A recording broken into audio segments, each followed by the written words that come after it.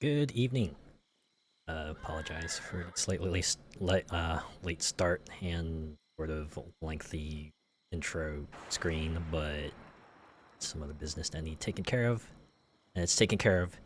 Now we can do our end of the week stream, and once again we find ourselves back in Tassing for Pentiment. Last we left off, there's been a horrible murder. We investigated uh, the body. Now it's night, where we have ourselves a prime opportunity to perhaps sneak into the library and see if we can snatch up a book. I think that's where what we're gonna do first. Let's see. Gonna walk around real quick and see if there's anything else that can be opened. Doesn't look like it. All right.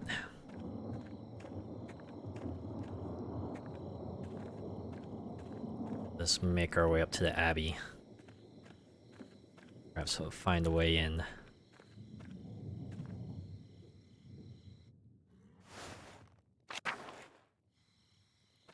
Ooh, yeah, finally a prompt. Oh wow, I can just waltz in there. Oh, snap.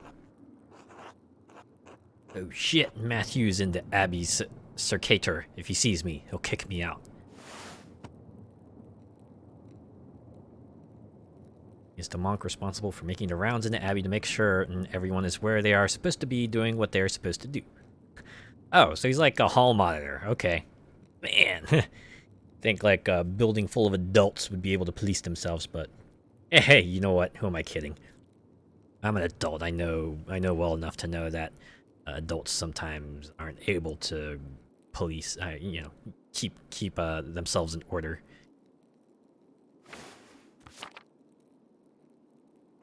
To keep out of sight until he's passed. Good thing he can't see well. It's like stealth. Okay. Wonder how many tries to get at this. Probably not very many. Or is that just like a cutscene action? Like how from our perspective, that looks like the thinnest passageway through, but imagine it's got to be a lot wider when you look at it from the other angle. All right, here we go. Found ourselves the entrance. Ooh. If I go up these stairs, it's gonna take a while to find the records I need. I'll lose some time tomorrow morning unless I turn back now. Oh man. Well, it's nice of them to kind of let you know off the bat. It's like, yeah, you might find what you want in there, but it's gonna cost you some. It's gonna cost you a bit.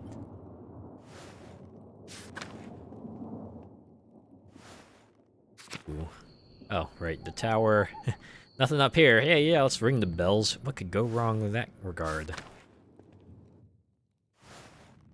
I feel like anything else I could do probably wouldn't be as vital.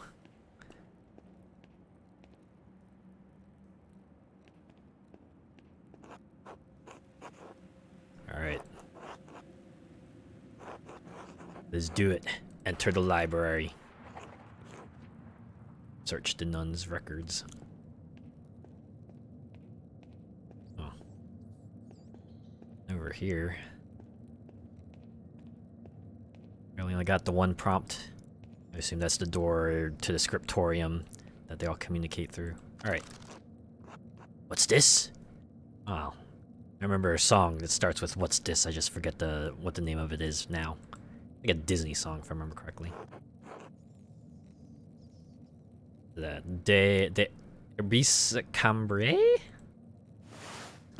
On the Herbs of Wales. Ooh. So it's just a straight up direct translation. The writer is Cadphelis of Salopia. I don't believe I've heard of him. Neither have I. Mugwort and Butcher's Broom. Well, I've heard of mugwort before. I didn't realize that was like an actual herb. Not familiar with their properties, but they sound extraordinary. Anything that's not familiar sounds extraordinary. I can say that. A beautifully illustrated book, and the author appears to be speaking from his own personal experiences. That's how most of these books usually go, right? Even the ones in fiction usually have some sort of root in reality, however thin it may be. Wonderful hidden treasure for the Abbey. Really, is that it? Huh. We're gonna go back here and just like get caught by someone. Or... Oh really, is there... Oh my god. I got slightly spooked by that flash. Very, very slightly though. Oh, I didn't realize I could go up the stairs. Like Castlevania style. I guess I had to click in a certain spot. What do we have here? Is it this a smoking gun?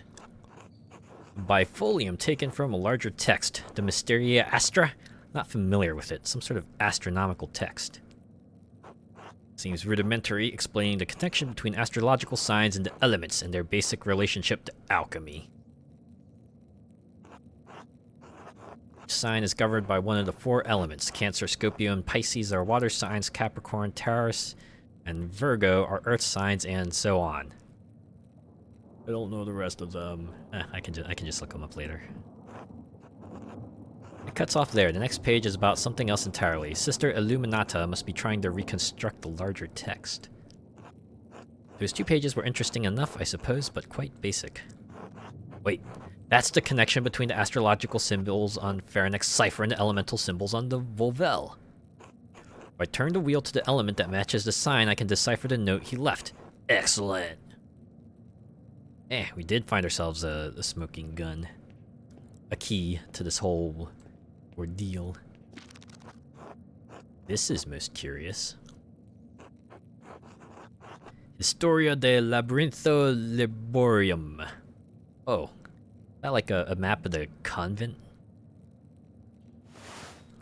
Account of the Labyrinth of Books. When there's a secret book stash. Wow, look at our background giving us some essential information. I believe a Bolognese professor told me a tale about such a place in Piedmont. Somewhat hard to believe, to be honest. That old man was quite a storyteller, I must admit. So is that like he's like, oh yeah, that was yeah, it's totally a tall tale. That's what he's getting at. All right, another set of stairs. Where we stop? Oh, just because that's where I clicked. I thought we were gonna have a cutscene. We go another music stand with a text to read. This looks promising. The familiars of the Sisters of Kirsau Abbey. Yes. Oh my.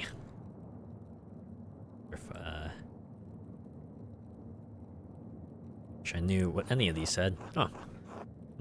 This note says Sister Matilda left the Abbey for several months. You look like. I see. Why would she go to a hermitage? Seems strange that she's the only entry with such a note. The date's 3 years ago. This was just before Father Matthias died. Which means it was around the time Baron Rothvogel visited. I should ask Sister Matilda about this. Maybe Mother Cecilia as well. They'll be like, how did you know? Mother Catherine was the first to enter records, it looks like almost 50 years ago. Oh man. Didn't write much on it since then. Well, I guess the faded out text is probably like stuff that's been erased. Alright. See if anything else turns up. Interesting dialogue. I am clicking these notes here. Sister Margaret. Oh, the blind girl who assists Gertrude.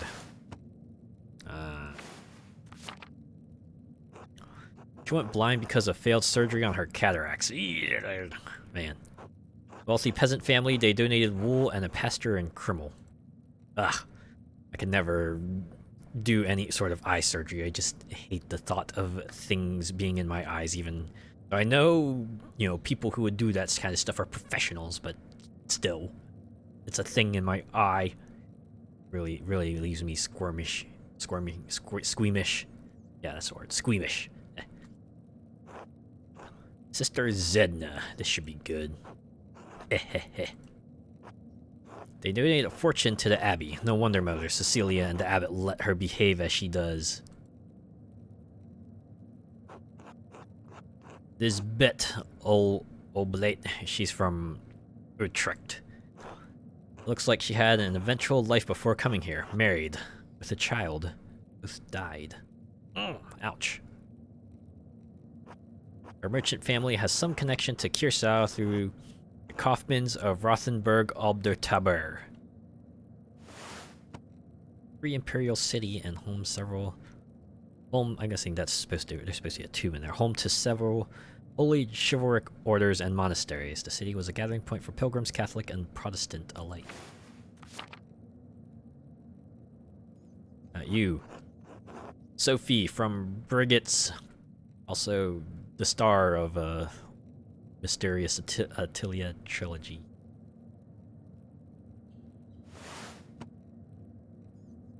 This is what she did after all that alchemy. Her family is poor, but they donated flour. Alright. I can click on all these things here, so let's see.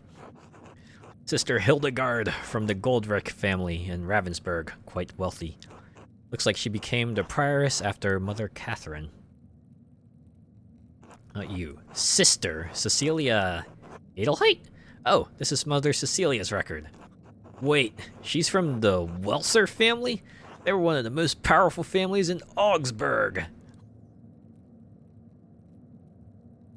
Trying to remember that one Yu-Gi-Oh! Bridge quote. What was it? What was the celebrity's name they used? Well, Jeff Goldblum. Yeah, he's the most powerful card in all Duel Monsters. And you just go, shut up, Grandpa. Looks like her family donates quite a lot of money to Kirsau every year, more than my family season 10. Man, that's gotta be a deflator. See someone just throw away more money than you could ever make in a year. I feeling a lot of people will be able to relate to that point. Sister Gertrude from Hoff, the herbalist, yes. Her father is an apothecary. That explains it. That's all he has to say about that. Matilda Oblate, yes, the nun's cellarer. She came from Kempten. Cellarer is an appointed official in a monastery responsible for maintaining food supplies and for maintaining the grounds. Merchant family, they donated pigments to use in the scriptorium. I guess they still have them. Quite thoughtful. I'll have to thank them if I ever get the chance. Well, that is a good point. His livelihood does depend on them. Oh, this should be interesting. Sister Luminat. Oh, wait, did I already? Named Angeline from the Capocci family in Perugia. Looks like they have some connection to Kirsau through an old abbot, Rudolph, the red-nosed reindeer. Her family donates money to the abbey every year as well. Gee, a lot of these entries seem to have donations as a through line through them. Ooh, we got ourselves a couple of objectives here, I guess. Talk to Cecilia or Matilda. Speak with Matilda. Down here? Yeah, okay. Okay, I'm expecting to walk down and there will be just a nun there going, Andreas, what are you doing in here? And either he gets shit canned for it, or... Oh, there it is. Oh, it's another monk. Wait. Pretty sure only... Wait, it's two of them. Oh. Oh my.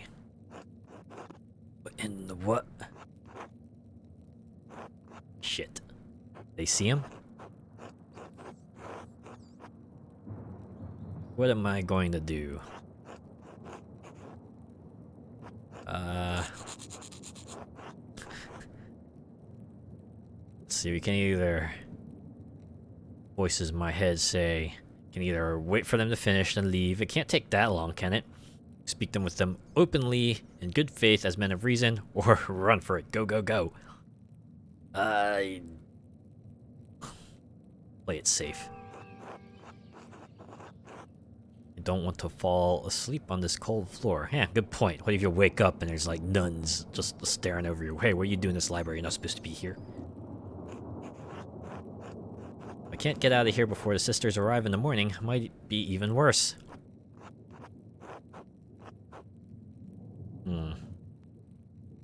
Zedina. Eh. Sister Illuminata will certainly not be amused. May make things difficult in the future.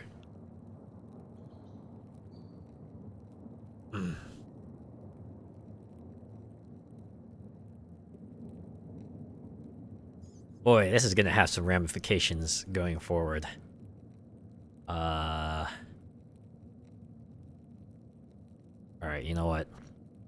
It's time to risk it all. Break for the stairs. They can't possibly catch me.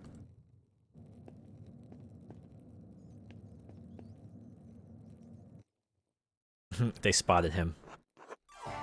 Oh, what was that noise? I need to get out of here. We're gonna play a minigame? Shit, they're catching up! Oh, nope, they saw him. They definitely saw him.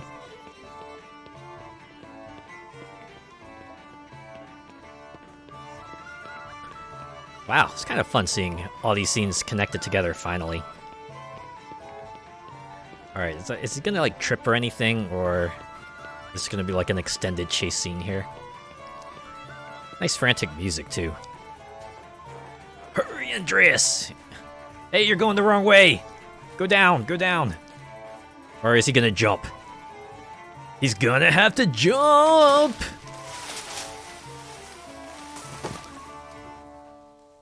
Okay, now the question is, did they get a good look at the figure? Ah, even he's not certain. Could they tell it was me? Christ, my leg. Uh-oh.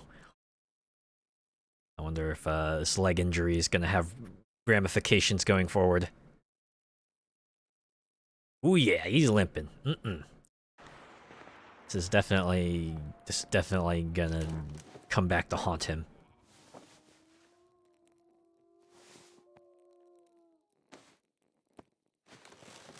Ow. Oh, you're gonna wake up in the middle of the night. Oh, I got this horrible pain in my leg. Or, okay, kid pokes him awake. And,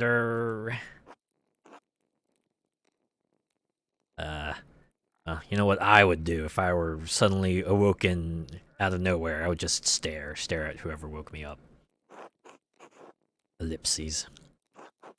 It's the middle of the night, Ursula. Don't tell me she either had a nightmare and needs someone to cuddle with, or she really needs to go to the bathroom. Let's go. What are you doing up here? Silence. Stab. Oh. What are you saying? Fortunately, I'm not well versed in baby speak. I see. Haha. Guess Andreas understands him though. Understands her though. Yeah, I guess this is just restlessness. Would you like me to tell you a story? Would that help you sleep?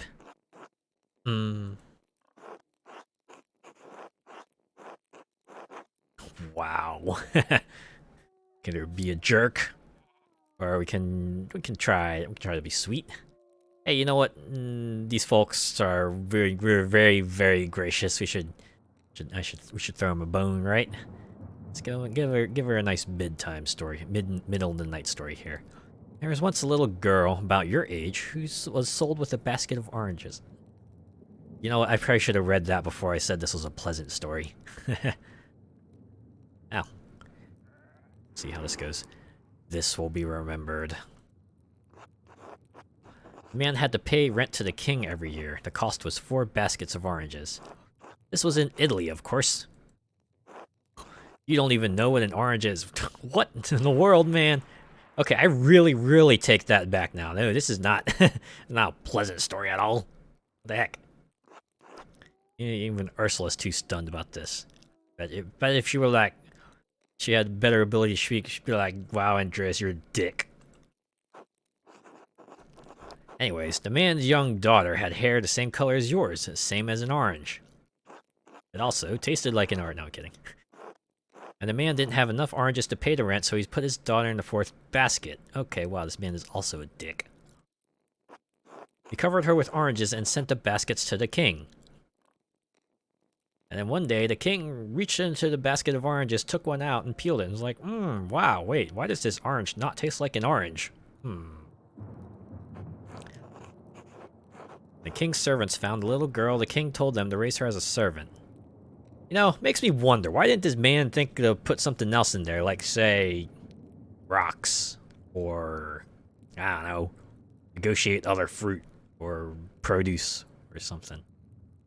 I guess his other sorts of trickery would probably get him in other sorts of trouble. So I imagine that putting his daughter in there would also get him in trouble. Unless the man just beat feet. They called her Arancetta, like a little orange. You don't know Italian, so that doesn't mean anything to you, but it's very cute. Anyway, as the girl grew older, the king's son, the prince, fell in love with her. Okay, I'm beginning to wonder, is this story gonna be like prophetic in some way or another? But the other servants were jealous, and they gave her 3 Goofboat. Does that mean she's like bored of this story? Anyway, they were very happy together. Alright, she's satisfied.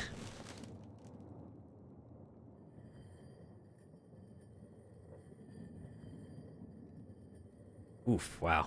They weren't kidding when they said we would be losing a lot of time. I should find someone to eat. Or maybe this is like a day off for him. Okay, this is all saying the same stuff. Okay. I wonder if I have like several choices to choose to who to eat with. And and always amuses me when babies kind of do the thing like blow raspberries and what have you. About you, Clara. Hello, Andreas. Hello, Clara. I have something for you. Oh? This should be enough to pay my rent and the tax you owe to Abby. Andreas, this is far more than your rent payment. We can't accept this.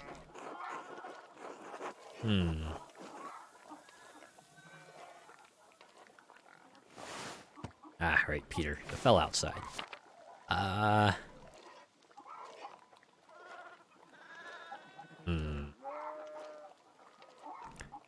stuck between these two. What should I do? Just say, no, I really mean it. Y'all been real good to me, and I have to pay it back somehow. Or just, don't worry about it. Just consider me giving you some money. Or go, look, this is gonna help solve your problem, so why not just take it? Here, why don't we go with, like, the ultra gracious? Please, Claire, it's the least I can do. You and Peter have been such gracious hosts. But Andreas, how did you even find so much coin? Are you sure you'll have enough to spare for yourself? Looks like our thug background lets us pick, have my ways, Clara. I'm more resourceful than you think. Just go with the vagaries, or just, let her know exactly what I did. I feel like this is probably the best way to do it. Just give her every single detail, right? The other two are probably too vague. We'll do that. I convinced Brother Matthew to pay me a bit early. I wanted to make sure you could pay your taxes in time. God bless you 1,000 times, Andreas. You don't know what this means to us. Oh, but I do. I gave you that money, did I not?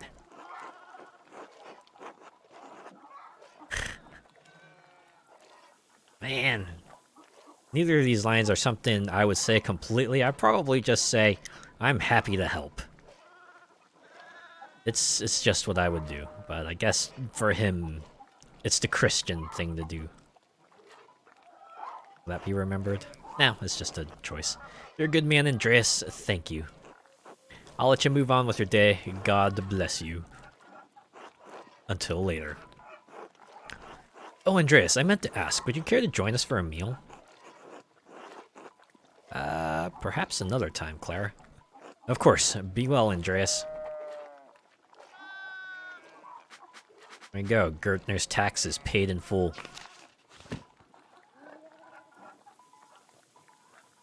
Yeah. Clara seemed very grateful for my money. Hopefully this will help alleviate some of the Gertner's money problems. Let's go. Huh. Guess this is like a day off. Let's talk to everyone else. See who can get dialogue with. Andreas, got dinner plans? Perhaps another time, Peter. Suit yourself. Looks like something I'll be able to go back to if I choose to. Ill Peter. Hey, it looks like they got their wall fixed. Very nice. God bless you. Alright.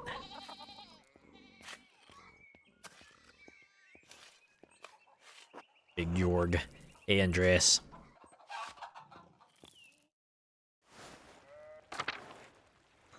Ooh, what does Andres have to say? Hello, Andres. Nothing substantial. Who else can I speak with here? Let's go to Albin. Got. You have dinner plans. Gret would like to have you at our table. Maybe another time, Ulrich. I appreciate the offer. See you later. Until then. Huh.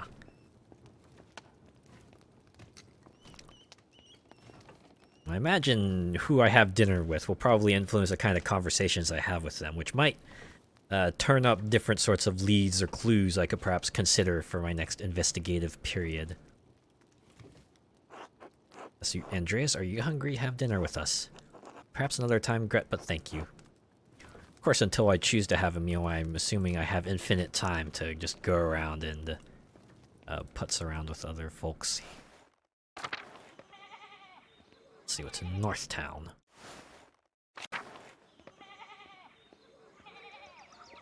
Who are you? Werner. Hello, you're the artist from Nuremberg. Andreas Mahler, journeyman artist at your service. Ah, that was it. Mahler. Someone mentioned you dabbled at university for a year or two. Funny. You're staying with the Gertners, yes? Abbey does have a guest house, you know. Yeah, I'd rather stay in town. The Abbey's too rigid for my taste. It's like when I went to college, you know, after... I didn't even stay in like the dormitories there. I just got a house outside because, you know, apartments around the college campus were a lot looser with things, a lot less wild, as it were. I think I managed to hit it out okay. I think I only had maybe one set of roommates I would consider truly terrible. The other few years I was there, roommates were okay. I wouldn't say they were fantastic, great. You know, they were cool. They were cool with me. I was cool with them. Why should you care? They're not your rules. Well, I mean, even if the rules don't apply to you, you kind of feel weird doing things that everyone else there is not allowed to do, right? I'm sure they would understand, but still feels off, you know? At least the monks eat well. The food in Tassing's as miserable as its people. No, I won't deny that. You can just cut straight to the chase. What are you doing here, then? Or everyone's been kind enough to me. Let's go with everyone's been kind enough to me. You haven't done anything to cross them yet. If you do, well, you'll see what I mean. No, what do you mean? Have you seen someone else, like, take a massive fall? They expect me to perform miracles, but I'm not a saint. Oof. Oh, venom in that last word there. Rest of the townsfolk, well, there can't be more than a handful of them who know how to spell their own names. Oh, jeez. Father Gernot is too soft with them, but I suppose he has to keep them placated or risk riots on his land. Fortunately, I do not intend to stay in Tassing long. Wow, I do want to pick the sarcastic answer, but let's just go with what are we planning to go instead? Innsbruck might be worth my time. I recommend you don't linger here either, Mailer. Or you'll soon find yourself trapped in a marriage to a mouse-faced girl with dirt under her nails. Jeez Louise. Alas, there's already a woman waiting for me in Nuremberg. Then what are you darkening my doorstep for? You should be sprinting out of these mountains. In any case, I must ask you to go. I have plenty of work to do. Good day. It's been a pleasure, I suppose. Likewise. Now, goodbye. And even have the regular pleasantries. It's just get out of my face. I guess you always had one of those types of characters, the one who's just really cold towards you. Then you later learn, oh, they probably had a good reason to be as cold as they are. Steinauer house. Let's see what's in here. Wonder if they'll ask me for a meal. Andreas. Good day, Lucky. You have a moment to talk? Make it quick. Ah, okay, it's a different way of doing, hey, meal request instead of... So it was make it weird Andreas comes to ask first. It's like he's imposing on them. Perhaps another time. Until then. Perhaps another time is a bit of a non sequitur if you don't, like, do anything else. Oh, I forgot to check the rest of the house. Real quick, let's see if there's anyone right here. Oh, hey, Agnes. Good day, Andreas. Did you need something? Not just now. Be well, Agnes. No response. It's like, alright, I'm just gonna go back to chopping vegetables over here. Let's pet Schlau again. Ah, every game needs to let you pet pets, or, you know, scratch them, cuddle with them, whatever. Just let us interact with them in some way or another. Alright, guess we can go to the church from here. Or, I guess, I haven't looked at the rest of the town commons yet. Old Otto. I think I've spoken with them yet. Care to eat dinner with me and Otto? I can't just now, Otto, but thank you. As you like. A little terse, but... yeah, some people aren't much to speak. That's fine. I'm not like that either. Otto. To join me and Dad at the table, maybe another time. Imagine most of these folks are gonna be like... dinner candidates.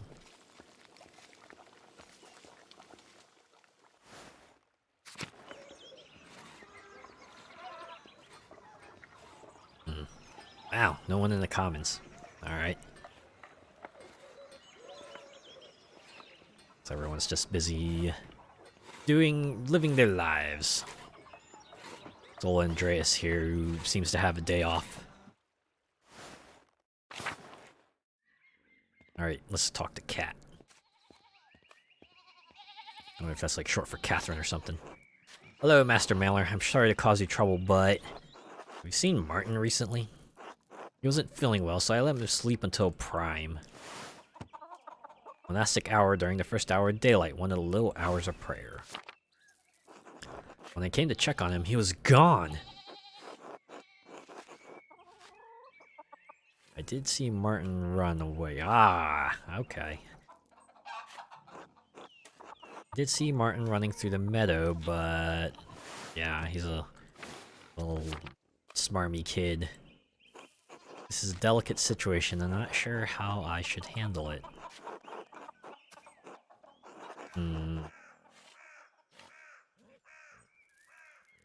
Go with the top one, because it's true. We didn't speak with him. We don't know what he was up to. Could be entirely innocent, but if I tell Kat I saw him fleeing the Abbey... wow, look at that.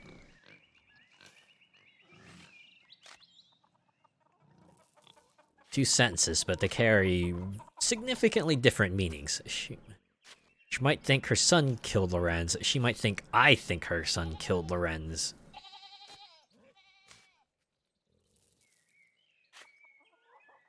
I feel like one is more self-centered than the other, also more direct.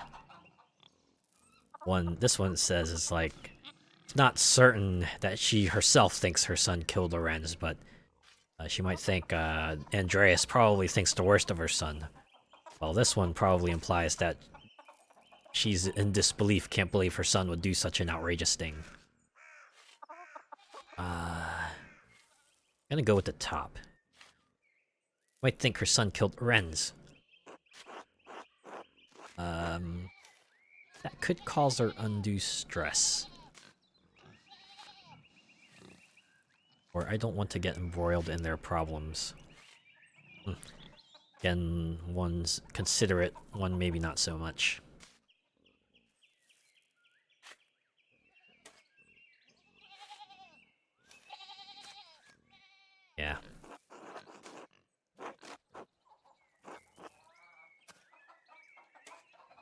Probably wasn't even Martin who did it. Even if it was Martin who killed Lorenz, I don't know where he's gone now anyway. Well, the bottom one is probably more what I would think of, right? That trail's gone cold no matter what I do. I probably wouldn't be able to track him down anyhow.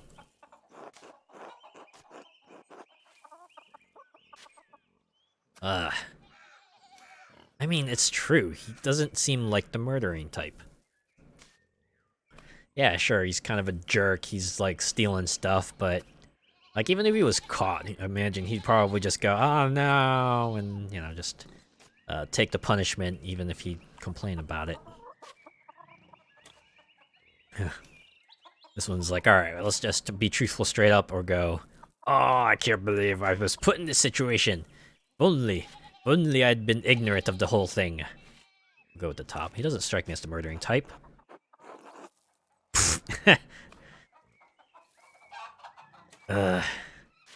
This one is probably what I think of. Damn it, I wish I'd never seen him.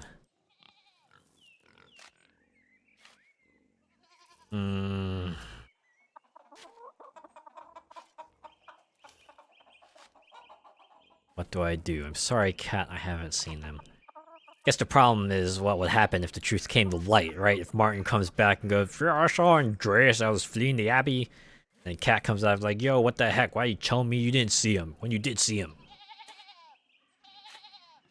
Or I saw him Thursday morning. I get the really big feeling this is gonna be one of those "this will be remembered" choices here. What do I pick? What do I pick? This is one of those times I wish I had more viewers so I could just set up a poll and be like, "All right, you guys pick for me. All you choose what I pick." Fortunately, I have no one to hand the reins to at the moment, so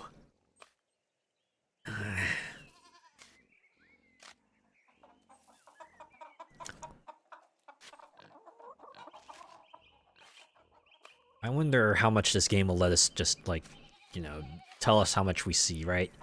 Go, yeah, I saw him running towards me, I was going towards the Abbey, and then just go, I don't know what he was doing there. Okay, you know what? Let's just do it. Let's go with the truth. I saw him Thursday morning. He ran through the meadow while I was on my way to the Abbey at Prime. But he said he was sick. And what was he doing in the meadow? He hardly ever goes out there. Always makes him sneeze.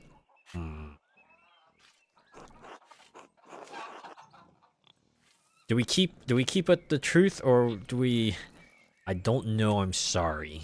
I like how they let us know. No, this is a lie. I think it was at this point our paths would diverge from here, right? Unless Martin spills the beans further. Yeah, Andreas said there was like a bunch of cool valuables in the guest house. Then Cat comes along. What the heck? You said you didn't know what he was doing there.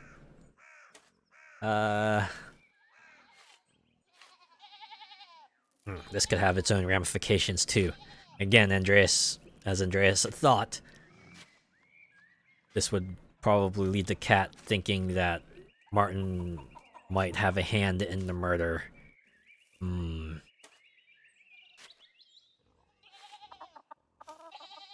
If that rumor spreads like wildfire, well...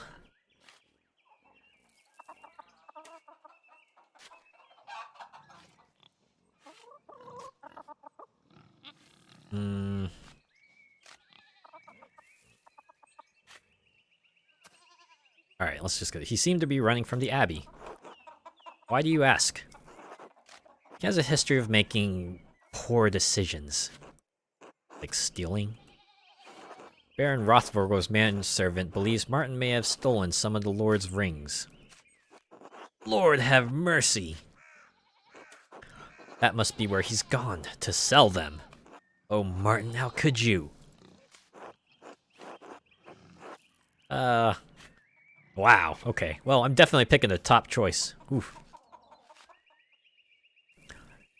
What's the save system like on this game? Because save scumming can be an option. I think this game actually autosaves, so I'm not sure. I don't believe I can go back. And even if I could, I'd probably just go with what I picked anyway. I don't think this is like those old school games where you can write yourself into an unwinnable position. You just get yourself a less favorable outcome, is all. Let's just go with... ask for some details. Do you know where he's likely have gone? Last time he ran off, it was to Innsbruck. But I don't know. I don't know. It could be anywhere. What if he's attacked on the road? Let's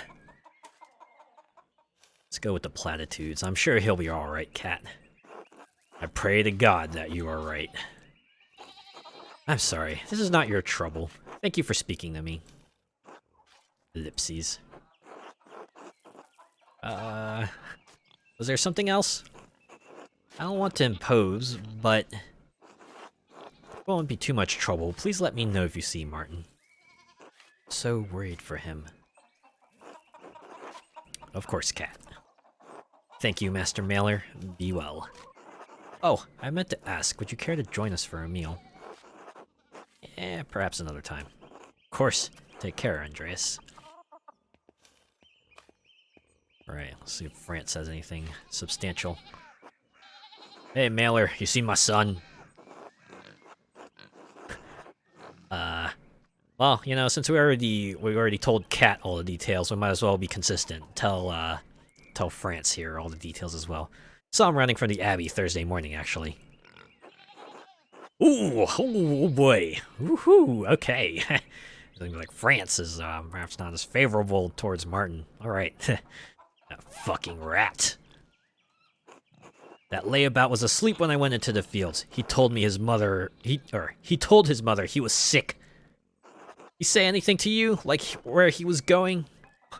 Oh boy. France seems like this kind of guy who would just like walk to wherever Martin was and just drag him back. Like, what are you doing out here? France is like truant officer.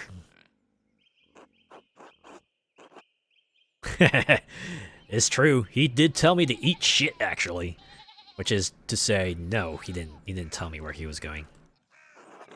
God damn it. How many times have I told him? Grrr. Must be his mother's influence. He sure as shit didn't learn that behavior from me. Oh my god, this family does not seem like to be in the best of states, really. If you see him again, will you tell Cat? He's driving me crazy about it. I'll let Cat know if I run into him. In fact, I kind of made that promise to her earlier. Good. Until later, Mailer. Until then. Oh, forgot to ask. You hungry? Want to eat with the family? Good lord, after that little spiel, perhaps another time, France. Fine. There are much more pleasant folks I could have dinner with.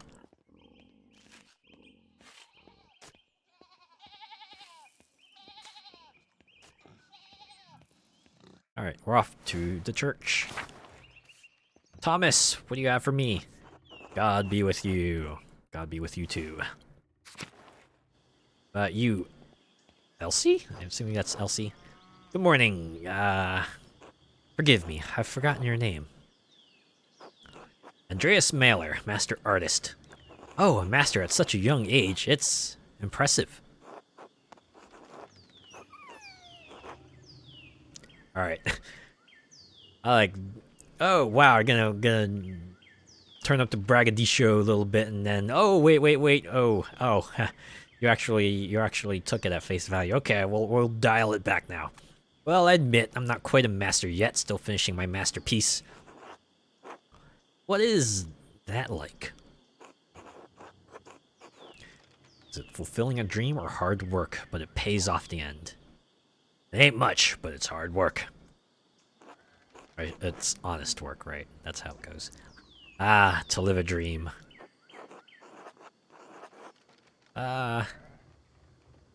You can. You have the right, just like anyone. Fight for your right to party. to do what? I've my family to care for. Lenhart, Paul, my sweet angel. Little kid. The mill.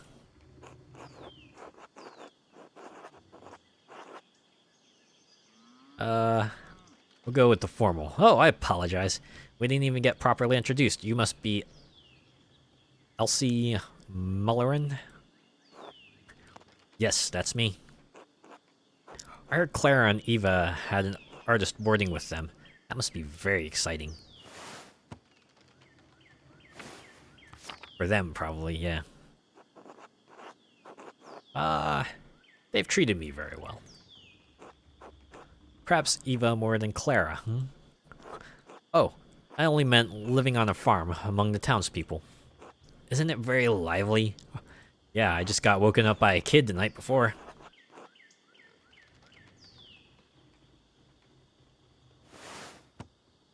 Huh. Man, okay. Why don't we just go with yeah, it's been good. It's been good. Yep. Perfectly good. All good. So good. So far it seems like a life like most others. Oh, but have you not traveled much? Artists go on a Wanderjahre. Yes. There must be many differences in the way people live. Wow, we just get the background choice here, huh? People in Florence were very cultured for certain. It has such a history. My, so much out there. But I have to take care of my darling Paul. He's so shy. I pray the Lord may someday bless us with a daughter. Elsa! Have you finished with your gabble? There's work that needs doing. Oh no. I'm sorry, I have to get to my labors. Of course, I apologize if I bothered you. Until later, Mistress Mullerin. Until then. No dinner invitations from them. Then again, they have a mill, so yeah. Alright, gonna pet the dog. Or at least give it a handshake. Handshake and a pet. Yeah. That will never get old. I've said it before, but say it again. Never get old. You have to say. Morning! You're the Gertner's boarder, aren't you? That I am. How could you tell? Well, your clothes are definitely not that of a farmer's, that's for sure. You don't smell like sheep. Well, there's that. Okay. Quite unlike the Gertners.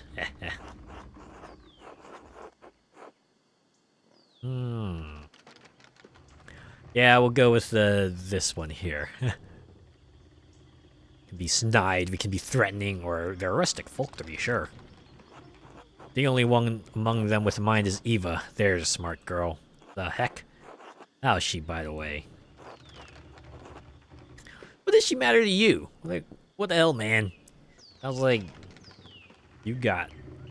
sounds like you're trying to creep on her. I'm only curious. She used to bring their barley to me, but Peter insists on delivering it now. Gee, I wonder why. A shame. She'd shown some curiosity about the mill. I'd hoped to foster that. Is there something special about it? She's the only mill in Moravia, did you know? Ah. Constructed in exacting detail from Dutch specifications. The gem of the Alps, and none of the curious dolts here can appreciate it. Right, you're like a history snob. I see, I see. Yeah, I'm sure they have more urgent matters on their minds, like their livelihoods.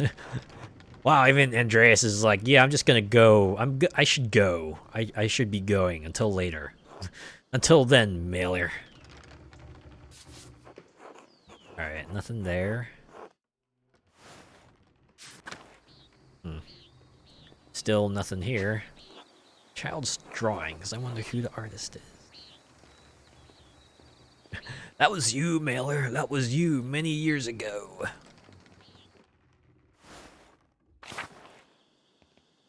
Actually, I'm kidding. I don't know if that was actually mailer or not. We're here. Let us talk to Till. Alright, You have nothing substantial to say at the moment. Go over here to the camp.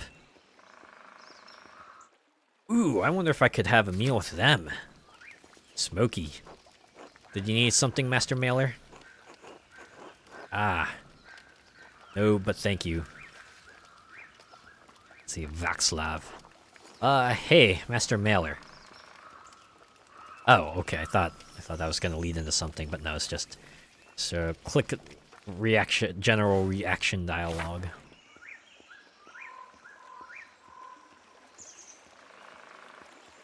Hey, maybe someone's at the shrine. Oh, no one's at the shrine. Okay. I wonder if you should go back to the Abbey. Maybe one of them there is gonna be like, "Oh man, I thought I heard something." Uh-oh. Eek! Oh. Oh.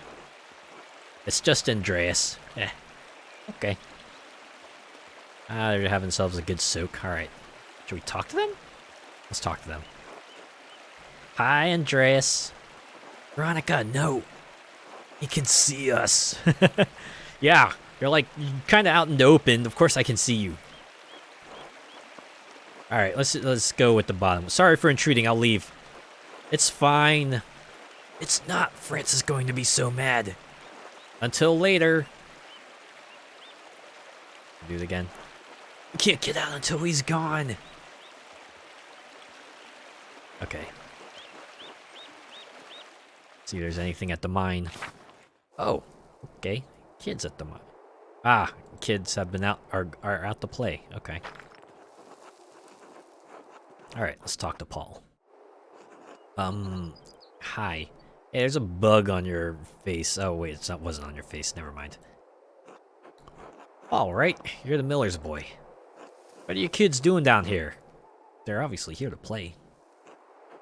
Wogs. Well, it's frogs, Andreas. It's frogs. Ah, Berthold. Berthold is clarifying for us. Thanks, Berthold.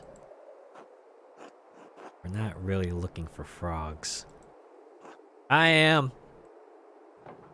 Me too. It appears you're outnumbered. Guess Paul finds frogs icky. Why don't you tell me what you're really up to?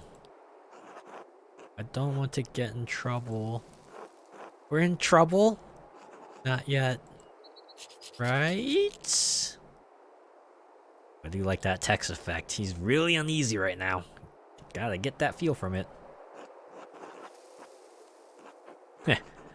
That depends, or I'm not your father or your father. Can't tell you what to do. It is true, he's just running by. Something tells me these kids are gonna do a little adventuring in the mines, though. That's clearly what they're here for. Frogs, definitely just a ruse. What should I do? Should I let the kids be kids? I mean, this is a different time, so, you know. If this were like modern day and I saw a bunch of kids about to head into a mine, I would probably, you know, try to coerce them out of it. Maybe find someone with the capability to try to coerce them out of it. Now, it's a mine. Mines are kind of dangerous. Imagine back in the day, maybe things are different.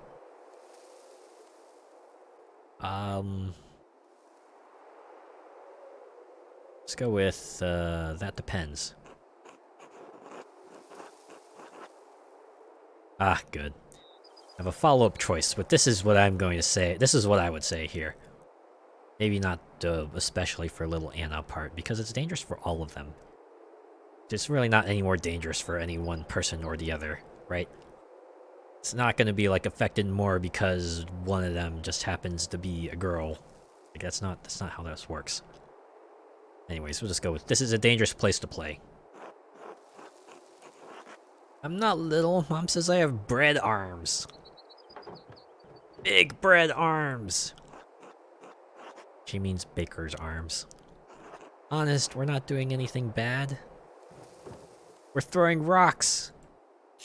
Bert! Rocks down the hole. Haha. Okay. Yeah, there's always that thing, right? It's like a human compulsion, it seems like. You put a hole somewhere and people will be tempted to throw things into it. Sometimes it has more far-reaching consequences. Rocks down the hole. Throwing rocks in the old mine? Maybe. It's just they fall for a long way, and if you lie on the edge, you can hear them go plink way down below. I've thrown 100 rocks. It's really not that many. But it's not that many. So it's like somewhere between the ranges of 1 and 100 is what you're saying. Got it. No, I can't make these kids do something dangerous. Just ask them, what do you think's at the bot? This is still gonna pique their curiosity. I don't want to do it, but fortunately, the game is kind of has my hand tied behind my back. What do you think's at the bottom? Rocks! Oh, you know what? She's right. Aside from the... Don't encourage him, Andreas. What are you doing? Salt. Dad says the dead guys ate it. He means the Romans. They built the salt mine, the aqueduct too. The aqueduct, the Imperial Road, and many other things besides. Seems this town is riddled with Roman building projects. Tell him about the treasure. Oh, right. There's something shiny at the bottom. It's what we want to hit with the rocks. What do you suppose it could be? I don't know. I guess I hadn't thought about it. The treasure. We should get it. No, you shouldn't. I don't think that's a good idea. It's a long way down. You could be hurt. Or worse. So, I'm gonna live forever. Kid thought, right? Dad says that's blasphemy. Are you gonna tell, Andreas?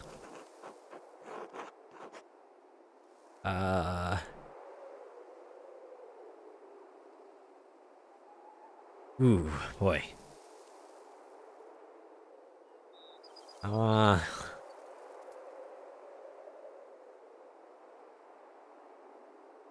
Yeah, I feel like this would be the responsible thing to do, right? Should let your mothers know you play here, yes, because, well, they're kids. They're gonna let it out eventually. Yeah, we saw Andreas at the mines. He was like, yeah, go jump into the mine shaft. Right? Might as well say, yeah, let your mothers know you play here, yes. No, I like how this doesn't even have any punctuation to it. It's just, no. Imagine it trailing off. Please don't. I should go. Until later. Bye!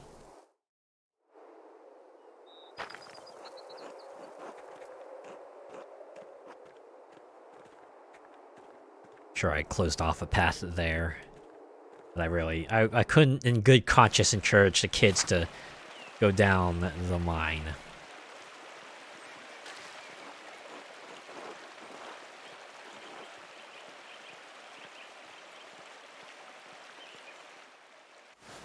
See what's going on at the Abbey. I'd like to see if, like, one of those two monks maybe talks about the mysterious figure who they chased in the night. Also, I realized, despite this guy limping away last night, he seems to be walking just fine now. I wonder if that leg will still somehow come back to haunt him, but for now, it seems like it's not. Ah, I'm guessing you're the... Hello, Master Mailer. Oh, okay, that's all you have to say. Oh, let's pet Firstin while we're here. Let's go. Yeah, rub that back. And it's always super satisfying to give the pet the scritches and just see him just get super satisfied by it. Like, oh, they're at that very moment they're the happiest pet they know. Right, that's still locked up.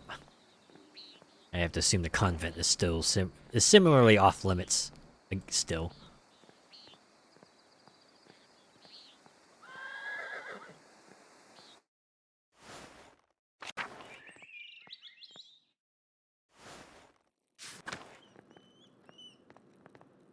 Nothing here.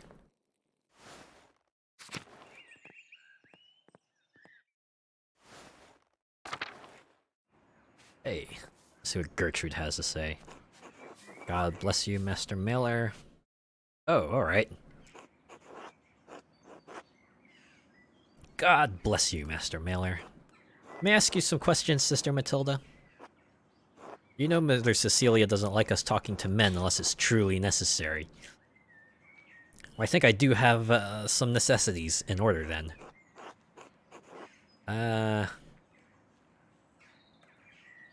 This concerns the murder of the Baron. Yes? It's tragic, but what does it have to do with me? Why did you have to leave Kirsau to go to our hermitage? Ellipses. Baron Rothvogel had an appetite for young women. Yeah. That much I gather. This guy's a bit of a lecher. Is that the right word to use? Lecher? I hope so. I tried to use the word a la carte last night, but I think the people I spoke to was like, yeah, that's not how you use it. So I was like, whoops. I can't believe I skipped that dialogue box. I'll go back and read it in post. When I was on my way to town one day, he surprised me in the meadow and made his interest clear. Let's let her continue. I refused his advances. I thought that would be the end of it. Yeah, I'm guessing. I can guess what happens next. This man continued to pursue me, and he became even more insistent until to the point where I pretty much just beat feet whenever this guy enters town because holy shit, he would not leave me the fuck alone. Yep. That was not enough because he did the same thing the next day. I refused him again. Why didn't you tell Mother Cecilia, Father Matthias? They're probably like, oh, what? No, he can't do that to you? What? This guy's an upstanding man. He's such a good guy. He would never do that. Or, look, just let him do it. He's like doing so much for the Abbey. Could you turn the other cheek? Ugh. Anyways, let's just let her continue. Try not to do any victim blaming here, because she's clearly a victim. Thought if I was patient, the problem would leave with him. But then he came back. He kept coming back, and he kept pursuing me. Never thought the Baron was capable of doing what he did. Alright. I think we're gonna get some... We're gonna get some pretty... We're gonna get some, details here. Yep. On the third day, he attacked me on my way through the meadow. He was increasingly more agitated until... Oh, Jesus Christ. Dragged me into the forest where he could have his way with me. Fuck, man. I managed to badly scratch his neck. It saved my virtue, but it enraged him. Oh, good. So he didn't quite make it. He didn't quite get there, thank fucking God. But of course, you know, time period and all, they were like, all right, yeah, we'll send you away instead.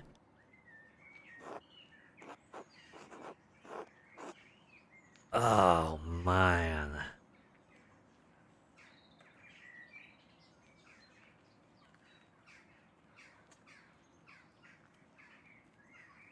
Eat me until he was exhausted.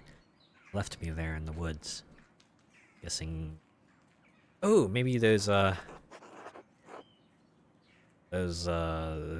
people in the forest stumbled upon her and saved her. I think that's where this will go next. Yeah, at this point, I'd probably wouldn't say anything. I wouldn't know how to react.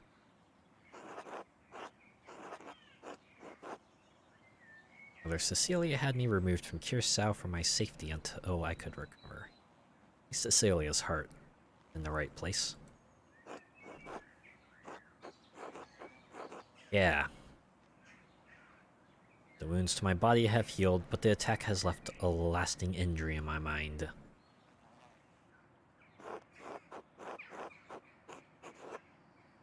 Oh, fuck me. Come on. I don't... No. That's... no. No. It's not what I would say. At all. I know. I know this isn't about me. This is Andreas here, so...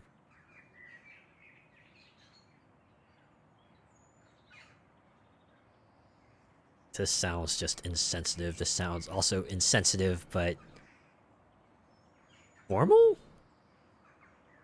I don't know. I have to say, this sounds like a strong motive to kill the Baron. I was angry. I was filled with hate, yes, but it's been years. Mother Cecilia and Father Thomas helped me move past the anger to find love in this community. Ah, good. I mean, good that they helped her as best they could. Father Thomas? Yes, Father Thomas is our confessor. We can talk to Mother Cecilia about our problems, but only a priest can hear our confessions. Sister Matilda, did you receive a strange note recently? Yes, how did you know?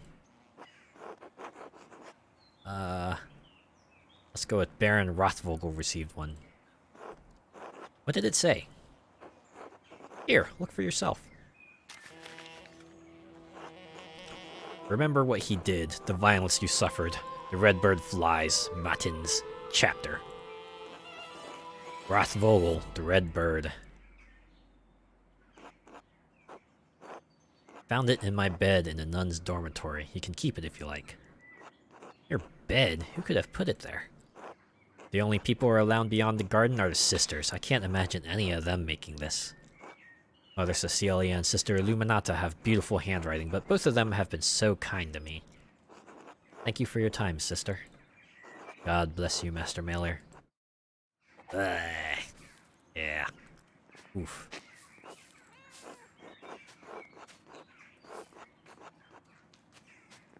This Rothvogel fella. Real scumbag. Alright. Master Mailer. Yes, it's me, sister. Do you think Brother Pierre really murdered the Baron? No, of course not. Oh, then why did Father Abbot have him put in the cellar?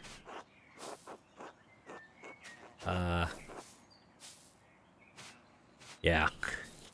Both of them are true.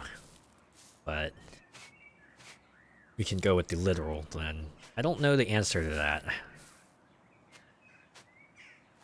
But yeah, the father wants a fall guy and he's picked Piero for it. Let's just go with I don't know the answer to that to Sister Margaret. I'm sorry. You think the devil could appear here at Kirsau?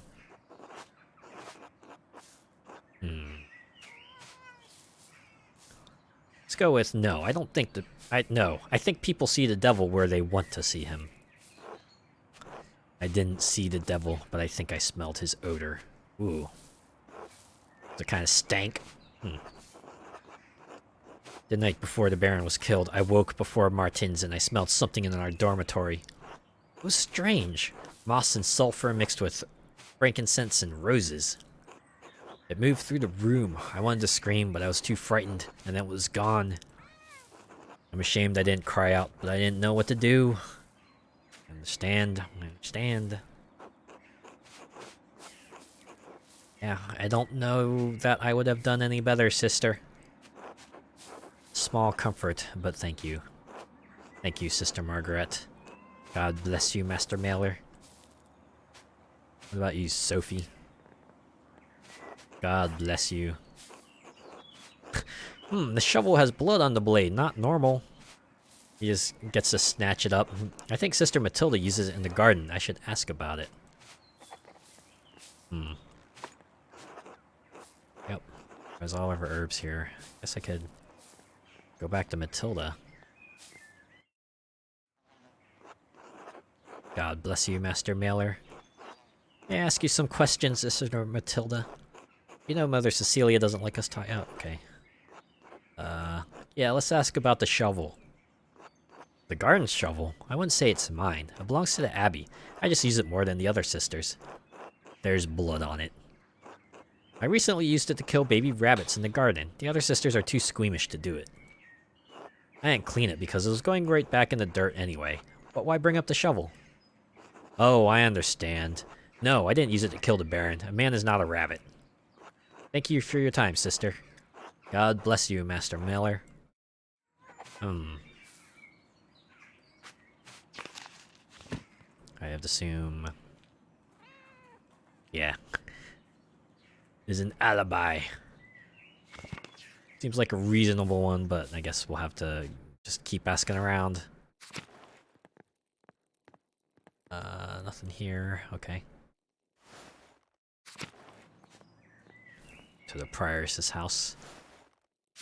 Ah, Cecilia. I do have something to talk to you about this time. God bless you, Andreas. God bless you, Mother Cecilia. Is there something I can help you with? Plenty, actually. Alright. I need to talk to you again about the Baron. How you walked away with the sisters when he arrived. Given that the Baron was just murdered, it seems worth inquiring about the case. Ooh, it's got the red text and the splatter and everything. Imagine just given that the Baron was just murdered, it seems worth inquiring about the case. Why? Do you not trust in the abbot's judgment? No, I do not.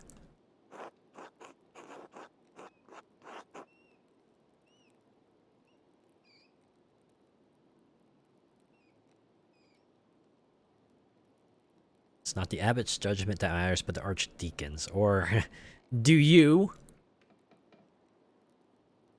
I know I am, but what are you?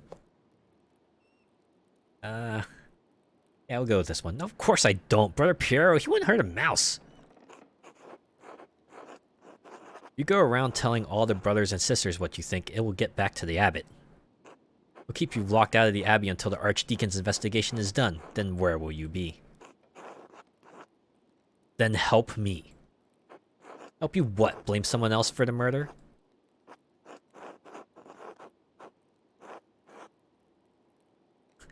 We'll go epic. Help me find justice! What does justice look like, Andreas? And put an end to this. This is not a Socratic exercise, Mother Cecilia. And you are no Thermachus. Fair point. Sophist of ancient Greece who debated with Socrates on the nature of justice in Plato's Republic. I guess she's just countering, hey, yeah, you did say you were here to find justice. This is a bit broad for you, don't you think? Someone will die for this murder, Andreas, and it's not Brother Piero, it will be someone else. The killing of a powerful noble cannot go unpunished, especially while he was under the protection of the abbot. Help me find who did it before the archdeacon arrives. I am simply a nun. Why do you think I can help you?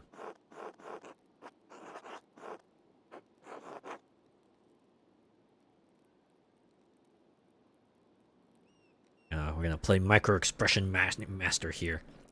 Saw how you reacted when the Baron arrived. You must know something about what's going on. Alright. I did have reason to be concerned about Baron Rothvogel's presence.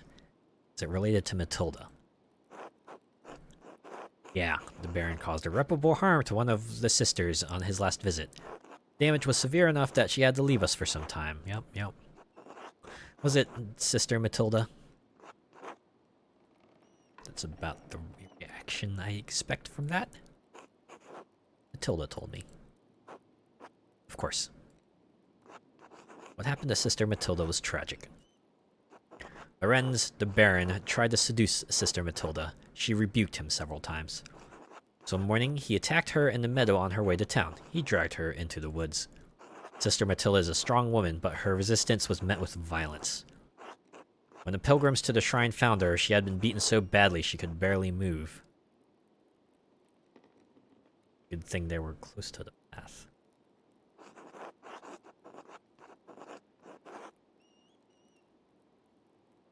Probably do. God. Your blasphemy is understandable. It was beyond shocking to see what he had done. As terrible as the attack was, I knew that bringing it to Father Matthias would put him in an impossible position. The Baron would suffer no consequences, but the abbot would have refused his continued patronage. I concealed the assailant's identity from Father Abbot and had Sister Matilda taken to a hermitage near Mittenwald. Small municipality known for its transalpine routes between Augsburg, Innsbruck, and Milan. Massive amounts of coin and trade pass through Mittenwald each year. Good place to lay low, I assume. She stayed there under the care of sisters until she recovered and could return.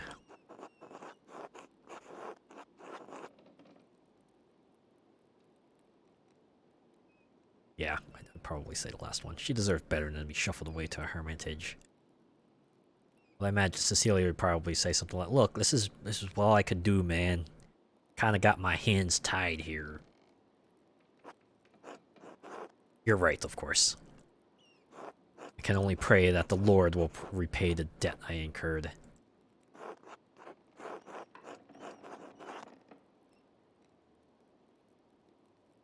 Kinda already know the answer to the first one. She'd be like, yeah, of course he's not gonna take action against the Baron.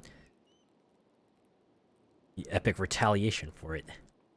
Let's go. How does Sister Matilda feel about seeing the Baron again at Kirsau?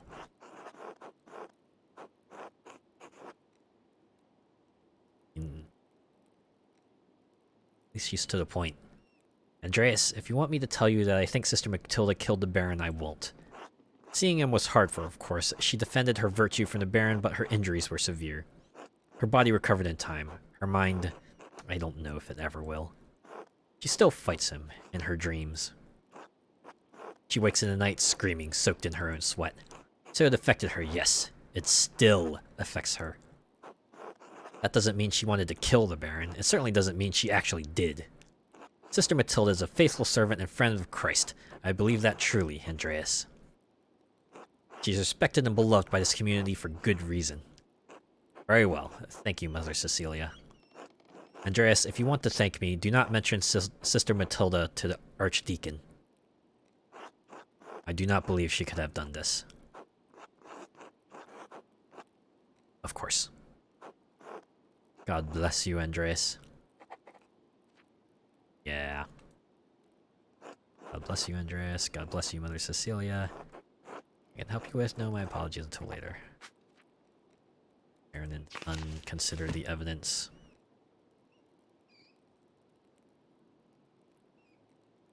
I mean, yeah. Probably not. I don't think this is a...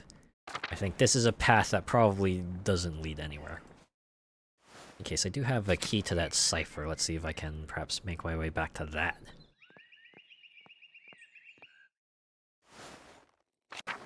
Actually, I want to see if I can find the other two guys here. Tell them about what happened last night.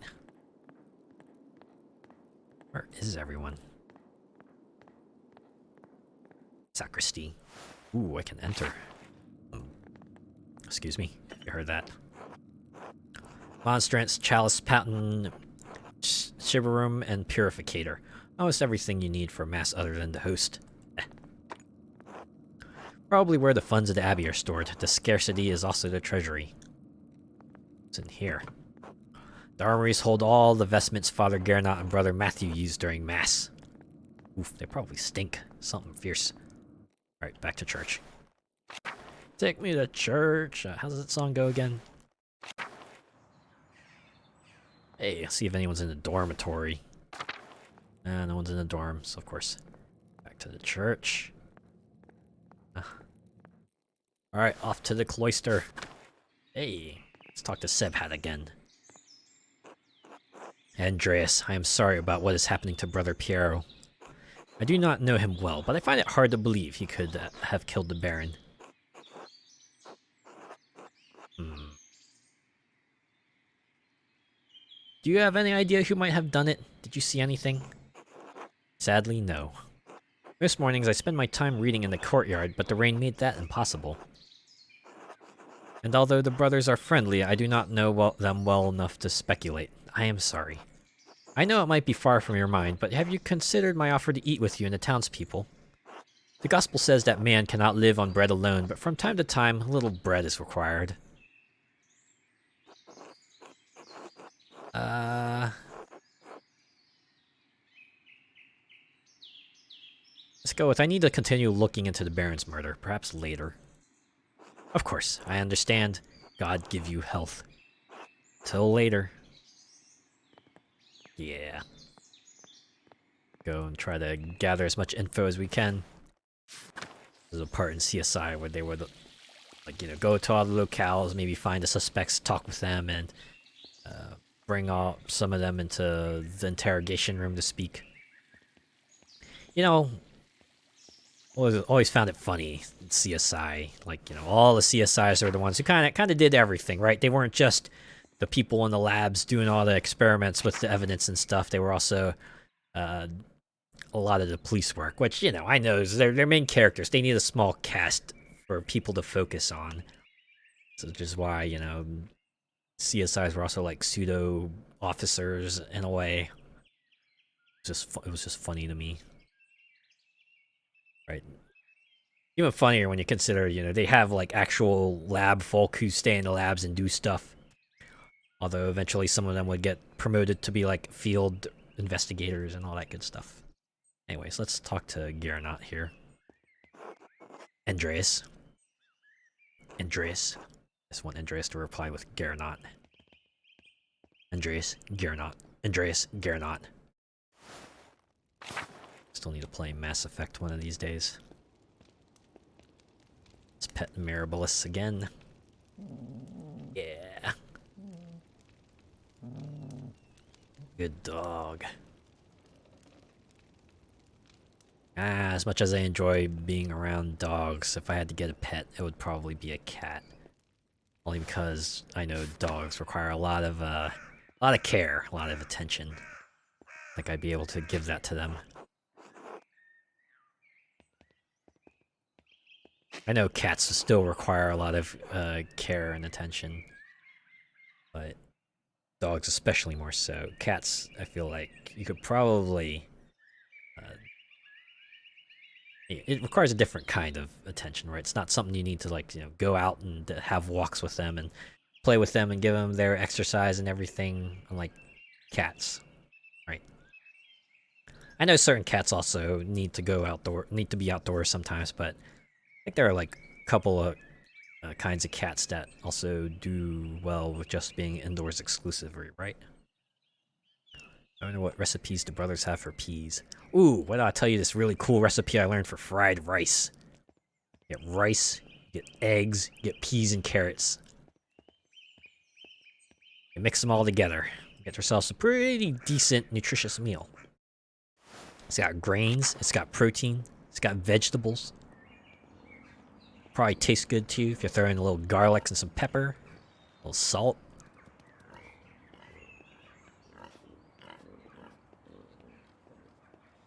You really want to spice it up. Add some meat as well. I could go with some good pork. You could probably do with like beef, ground beef if you want, or heck, do some chicken if you want. It all goes well together.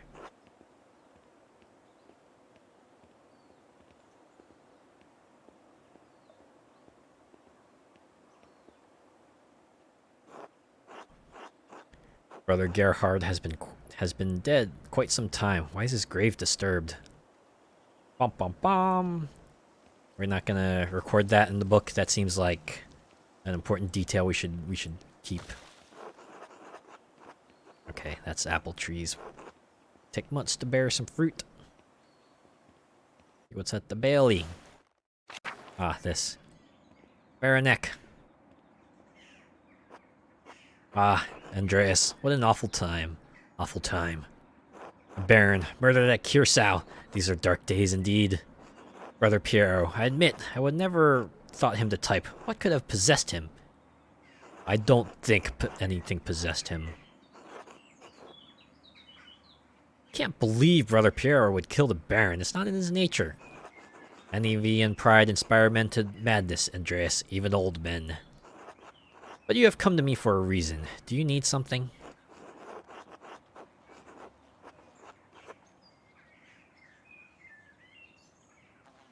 Hmm.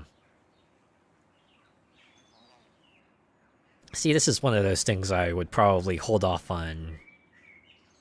But I'm probably thinking, for game's sake, this will be necessary to get more details. Go with not now, thank you. Then I must return to my duties. God keep you, Andreas. Alright, he's still there. Going into Pryor's house. Checking out this decoder disc now that I have the decoder key. Now that I know the connection between the astrological symbols on the cipher and the elemental symbols on the Volvel, Farinek's note should be easier to decipher. Great.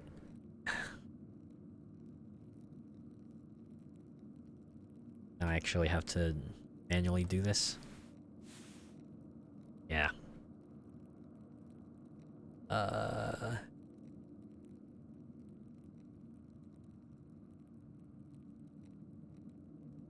Okay. I guess, if I click one of these, and, probably record a character on there, right? Let's see,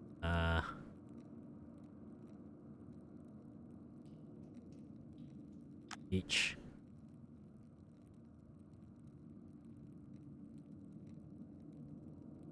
Ah, alright. So they tell me where the character is, I just need to rotate the disc to the right spot to get the character I need. Let's see, that's... that. There we go, this is in water. Right. It's fire. This is air. That is earth.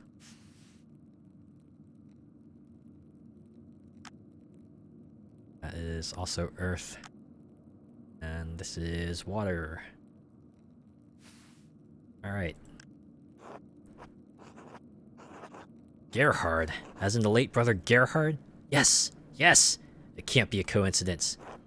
Higerhard. Brother Gerhard died sometime last year. How does this connect to him?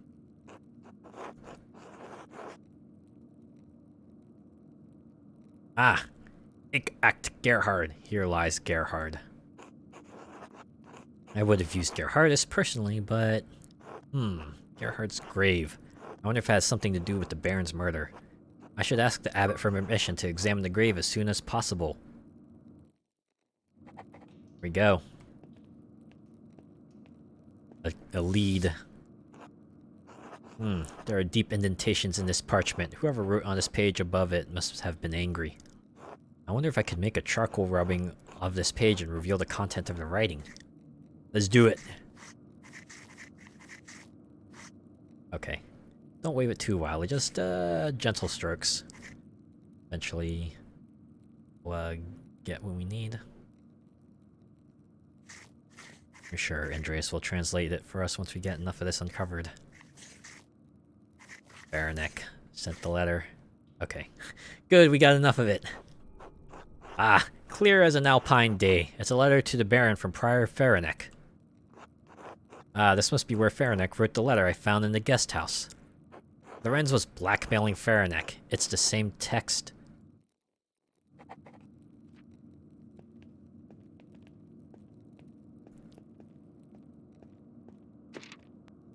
Oh. We're trying to get rid of something else here. Someone was in a hurry to get rid of this parchment. It smells recent. Probably wasn't burned more than a day ago.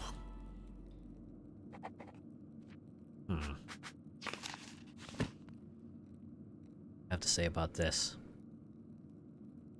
Ink. Oh, like the other ones.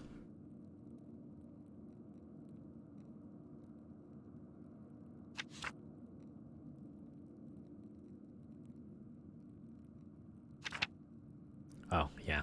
On the solution to the cipher in the library. Need to find the abbot to get permission to exhume the grave, but someone's already been there. So it won't do much for us, but we can ask anyway. See if anyone's in the scriptorium. Nope, no one here. There be anything I can click here? It appears so. Alright. So might as well press Fahrenheit.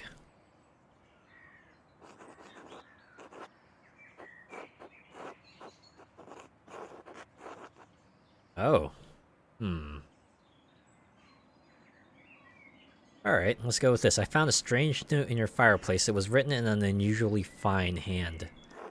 I found others around Tassing with the same hand that seemed to have appeared out of nowhere. What were you doing in my home?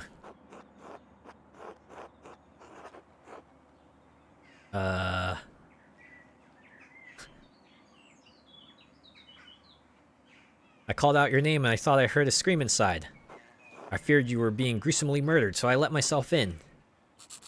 Well, next time, don't! At least he seems to have bought it.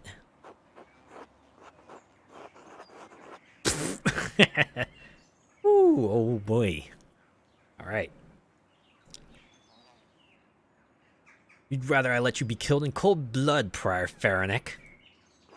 You impossible! Arrgh! Any person of manners knows better than to go snooping through others' things. I have nothing to hide. Then why burn the note? What was left was difficult to read, but I could make out the red Burton matins. It was a strange little thing I found on my desk after waking up for matins. It meant nothing to me, so I put it in the fire. A likely story. Wasn't there when you went to sleep? Not that I noticed, but again, Andreas, it was small, so I could have easily overlooked it. Surely it's just a loose scrap, but the hand was handsome, you're correct.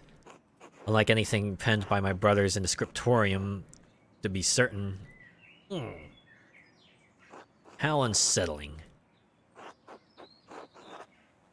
Do you remember what the note said? No, only that I found the contents nonsensical and disturbing. The remaining legible part said the red bird. You don't know what that could be. A scrap from some bestiary? I couldn't say. My eyes watched the heavens, not the trees. You know what they say, you missed the forest for the trees, or something like that, right? Although, we do not see many red birds at this altitude. The common robin, perhaps. Or a swallow. I think cardinals are not a thing around here, huh? That doesn't matter. I'm telling you, it was nonsense. One more thing. Who has access to your home? Ah, good. I was hoping I'd not missed out on the other one option. Everyone at this abbey, but what does it matter to you? It was just a scrap of paper.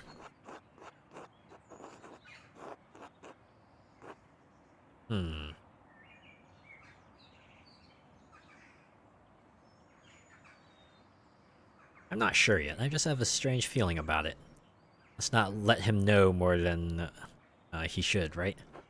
Perhaps you should pray the Lord settles your spirit so I might have some quiet. But don't you find the coincidence strange? No, we have a scriptorium, master mailer, and the house perhaps the largest... Oh, and house perhaps the largest library in Bavaria. We are awash in parchment scraps. They multiply like silverfish between the pages of our books. Are you satisfied now? I suppose that will have to do. Thank you. Excellent. Are we done here? Add a few more questions if you don't mind. Be quick about it. Alright. I came across an interesting letter from you addressed to the late Baron Rothvogel. What? Where did you get that?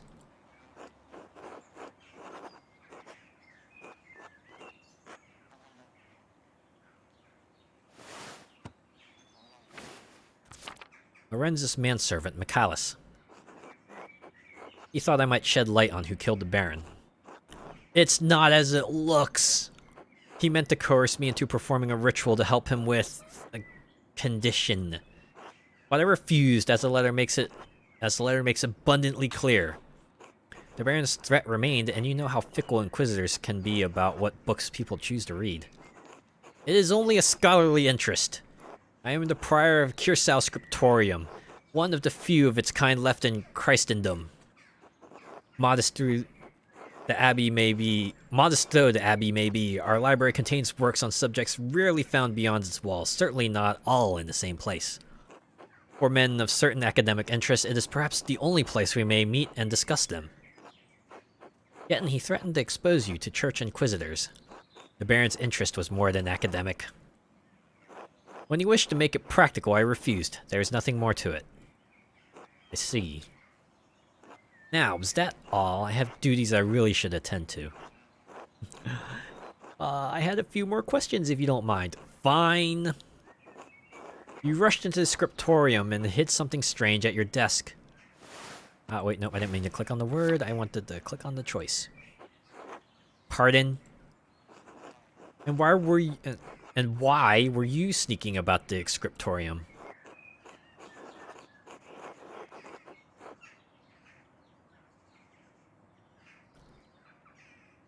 I mean, this is technically the truth. I wasn't sneaking. I dropped a bottle of paint on the floor and was cleaning it up.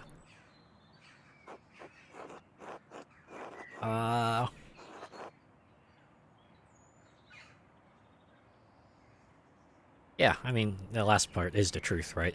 I get more work done while you and the rest of the brother are at church. Let us seek a common understanding, Master Mailer, as two brothers in Christ. Alright, I think we're getting a little snappy remark coming up soon.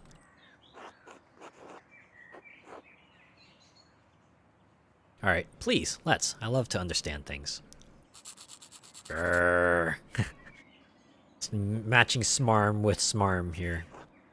The scriptorium is my domain, and you are a guest here. And so long as that is true, I do not answer to you, but the abbot only. Is that clear? How much do we want to piss this guy off here? Don't mind me asking, why aren't you the abbot? Oh boy. Is this gonna be, this will be remembered kind of deal here? It's an elected position, isn't it? Did your brothers not find you fit? That's not... I will not discuss this with you. Are we done here? For now, be well, Prior Faranek. Bless you, Master Mailer. Bless your heart, Master Mailer. Yeah, he was defensive and evasive. I really didn't get much out of that.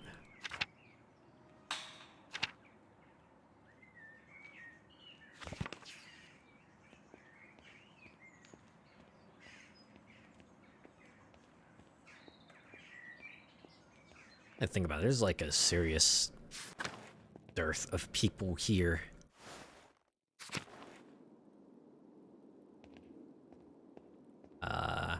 We go up to the tower.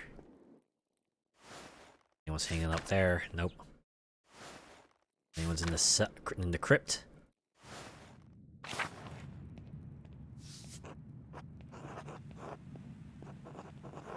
Probably won't get to go back to the library. It's like, wait, nope, it's daytime. People are gonna be in there.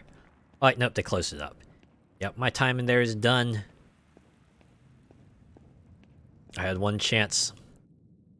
Chance is done now. Either I got everything I needed, or it's over. If there's anything else in there, I probably won't be able to access it. Still a few more spots I could go in here, right? Aquarium. Let's see, it's church. Okay.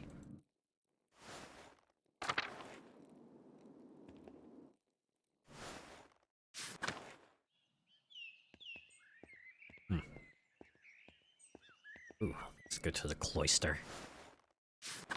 We'll find the infirmary. Hey, there's people. Florian. God bless you, Andreas. Nuts. Alright.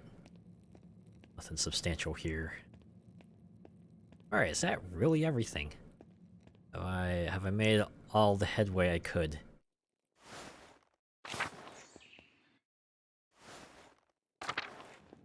Right. This bloodstain is awful. It must have been left by the Baron before he died, but ow. Guessing there's nothing in here to see. Yeah. It's quiet. Probably would be. Yep. Alright. I guess we can go have a meal now. I think we've talked to everyone we could around here. Ah, right, door locked. Alright, I guess I'll have to work my way around, get into the chapter house. Work our way back to town. I think I know who I want to spend dinner with.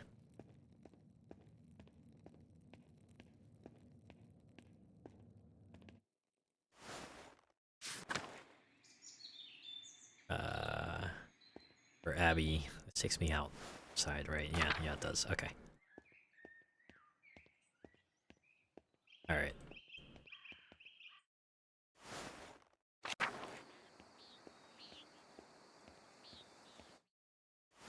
Think I have covered everything I am able to investigate here.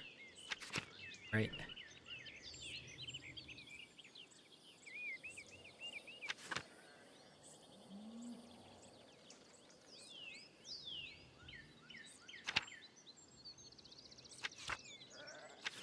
Ah, there was this too.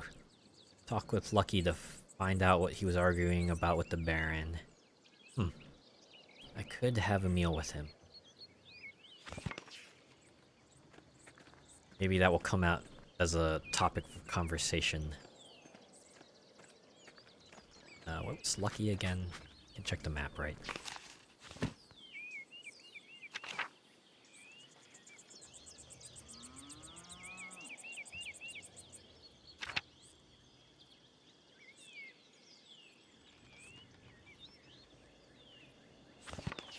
Alright, yeah, I'm gonna have to aimlessly wander around a little bit more until I find Lucky.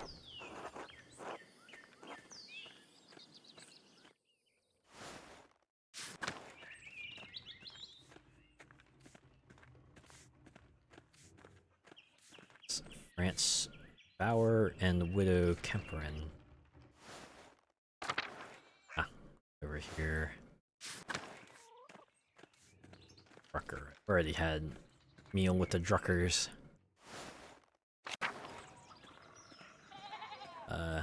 Was in here? Yeah, okay. Yep, that's Lucky. Yeah, I think I'm gonna converse with him, maybe. Hopefully this will perhaps let Andreas talk to them about what beef he has with the Baron. Andreas? Lucky. Andreas? Lucky. Andreas? Lucky. Make it quick. Alright. I was wondering if I might break bread with you and Agnes. We never shared a meal. I don't see why not. Agnes would be glad to have you.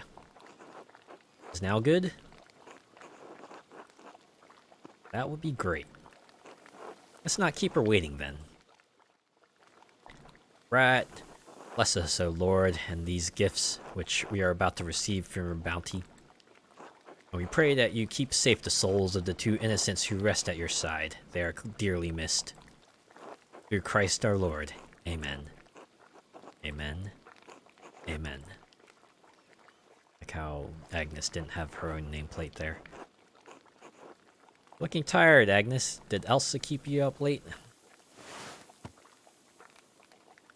For a moment I thought they were going to point to this figure down here, but of course that wouldn't make any sense.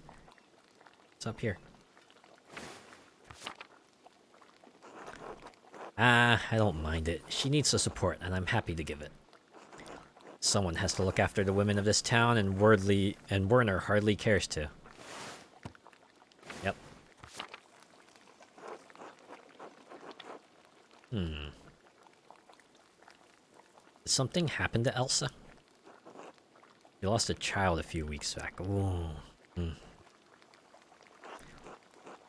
She was overjoyed when she finally quickened, but her bleeding returned soon after. It has been difficult for her, but she has been through it before. She will make it through again. Oh, wait. I didn't want to click on the food. I wanted to see what it was. Probably fish, but still. She is strong in her love of Christ and in love of her husband. Does dote on him, though Lenhart hardly deserves it. Right, that guy. He seems quite unpleasant, yes. Let me be blunt about it. That's one way to put it. Telling me. Miller is not a kind man, not to the peasants and not to his wife. Spreading rumors is not Christian behavior, Agnes. That does not seem more like a rumor. It's more like an observation, Lucky. It's hardly a secret. The man has power in this town, and he makes certain we all know it. Yeah, there is that. Take it as a caution, Andreas. Don't get on the Miller's bad side. Noted. Best thing we can do for Elsa is care for her neighbors care for her as neighbors, like Christ tells us to. She isn't the only one in Tassing who struggles in her marriage. Even my Brigitta has her troubles. Yep. Martin Bauer's wife? I didn't realize she was your daughter. Our only living child, yes. God rest their souls. Should never have agreed to their marriage. She deserves better than Martin Bauer. She loves him, Lucky, and she had to marry sometime. What could we do? Found a man who wasn't such a useless shit. Oof. At least we got Wolf out of it. I'll make sure he grows up solid. He'll become a great stonemason. Now, just a baby. Just like his grandpa. Alright. Trout. Farmer's bread, and whatever the heck this was that I ate first. Guess it was like cheese or something. Guess we'll go with the trout. Now, why don't you tell Andreas about your work at the Abbey? You found something strange. You said you found something strange in the building. Strange how? Ah, that. I was repairing a cracked wall down in the Abbey. The Abbey used to be a Roman fort, right? So it's no spring hen. I bumped into a relief of the Virgin and a door slid open. What was the damnedest thing?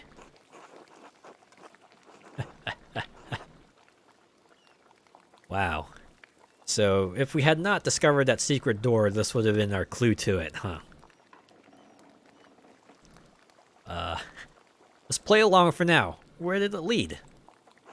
To the library, of all places. Anyway, stuck my head up through the trapdoor and one of the nuns screamed. Ah, yeah, as they would. You didn't tell me that part. I felt bad for scaring them. I probably would too. Oop, I just ate the bread. Alright. Must have frightened Sister Illuminata half to death. Ah, I probably should have knocked first. Never know what you'll find behind a closed door. Yeah, that's true. Speaking of work, I should get back to it. Still lots to fix after that storm. It was lovely having you, Andreas. Take care, Agnes. Lucky. Thank you for your hospitality. See you around the Abbey, I expect.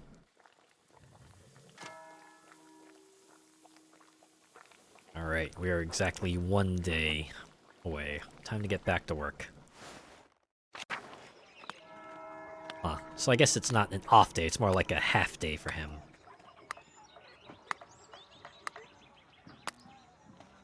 I wonder if, like, talking to everyone would turn up anything new. What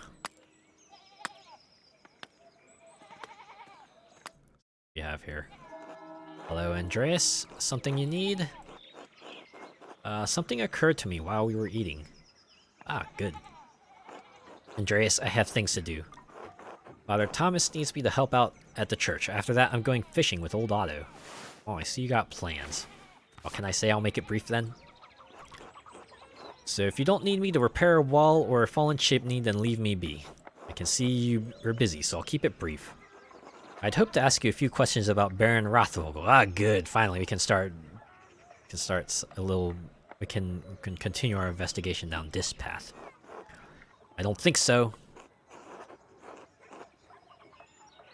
Why not? I don't want to. You're a grown man. That should be reason enough for you. I mean, yeah, I do say no is a complete sentence. I saw you shouting at the Baron when he arrived in Tassing. What was that about? Andreas.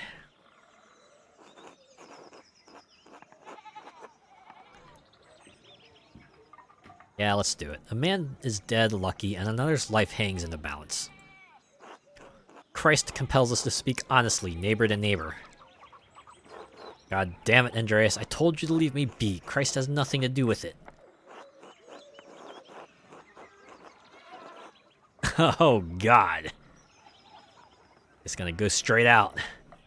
Is this gonna be a this will be remembered bit here? After we had a meal with them and everything. Lucky already told me he didn't want to talk about Lorenz. But it's clear they argued over something important, or Lucky wouldn't be so hostile. Lucky is known to be an honest man. Maybe I can push him just a little more. Yeah, though I don't suppose he'll take kindly to me suggesting he's a murderer. We're back into it.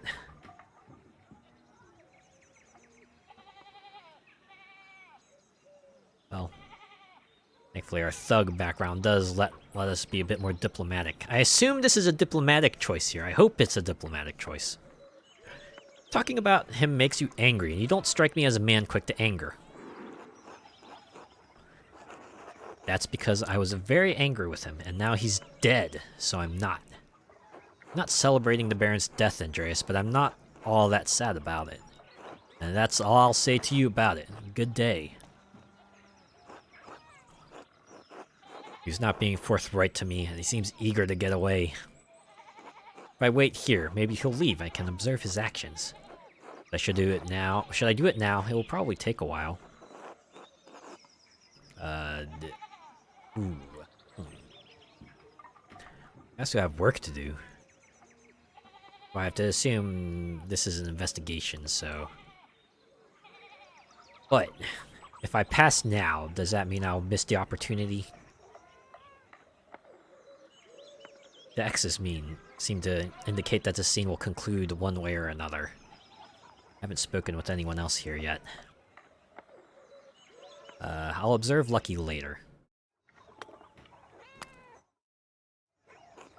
Leave me be, Andreas.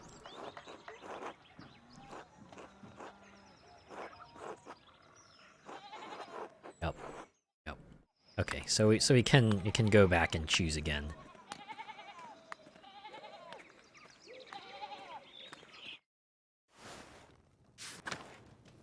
Orc. God bless you, Andreas. Okay.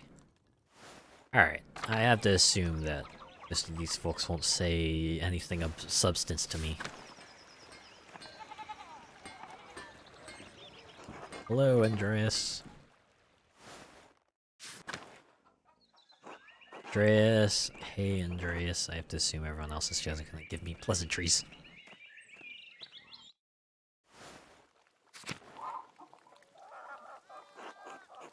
Hello, Andreas. It's nice to see you out and about. Afternoon, Claire. Keeping busy? Always. If it's not the washing, it's the cooking, the mending, the tidying. Ha, I'll lose my head if it counts at all. And that's before we get to the wool. Ah, goodness, all that wool. Wool? I mean, they do keep sheep around this farm. We sure did the ewes last week to prepare for the lambing. You remember the bleeding, I'm sure. Oh yeah. How could you forget? My ears are still ringing. Now the wool's all washed, we've got a pile of spinning to get through before the lambs are born. Ah, where will we find the time? Who does the spinning? You? Goodness, no, it's too much for work for one woman to bear. All the women pitch in. Many hands make light work, eh? That's true. You enjoy it? You have so many sheep, it sounds laborious. I've never had much of a hand for spinning, so I enjoy company more than the work. Alright, well, whatever keeps you going, right? That's fair, so many of the women in town are in the same room together. We share recipes, stories, hardships, friendship, you know? Maybe a little bit of gossip, too. You must know quite a lot about the goings-on at Tassing. We know some, it's true, but John Bauer is there to watch over us, so things can't get too rowdy. Or, Johann Bauer. Did I say John Bauer? Isn't it? This is always Johann Bauer. I've just been misreading it this whole time. Whoops. Oh, Andreas, you should come by. I'll give it some thought. No need to be shy. Everyone would be glad to see you, especially Ursula. He's taking quite the shining to you, you know, a blessing for your future wife. You meet at Johann Bauer's house. Please come by in the morning or afternoon and speak to Johann. I should get back to my labors, but it was lovely to see you, Andreas. Take care. You well, Clara? Another event time passer we can. But we fun to have you spinning with us, Andreas. Guessing Ursula here has got something cute to say. Yep, and I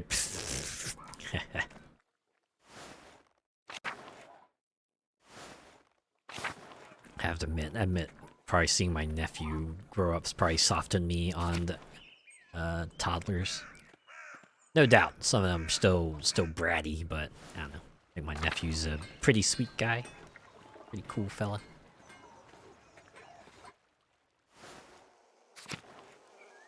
Ooh, I don't think I think I forgot to go here, actually. Hans, hey Andreas. How's it going, Hans? Keeping busy in the fields? I guess. Do you like it? What? Farming. Never really thought about it. Ah. Dad says it has to get done whether I like it or not. Yeah. What do you think about it, then? Uncle France and Brigitte might come help with the laundry today. She's Martin's wife, right? Seems nice. She is. Nicer than Veronica, anyway. Wish Brigitte lived here instead of her.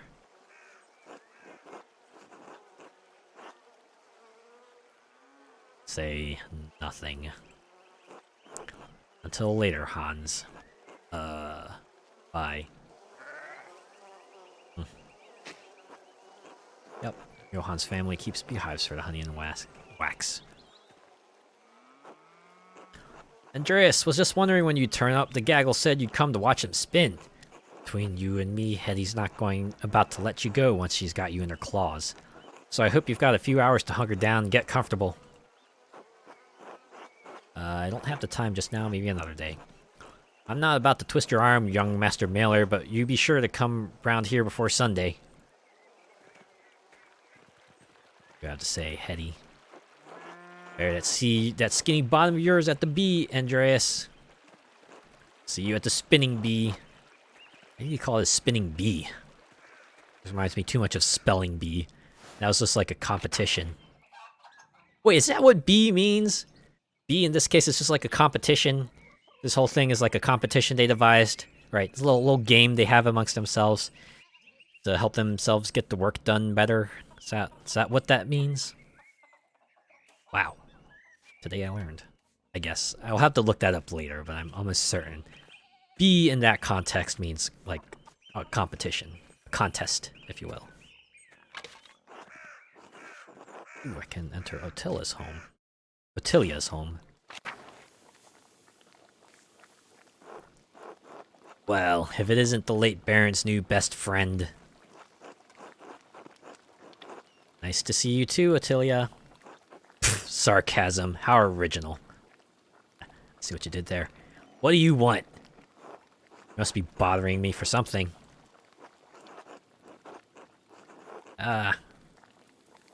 Wow.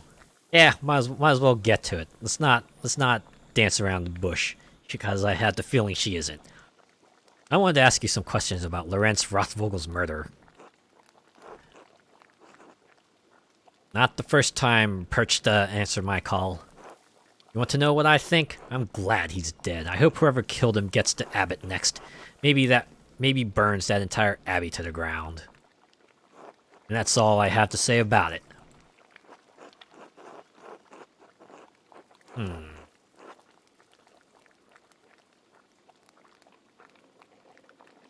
Let's try to get our way in there. Has the Abbot crossed you somehow? Well, I just tell you, boy, I don't have anything to say. I don't have anything else to say on the matter. Yeah, now we can get into the details. Life of an innocent man is at stake, one of the elderly brothers. Can't you spare me a few minutes? You think I care about what happens to some old monk? Pff, idiot. Kill 'em all, see if I care. Every agent of the church should die. Woo! Yeah! Alright. Why don't we do it? Just go full metal hellsinger on him. When you're done with the church, why don't you storm the gates of heaven and murder the Lord on his throne? I'll show him, the holy bastard. Don't you make fun of me, boy! Alright, that's just a little extra dialogue there. Where's this anger coming from? Is it something I can help with? No! It's a very definitive no right there. See from how it shook. Well, maybe. Don't suppose those skinny arms of yours can hold more than a paintbrush.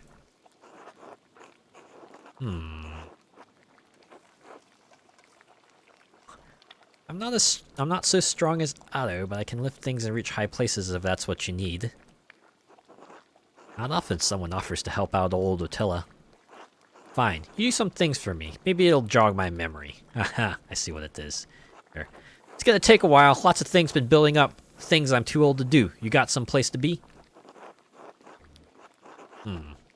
I do actually, but I'll be back later to help. Sure you will. That's what they always say. Don't let the door hit your ass on the way out. The full sentence. Hey, what's this? This must be Ranning's cane. Strong, sturdy, and here the head has broken off. The break looks recent. Could Attila have used this cane to kill the Wrens? Attila, your husband's cane's broken. You remember how that happened? How should I know? Everything in here is broken and falling apart. Oh, he was saying that out loud. Okay. The head broke off at some point. I don't remember how. Right. Ha! That's the end of that. What do we have to say about this? The Widow's Curse. Yeah.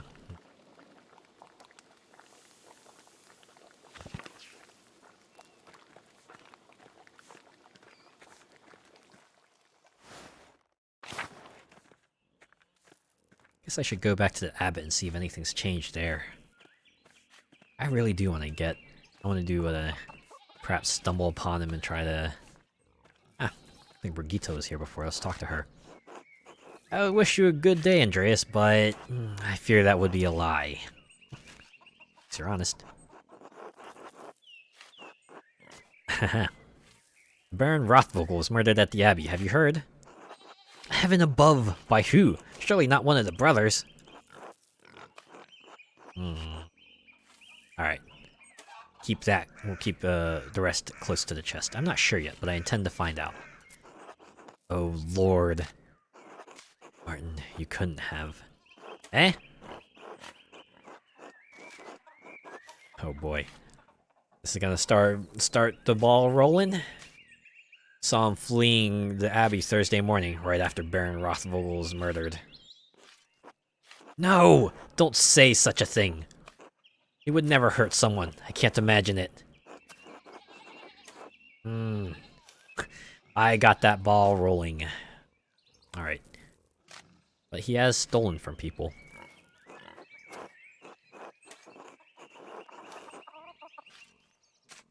Two rings and some gulden, for example, taken from the Baron's room before his murder. My god. He possibly couldn't have been so stupid. Did you see him take the rings? How do you know this? The Baron's manservant told me. And he saw Martin take the rings, the gulden. Would he swear before the Lord he saw him?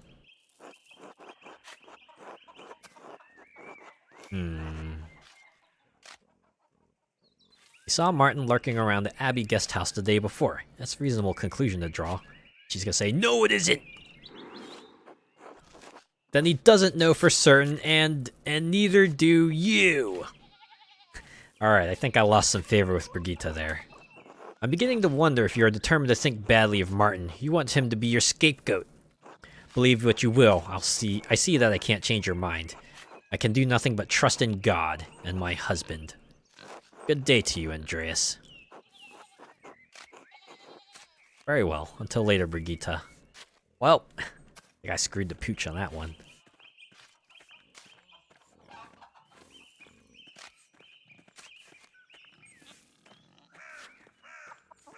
Alright.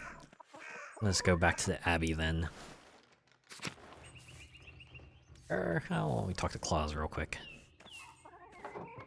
Hello, Andreas. Alright. Not much there to say. Thomas! God be with you. Okay. To slowly make our way... Well, let's go to the forest real quick. Ah, boy, I keep getting sidetracked, but... You know, it's that kind of game, right? You gotta look everywhere. Maybe you'll find something notable around here, right? Some detail that might help ya in your investigation. Old Otto's here fishing. Alright. Good to see you, Andreas. The ladies are out to the salt mine. We'll see if the kids are still there. Nope, the kids have also left. Let's see if anything different is about this. Nope. Okay.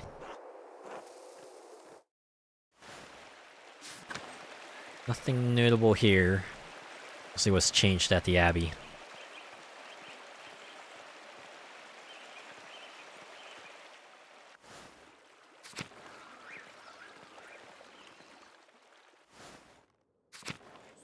Did I already talk to Till? Yeah, I did.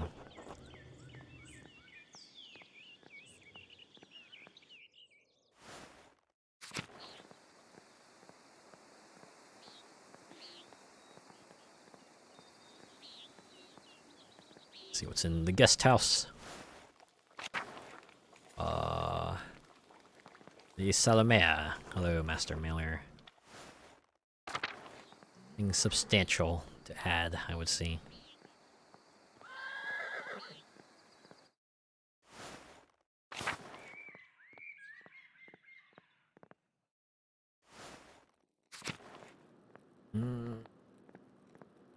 Alright, no one in here still.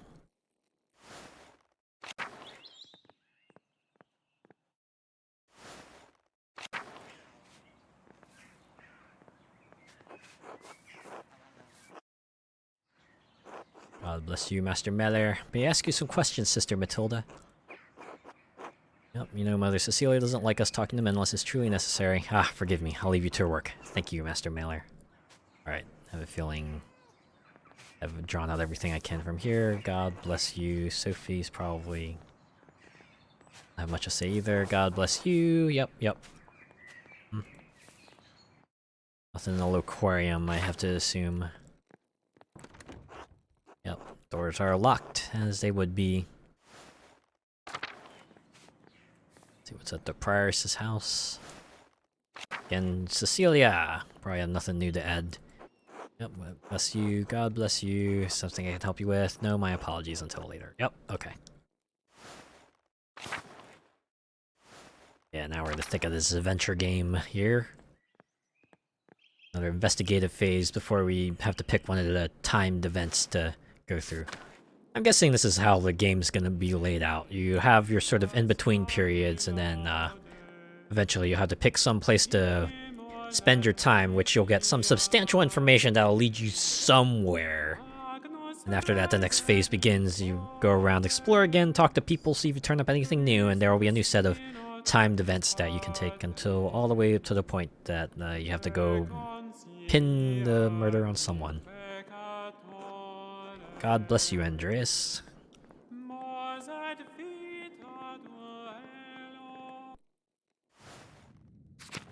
Alright, still no one down here, I have to assume. Yep. It's just how adventure games work. You just gotta explore every single corner every time you get a scene change, because you never know. You never know when one of these places might have something new for you to uncover.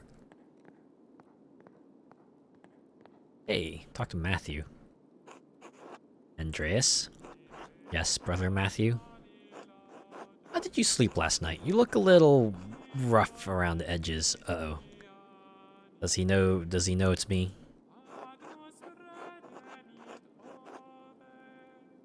I slept fine, actually. Thank you, though. The library is restricted to the Sisters of the Abbey without express permission of that. He knows. He knows. He knows it's me. He knows it's me. He knows it's me.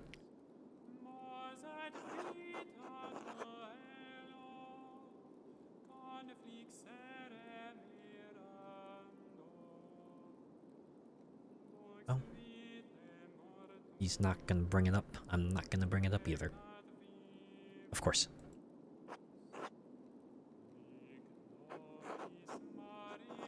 God bless you, Andreas. Until later.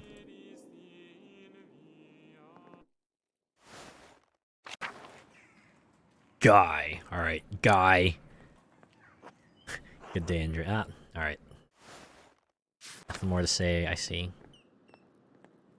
Guessing returning to work was also one of the options I could do. Alright, well, we talked to Doc and Faranek here. God bless you, Andreas. God bless you, Andreas. Alright. Nothing substantial to add there, I see.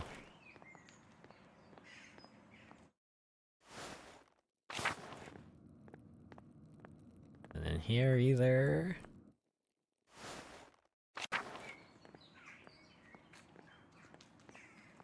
Nice if I could find the abbot so I could go dig up the grave site. Brother Gerhard's grave was disturbed recently. Faranek must have buried something here. I need to dig up this grave if I want to know what he was up to. Ooh.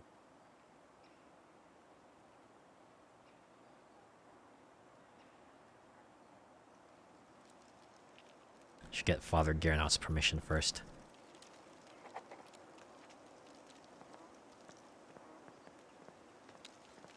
Hopefully I can find him. He'll probably say, no, you can't. And then I'll have to sneak around at night to dig it up.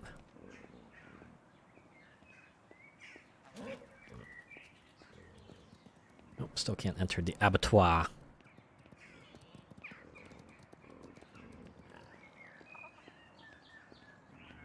I can do down here, it'll appear.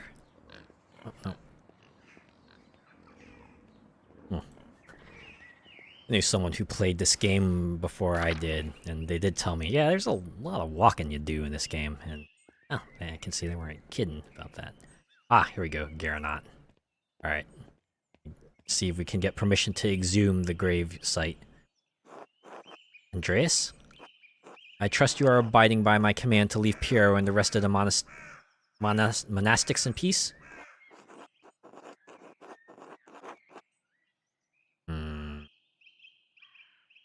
Father Garanot wants to keep the peace. He is in a difficult position. Yeah, he is. He hasn't been at the abbot long, and he's young. The elder monks don't respect him. A friend of the prince bishop murdered under the roof of his abbey. It doesn't look good. If I represent a threat to the abbot's authority, he could expel me from the abbey, masterwork or not. Then I may never discover who really killed Lorenz, and Piero will die for it. I should be careful not to alienate Gernot before the archdeacon arrives.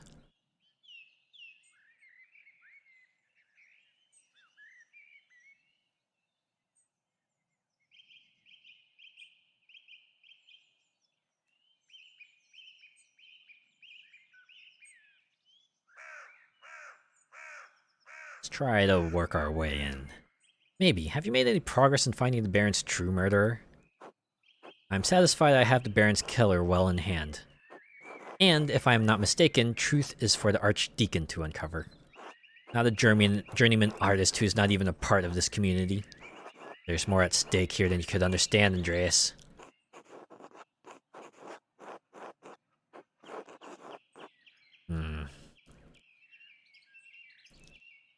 Maybe he'll spill the details to us? What is at stake here, exactly?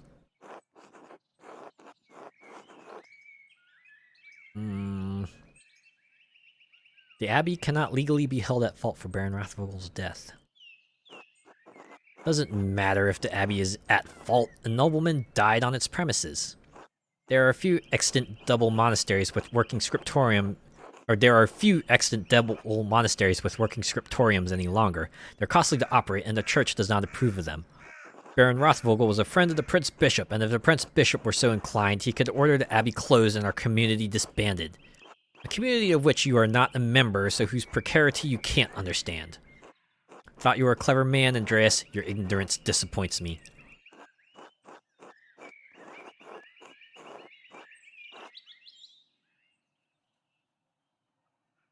Alright, I don't wish to disappoint you, Father Gernot, but neither do I wish for an innocent man to die based on circumstance alone. Which is why I've come to you with a request. Or, I guess it just goes, And?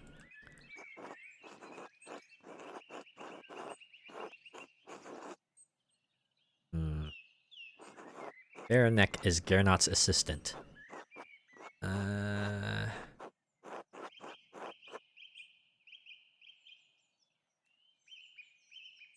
Suggesting Faranek might have killed Lorenz might anger the abbot if the two are close. I could keep Faranek's name out of it entirely, but then my reasoning would sound rather vague. It's true. How much of the truth do we want to reveal? It's possible. Yeah. This is a rock in a hard place. This will probably get us what we need to dig up the grave, but it might also lead us to just get the boot. Whether this just might get us denied because, yeah, really, you have reason? Yeah, well, that's not enough. Go beat feet.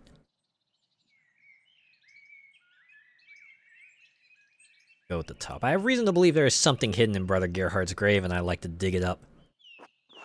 What does that have to do with the death of Baron Rothvogel?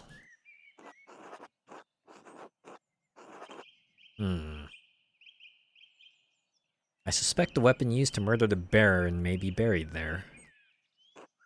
Baron Rothvogel was stabbed. We know the murder weapon used to kill him. Brother Pierre was found holding it.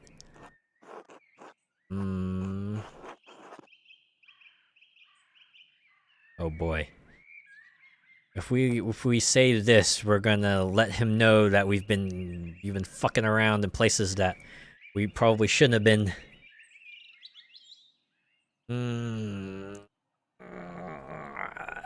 What do I do? How much do I want to risk? He's gonna ask, how do you know this if we go with this choice? I have no idea where that would lead. But this is gonna be, yeah, well, you don't, I'm satisfied with that. You ain't digging up the grave. Oh, how much do I wanna? I feel like if this were like happening to me in real time, I would probably blurt this out without a second thought, and then the troubles would begin from there. Oh, what do I do? What do I do? The Baron's wound was self-inflicted. He was killed by a blow to the head. How do you know this? I recall telling you to stay off Abbey grounds after the body was discovered.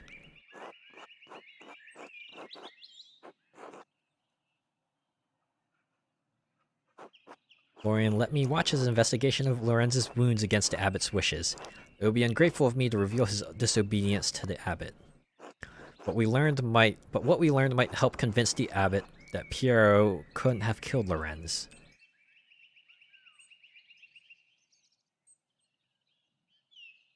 Nope. There comes a point where I draw the line, and the line I would draw at throwing other people under the bus, right? This guy, Blur Florian, let me in, with his trust that I would not spill the beans that he let me in. We're gonna go with a little braggadocio here. So the evident to anyone who gives Baron Rothvogel's body more than a cursory examination. Are you suggesting I didn't give the murder of Baron Rothvogel my due attention? You seem to think I don't care who killed the Baron or whether Piero is the one who did it. I do. But I have a role to play here, and I can't be seen to undermine the authority of the Archdeacon in stepping outside of it. Do you take me for a fool? I will not let you examine Brother Gerhard's body on a hunch.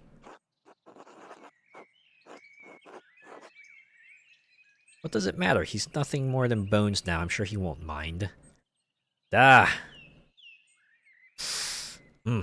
I guess I must have missed some other option to get the favor meter to full. It's whatever.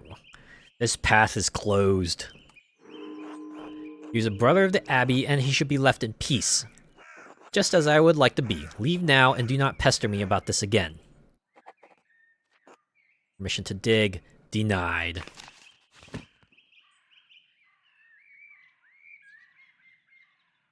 Oh, I do have two other paths I could take.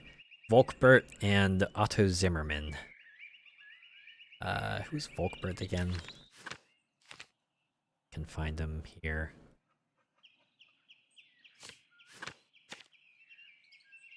There we go.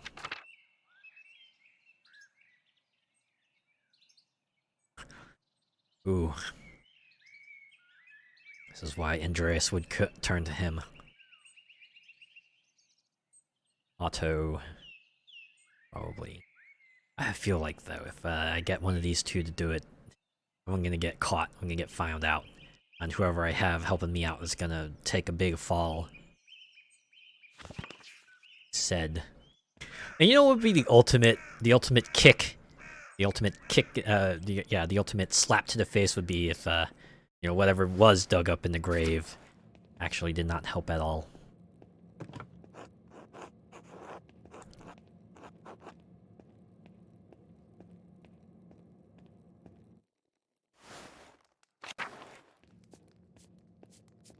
We got here. Ah, here you go. That's Lucas, and that's Woslav. Let's talk to them first. Sorry, Andreas, I can't let you down there. Alright, because Piero is being held there. Father Gernot doesn't want anyone talking to Brother Piero before the Archdeacon arrives. Just a few minutes? I really shouldn't. Ah!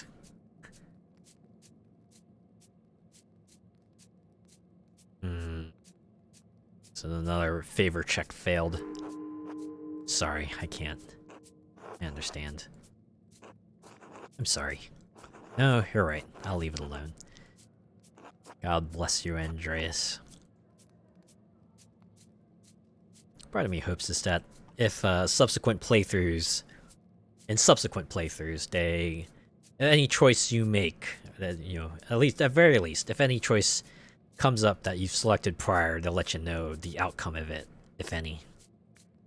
That way you can perhaps work yourselves onto a path of another thing. You need to. Hello.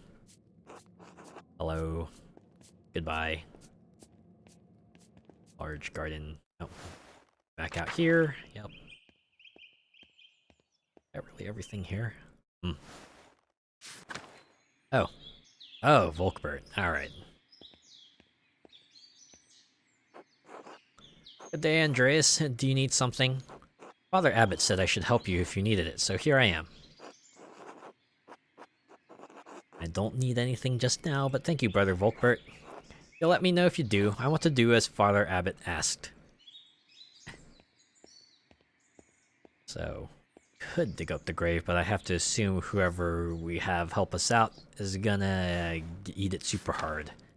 As are we. No way they're gonna let us get away with that. That kind of thing does not just pass in the night. Andreas, have you seen Brother Rudiger? No, why? Because he was not at Loud's and no one has seen him since then. Gnostic hour at dawn, one of the two major hours it is used for the morning prayer. You think something's happened?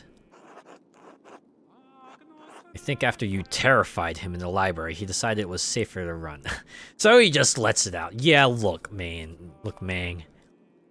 After a little subtle nod, he's like, look, yeah, we know it was you. We know we saw you in the library, man.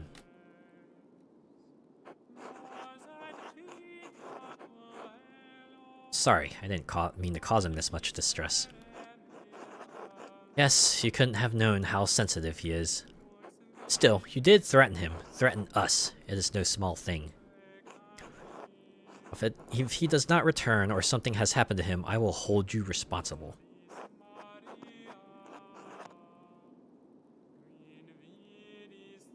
Yeah, that's up to you.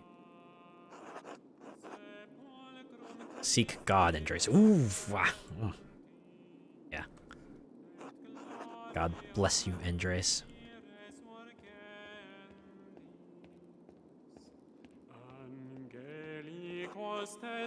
God bless you. Be out.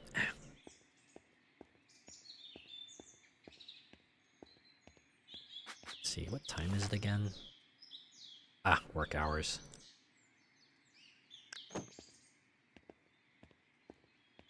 That being said, what should I do? The spinning bee would probably, perhaps, get me some more info. The other things I could do. Alright, I could also follow Lucky, see what he's up to.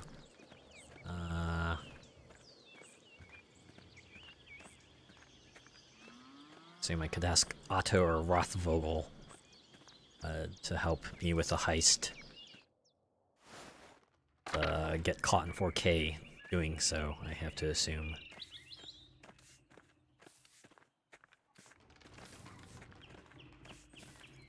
Or I could help Attila. Help her out. See what her story is. I guess the question is, which lead do I want to pursue? Sister Matilda, I think I'm just gonna abandon. Don't feel comfortable pursuing it any further.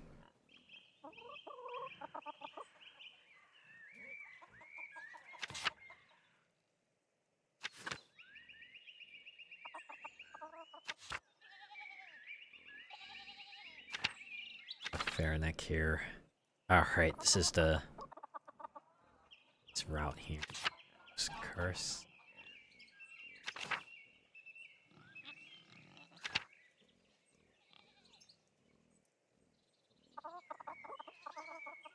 Or I could go here. I do only have 1 day left. I have 1 day left, so... I feel like this is just the general one that will perhaps guide me to... some place, maybe, but it won't get me anything specific. Or I could go for something more specific here.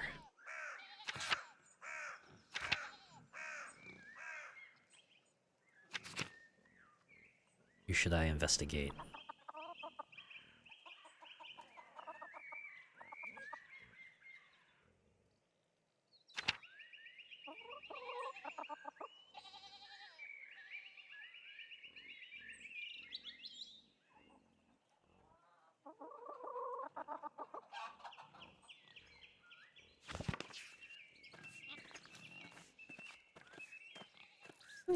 I'm gonna help Attila out first. See what her deal is. Back again, are you? You wanna talk? Help me around the house and I'll consider it. Work's gonna take a few hours, you know? I don't want to hear any whining. Alright, I'm ready when you are, Attila. Lead the way. Follow me, then. Been needing to collect some firewood, but I haven't been able to muster the energy. Let's gather you some sticks, then. No questions. Good. Alright, stick picking minigame, let's go! An exquisite stick picking up animation there. Let's see if there's anything in the log. Nope. Nothing there. Another stick! I get to see that animation play out again. Look, we paid good money to animate that whole sequence. We're gonna have it play out a few times. And another stick. Ooh, there's a fourth one. Oh man, I've broken everything about this game. They're supposed to only have 3 sticks. It's the rule of 3. Video games always operate on rule of 3s, unless it's rule of 8 when you're Sonic the Hedgehog. Is that all the sticks? Yeah, there's nothing more this way, and I have to assume there's nothing more the other way.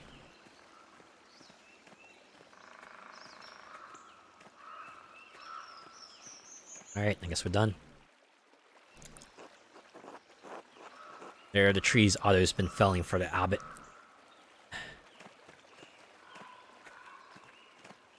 Or detritus to pick up, I have to assume. Break off that branch there, the big one.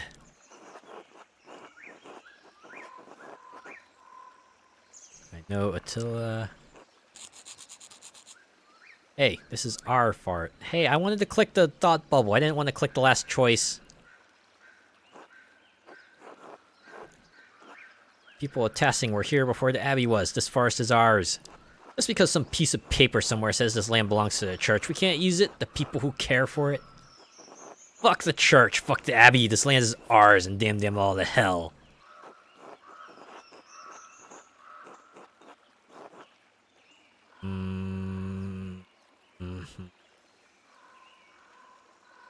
I'm afraid Bavarian law doesn't share your unique view of property provenance and transference. Or I'm not about to get in trouble with the abbot just so you can have your petty revenge. Let's go with that.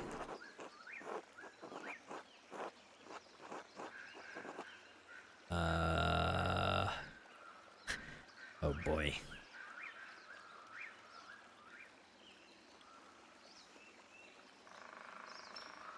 He allows me to use this script. This will just make me complicit. And I feel like this might be spilling a bit too much. Although we already told him Baron Rothvogel dead.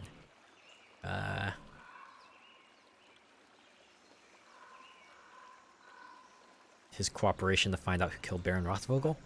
Pah! You don't need to remind me that you care more about the church than you've ever spared a thought for its discontents. But we're not yet through with our chores, so I'll say no more.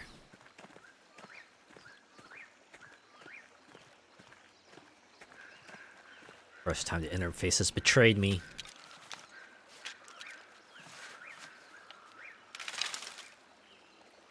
Oh well, what can I do? That's what second playthroughs are for, right? Can't use all these sticks. They're too big. You need to break them down for me.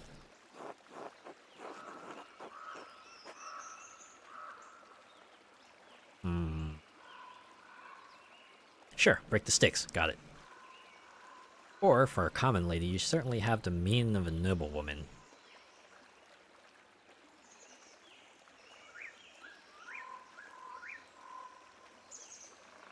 This is gonna be another this will be remembered bit, but... sure, how it will be remembered. Yeah, let's go at the top. What was that? Sure, break the sticks. Got it.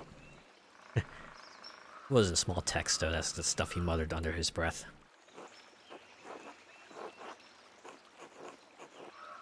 I need the right side at a certain length, so break them and forget the leftover scrap. Right side at a certain length. Alright, where should I break them? I'll know when I see it, and I'll get snapping, boy. Alright, so it's gonna be a game of hot and cold. Let's go with here. Oh, I had to press both mouse buttons. This one is too small and frail, just like you, Mailer. You're breaking off the right side, right? It's too big! You're not listening at all!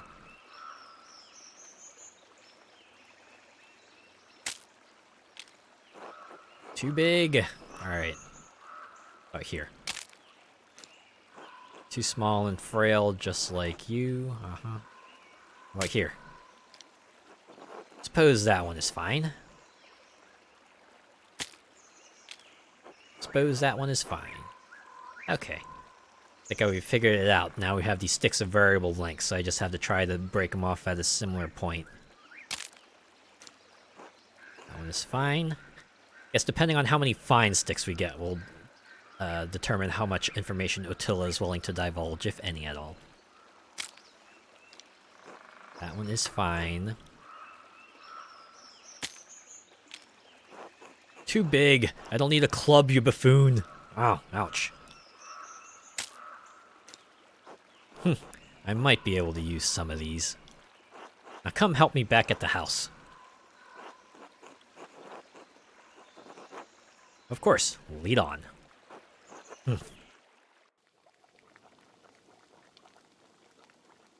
Oh, I guess I have to... Oh, I guess we're doing some cooking, or some clothes cleaning. I have some mementos from Rannig here. They've gone crooked and I can't reach. Could you hang them for me, Andreas? Easy enough. And please, be careful with my pictures. Some are very fragile. I would hate to lose them to your carelessness. Harsh. Alright, I guess this is another mini game. Yes, it is.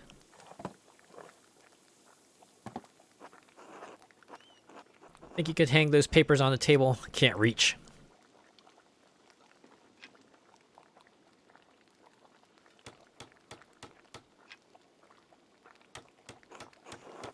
There you go. That looks alright. I was worried there might be like some sort of screw-up point, but I guess not, or it's either that or I didn't meet it. Thank you for hanging those. Just one thing. Remove the cross. Are you sure about that? Don't you gainsay me, boy. Attila is asking if me is sacrilegious.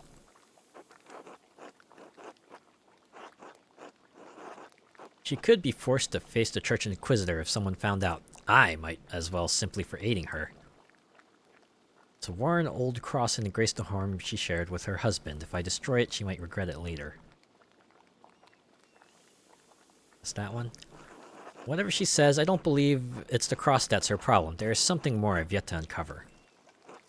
Taking the cross down might only cause her more pain in the long run. But if I may anger her, I might miss out on the information about Lorenz's death. Perhaps I could have convinced her to put it somewhere out of sight, so it won't torment her. That might be enough. What do you plan to do with the cross? Destroy it, of course. The church never did anything for me and took nearly all I had. Why should I be made to venerate it? What did the church take from you? What does it matter to you? Just take the thing down like I asked. Perhaps I could just move the cross to where you can't see it. I understand that you're angry and hurting now, but you might regret destroying it later. It's such a nice cross made from nice wood?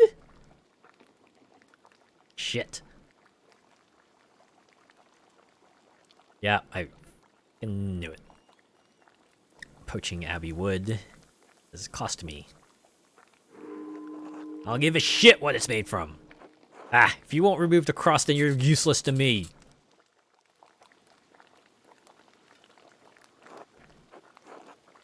Assuming she didn't mean for me to hang this note. Remember your husband, the pain he carried, like Job, the redbird flies, Matins, chapter. Where did this note come from, Attila? No idea. I found it on the table the night before Rothvogel died. I can barely read it. The writing's too fancy. Keep it if you want. It means nothing to me.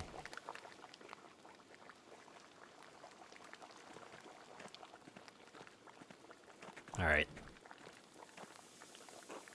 I got one last thing for you to do, if you're willing. A legal document. I need you to read it. The words are too small for my old eyes, and my reading's not so good. Nothing would delight me more, Attila. Of that, I had no doubt. I guess it's this little scrap of paper here. Let me see here. It says... Oh. Due to the recent death of Rannig Kemper, his lack of heirs to inherit, your inability to pay fees on the land, your property is forfeit to the church.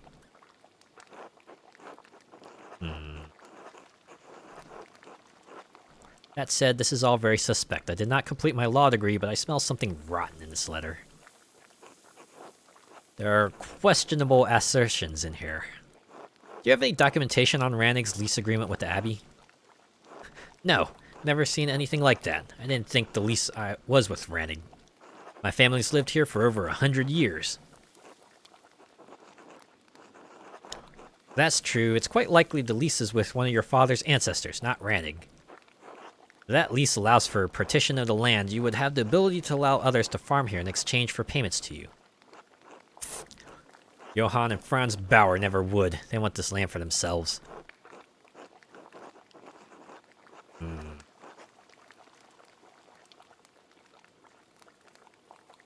Yes, there's always the Gertners. If not them, the Pfeiffers or one of the other families near the mill.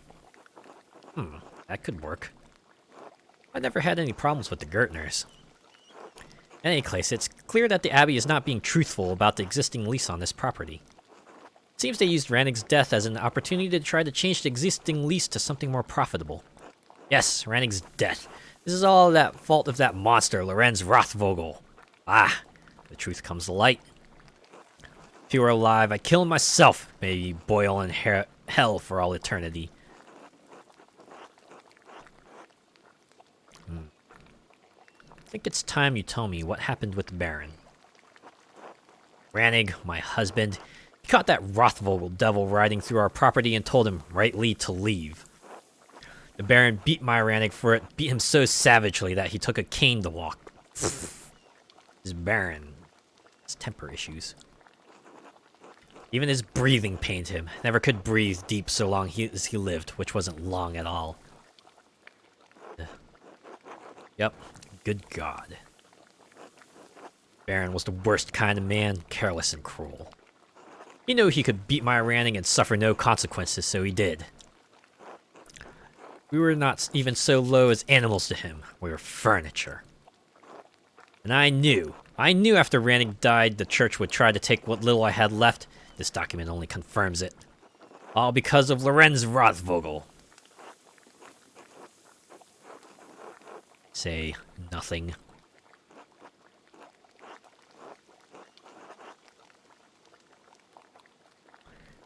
Since Rannig left, I'm just waiting to die. Why should I have to go on living when he's gone? He has not even been dead a year. I hoped I would follow him before the church came for what was left of our life. Inheritance laws are cruel to the widowed and the childless. Just as the church likes it. Doesn't matter, boy. The laws will never change and nobody cares. God damn it. You really had to go there. Alright, you know, that's a pretty compelling reason for you to have killed him. You said yourself you'd do it if you could. What's to say you haven't already? Finally, some honesty from you. This was the real purpose of your visit all along. I'm an old woman, Andreas. Even walking from my bed to the door pains me. How can I kill a man in his prime? Not that it matters. I'm sure I'll take the blame for it anyway, just like I'm blamed for every runny nose and throwing horseshoe around here. People in this town can't wait for me to die, and the Abbey vultures hate me for my contempt of them. None of it matters. I don't care what happens to me anymore. Thank you for your help, boy. You're the only one who's come calling since my Rannig died passed, do you know? Now get out. I need to lie down. Of course. I was glad to help. Alright, I guess this is more eating time. You can choose someone to eat with.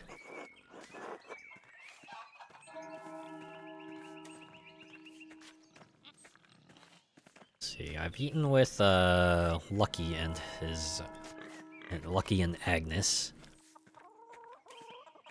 I assume Cat. It's gonna be an awkward conversation. Try eating with Otto.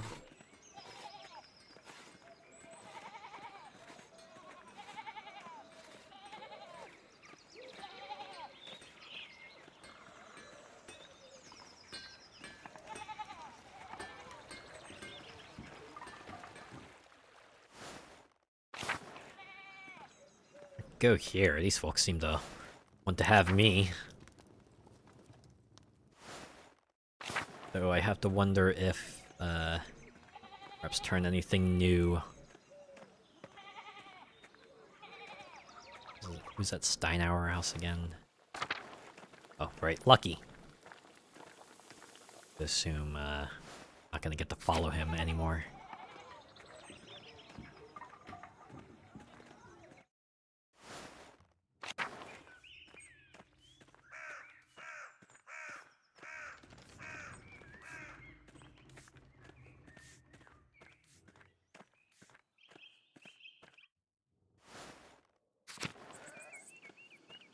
I could eat with the people at the camp. They might let me in on something. I'll see if I'll see if the Abbey has anything more to turn up for me. I have to assume it won't.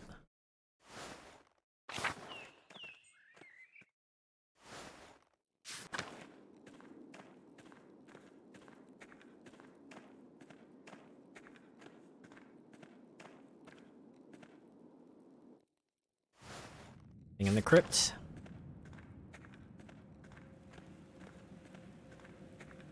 Here, alright.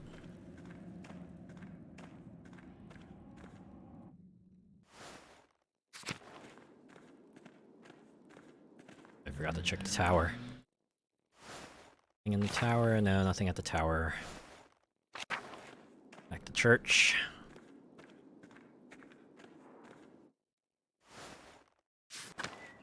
I would assume the scriptorium is empty.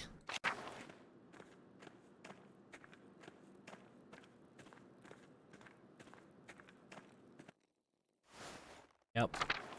Hey, Fairneck. God bless you, Andreas. Alright. Got everything I could out of him. New in here, of course not.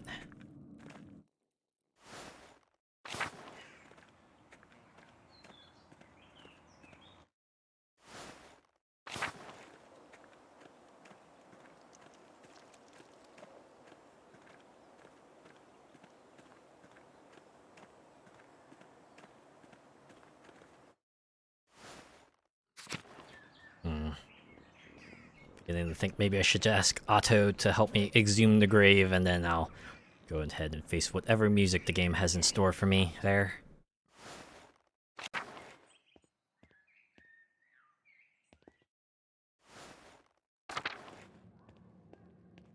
The feeling I probably don't want to drag any of the other brothers into this mess. At least more than they have already been anyway. Hey, Sebhat. Oh, right, I could eat with him. God bless you, Andreas. Do you have time to eat with me and some of the townspeople? And not now, but perhaps later. And God give you health until later. Yo! Sitting in the courtyard. And no one here. Okay, okay.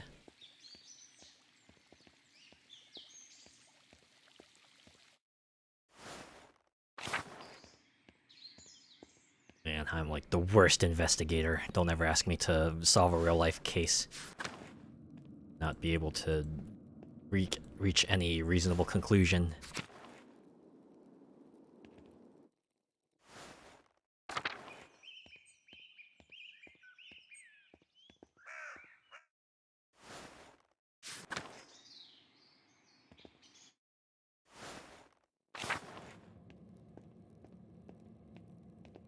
Let's see, one in here.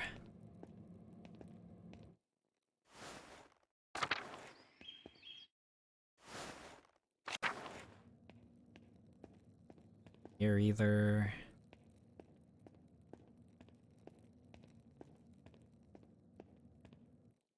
Take us to the garden.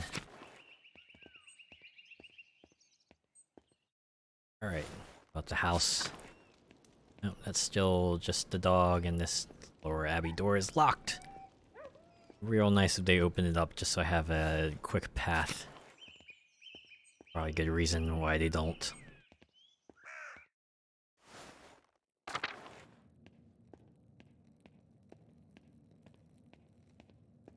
Alright, you know what? I think I'll take Sebhat up on his offer. Go ahead and enjoy a meal with the townsfolk. Him and the townsfolk. Maybe they'll turn something up.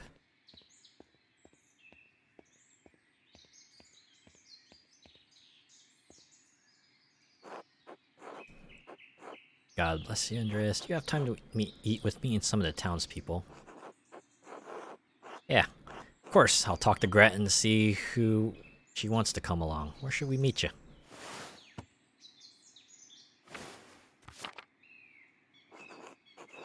At the Shrine to St. Moritz. I'll see you there. Till then.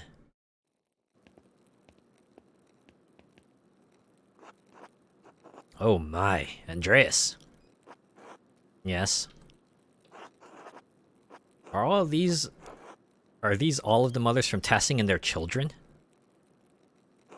Well, no. I don't think it's all of them. Helena Pfeifferin couldn't make it. It's a long walk up here in her condition. And Hetty says Hans was too big for stories. Alright. Stories?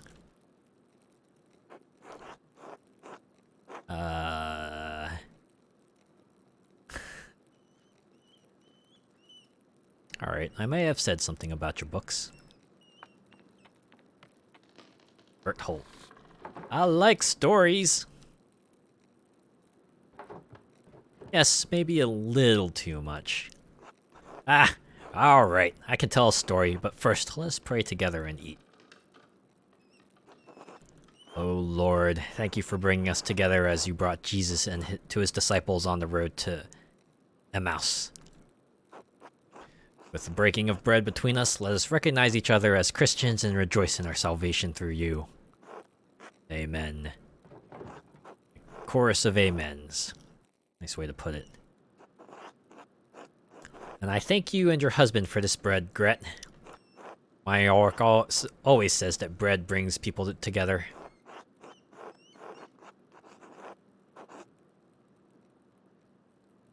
I missed this when I was in Florence. Didn't want to click that game. They don't have bread in Florence? Ah. Where's Florence? South, over the mountains. Last week, the blonde lady at our house was with the pretty clothes. She was from Florence. Oh. Rather Gernot eats white bread, does he not? Yes, finest wheat is used for the abbot's bread. Why? The abbot is a very important man, Paul. Also, is a very picky eater. We have bread at my home. In my home, we call Her and Hera. We make it thin, round, and wide, and we put our food on top of it.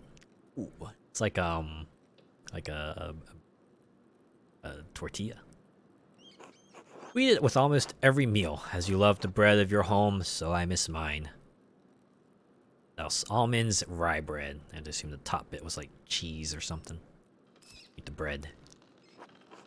Oh, what's the recipe? Maybe we can make it. Thank you, but no. We use a fine grain that does not grow here called teff. I hope you find our local bread satisfying, Brother Sebhat. I do enjoy it, perhaps too much. I am becoming too accustomed to life in Rome, even life in these mountains. In truth, I can no longer remember the taste of Hera. Not even the feeling of it in my mouth. There's the great danger that comes with the blessing of travel, living a life between worlds. Yeah, you kind of start to forget some details, right? Alright, final food item. Munch on these almonds. I don't want to talk about bread anymore. It's so boring. Bleh.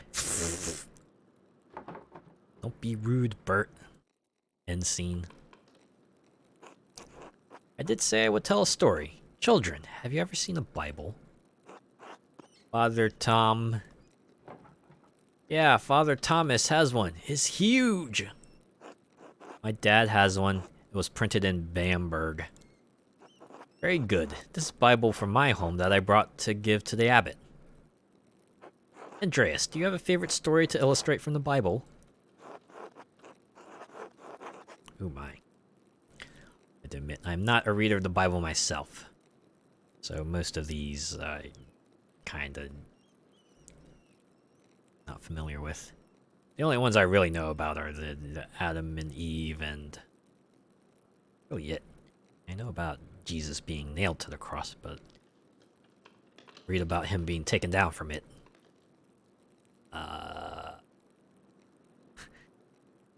I don't think any of these choices will matter. But there are kids here. I feel like maybe some of these might not be appropriate topics to bring up. Then again, I don't know what an enunciation is. This could also be a thing not to bring up with kids. I don't know. I think kids would find Chariots of Fire cool, right? It's like, you know, chariots, but they're on fire. Only way they would be cooler is to have, like, freaking laser beams in the front or something, right? We're gonna go with the blind pick, or should we go with Chariots of Fire?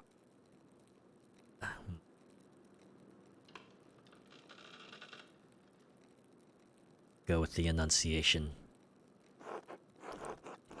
A beautiful moment when Mary learns that she will be the mother of God. Every mother fears for the safety of her children, but what a wonder and burden to know that you carry the salvation of all mankind in your womb. Wow. Even the ordinary carrying their too much at times. Yeah.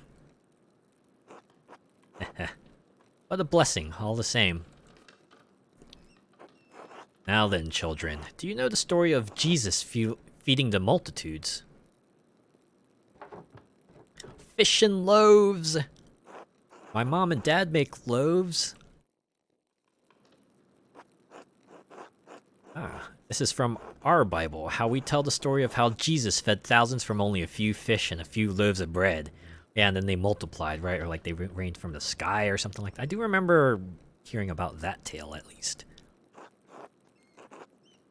I see. Why is everyone brown? Because where I am from, everyone looks like me. Why? Because we are all as God has made us. I know Tassing seems big to you, but the world is so much bigger than we can imagine. Ain't that true?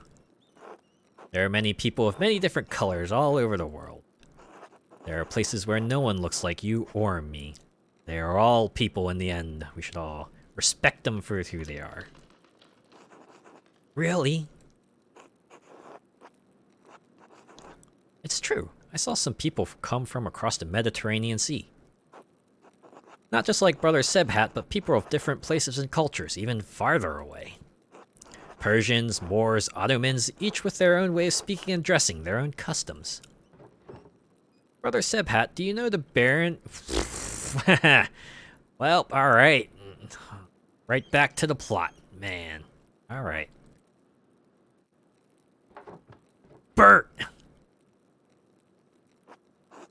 Ellipses, alright. Yep, okay, story time's over. Hope you had a good meal, everyone. See you later. Came up when I was visiting the Druckers.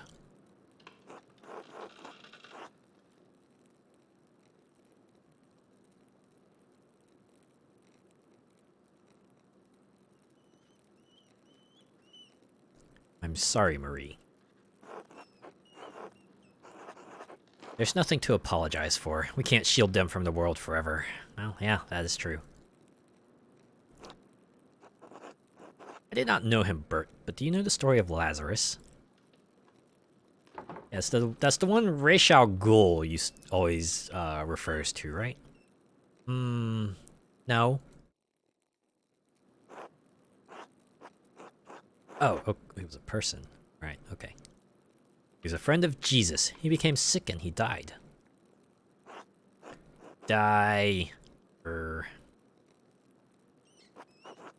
Hat.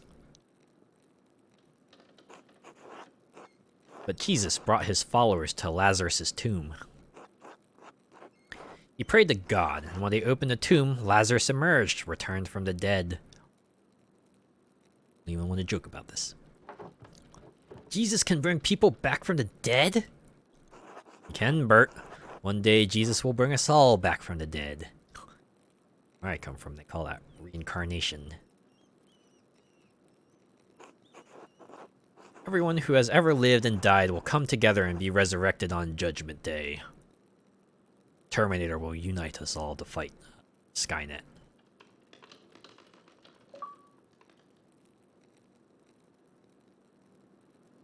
Oh! That's why she said hat! She was fixated on my hat. Ah, little scamp.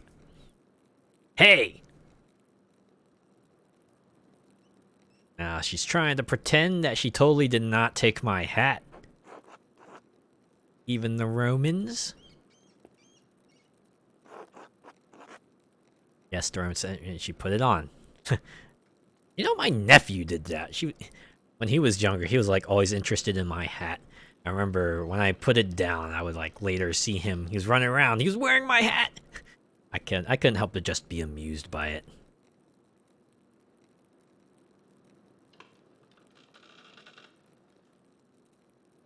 But I think it did come to a point where I had to leave, and he still had my hat, and I kind of wanted it back, so I could just, I asked him nicely if I could have it back, and man, he was at least nice enough. I was like, yeah, okay, I'm done. I'm done playing with it. I know it's yours, so I'll give it back now. I'm done. I've had enough fun with it. Oh yeah, yes, the Romans too. End scene.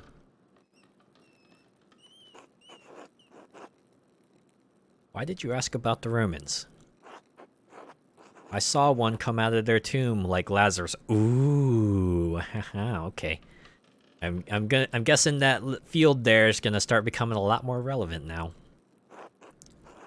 What do you mean, Paul? Well, the ruins below the mill, they're Roman, and they all died a long time ago. But I saw one come out the other night. They were in white, like Lazarus. Let's stop telling stories, Paul, and you shouldn't have been outside at night. Andreas, what does he mean?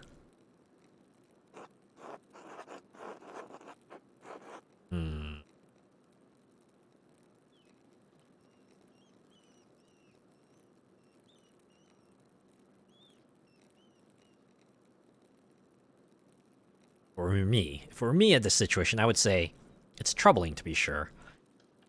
I did see someone else there.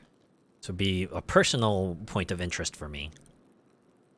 Let's go with that. I don't know. It's troubling to be sure. It's a very dire omen if that is what he saw. I will pray on this. Ah, apologies for that, ladies, but thank you for sharing a meal with me today. I will be leaving for Rome soon, but I am glad to have spent time with you and your children. Thank you, Brother Sebhat. It was wonderful. Don't forget to stop by the bakery before you go. I'm sure my husband will want to see you before you go. I can give you some of that fine bread. I will. God grant you all health. I'm gonna be amused if Andreas just... yep. I should get some sleep. I'm still able to speak with Otto tonight.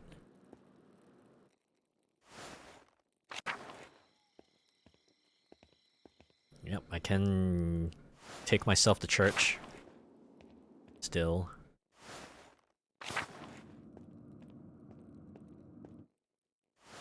Man. The night and the rushing air kind of give you that feeling of building at night. You know how it is, without the usual cacophony of voices, everything's just a lot more silent, a lot more eerie.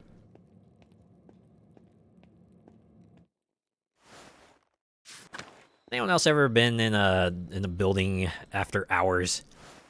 It is just something about it.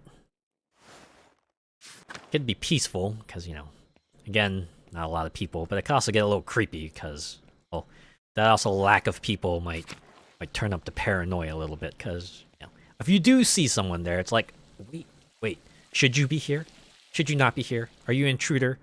Or are you just someone else who's working the night hour, burning the midnight oil, as they put it?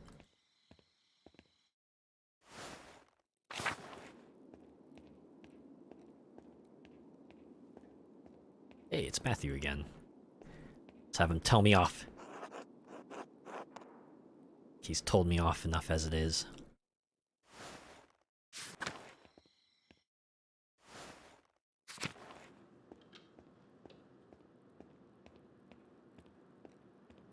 Hmm. Do have that other lead I could follow about the stuff happening in that aqueduct at night. I wonder if that's now an option now that I've heard about it. Considering I might have screwed the pooch. Ah, right, these are fireflies. I don't think this is meant to be like some sort of in-game indicator.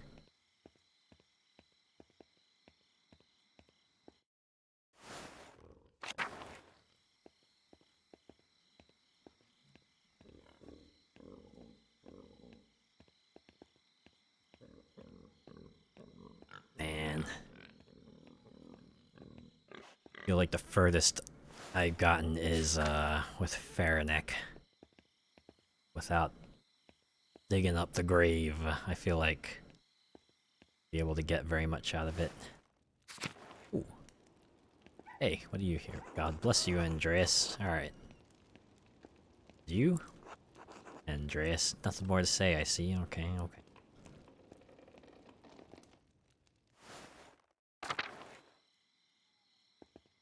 Yeah. I don't think there's anything left for me here. If I do want to go ahead and screw the pooch, I might as well.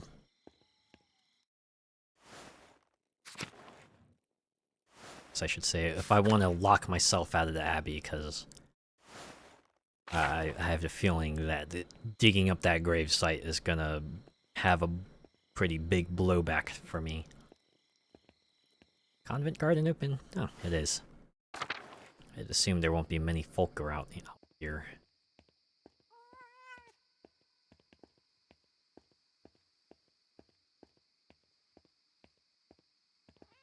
One in the prioress's house.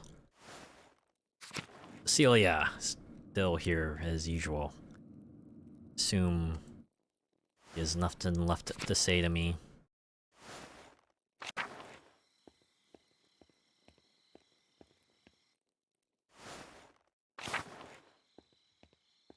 Alright, why don't I go hunt down Otto and continue down this grave site lead if I can. If I haven't already lost the opportunity by hanging out with Attila instead.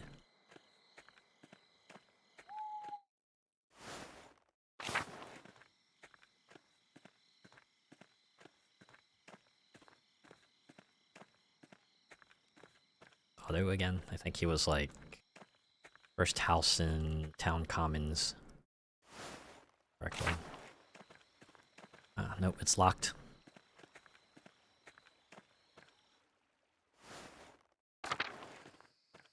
Also locked. Okay, I have to assume everyone's back in their house, so... Hey, why don't I check out the aqueduct then? You have a lead in that direction.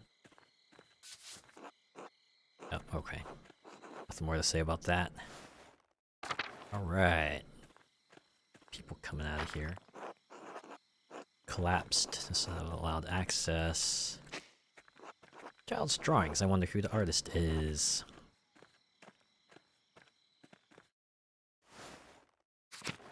Alright, I really don't think I'll be able to do anything tonight, and... Well, let's check the mine at least. Which way was that again? Goes this way.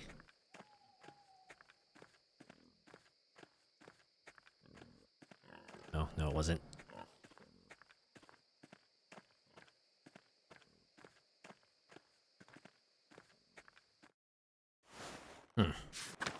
Suppose if they don't have in-game indicators on how favor works, this would probably be like the kind of game after you go through the first playthrough, you probably want to keep a guide handy so you can figure out the path you need to go to, you know, find the other stuff and cover the other, cover more about the plots behind everything that were.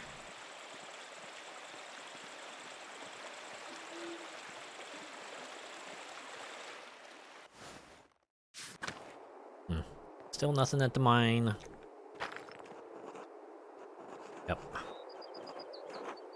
Alright, I really think all I can do is just go back home and go to bed. We'll move on to the next day. What I'll do is just like play up to the point where Archdeacon arrives. We gotta go make our big proclamation with whatever evidence we have at hand.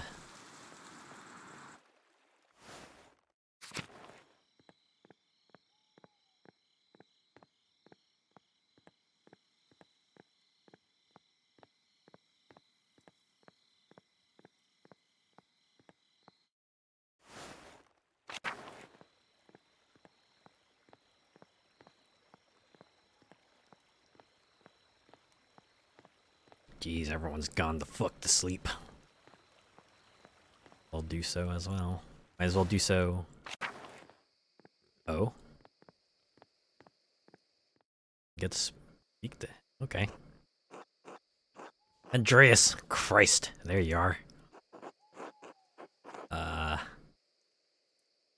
Wojslav, what's the matter? It's the Archdeacon. He's come early with an entire retinue in tow. So basically, I won't have morning hours tomorrow. Tomorrow, it's gonna be do or die. With whatever information I've gathered, I gotta do with what I got now. He's questioning everyone who knew the Baron and Brother Piero. I've already told him the little I know. He expects to speak with you tomorrow at Nones. He requested you specifically. Did he say why? It's no secret you've been poking about the town and the abbey, sticking your nose in the rot. Uh-oh. I hope your prying has borne fruit, or Piero's neck will meet the sword. I'm well aware of the stakes, thank you. If only I had a couple more days. Whatever happens, Piero knows you've been working hard on his behalf, and he's grateful for it. Only, Andreas. What is it? It's just, you know as well as I do, the Baron was not a good man. I'm not saying he deserved what he got, just you think hard about what you tell the Archdeacon and who you tell him about. You understand?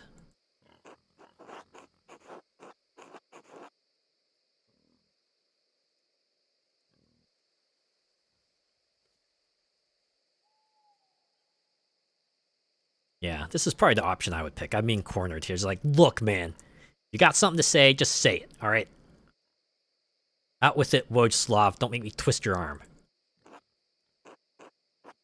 All I'm saying is, if in your searching you heard anything about a certain sister, I'd ask you to keep it to yourself. Don't you worry, man. I have abandoned that route. I have long abandoned that route.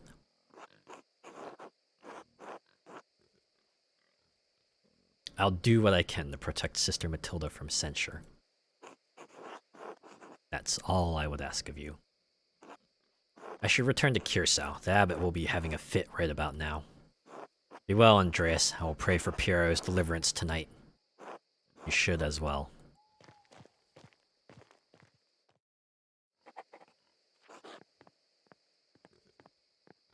So the path is pretty much closed. With what I've gathered, I have to decide as to what I should pursue. Who should I pin this on? Man, whoever I pick, it's not gonna end well. One's fast asleep. I'm guessing they hang the chairs up because they don't want mice to get at it and just like chew on the legs and make the chairs all wibbly wobbly. Yeah, nothing left to do here except go to bed.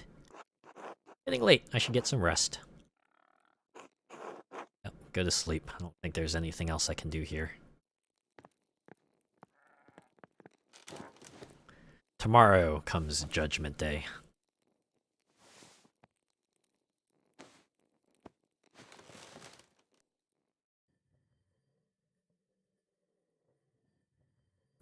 Ah, there it is. Guess that's the ship arriving. Oh, I guess this might be a dream. That's an interesting way to do a dream sequence. Probably should have paid more attention to that map in the library.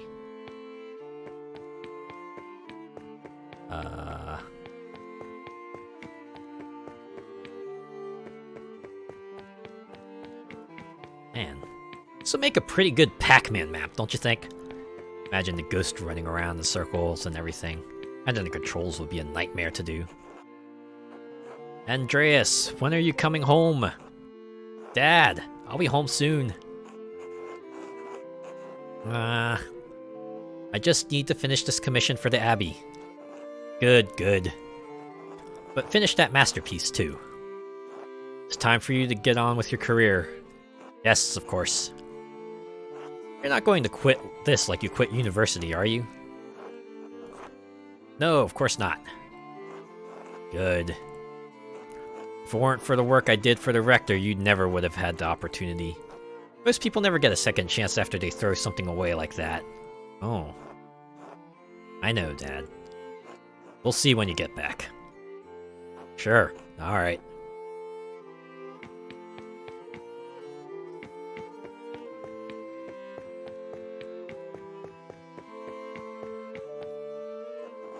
Sabine. Oh, this is my fiancée.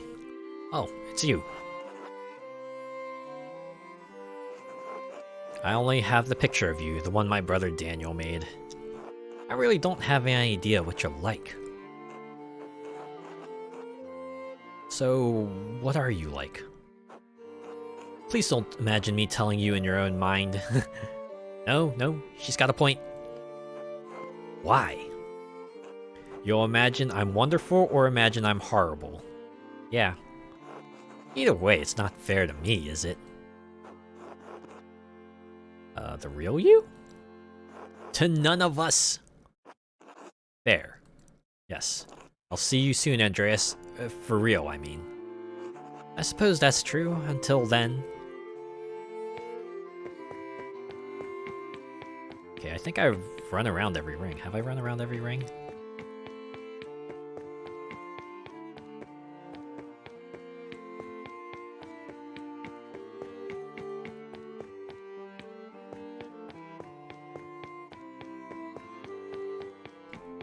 Or if this is a case of, just keep running around till events happen, or they just happen as I get closer to the center, or what?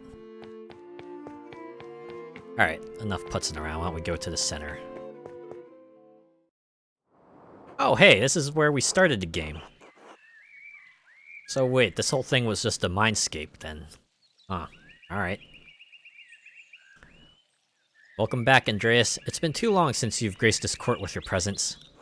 Apologies, Your Majesty. My mind has been preoccupied by a tragedy at Kierso Abbey.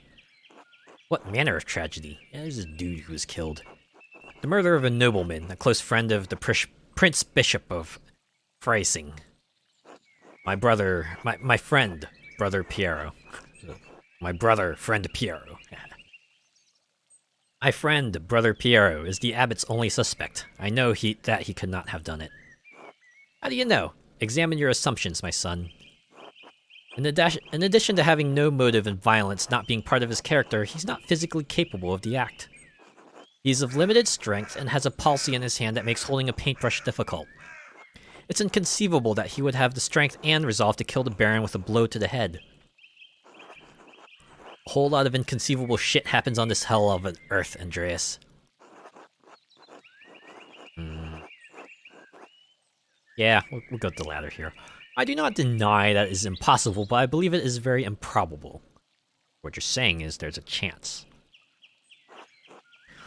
So what do you intend to do about it? When I'm brought before the Archdeacon, I'll tell him what I know about other people who had motives to kill the Baron. I have to believe he'll see there are much more likely suspects than Piero. Why you've taken this task upon yourself? A good question.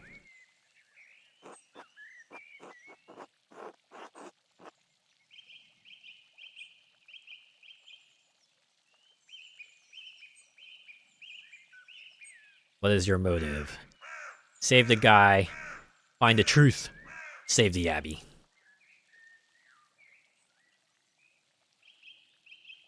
Gonna go with the real personal one. I have to admit, I don't have that much attachment to the Abbey, and I suspect Andreas does not either. Your love and devotion to him speak well of your character. A man who is humble before his elders honors also his gods. Of course you'd say that, old man. How old is Andreas anyway? I have to assume he's like mid-20s, mid-30s, or something like that. He is right, though. If Andreas doesn't help him, no one will. Exactly. I understand why the brothers and sisters cannot act against the abbot, but I must do something. Why does that shit-for-brains abbot care about the death of a useless fart like Lorenz Rothvogel anyway?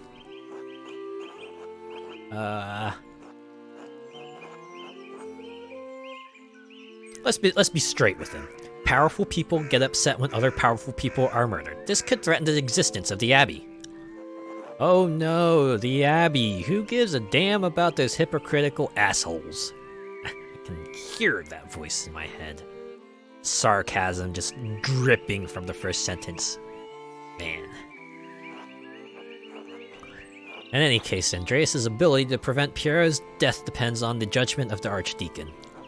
Wise or foolish, corrupt or just, the Archdeacon will be the first and possibly final arbiter of Piero's guilt. Andreas must win the Archdeacon to his side using the tools favored by men such as him. Reason? Ha! What's the last time you met a man who was truly ruled by reason? Honesty? You must be honest in all things, Andreas, but not many are not willing to accept the truth. He's right. And the cost of honesty can be high. Wisdom? Wisdom can be shared, but the audience may not comprehend it. Authority? Despite your talent, you are merely an artist. He has been invested with power by the Prince Bishop of Fracing. You have no authority with him. If reason, wisdom, authority, and honesty cannot triumph, what am I left with? Hope. Man, it's supposed to be, I guess that's supposed to instill me with confidence, but it's more like, yeah, I don't know, just pray for the best. Tell them what you know, and hope that things go your way. Lies. Ooh. Truth.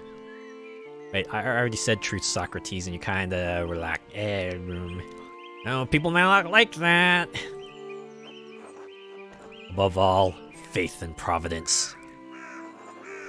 Well, what do you plan to tell the Archdeacon, Andreas? I guess this is where we get our trial run. Is it? There were other people in Curacao and Tassing who had motives to kill the Baron.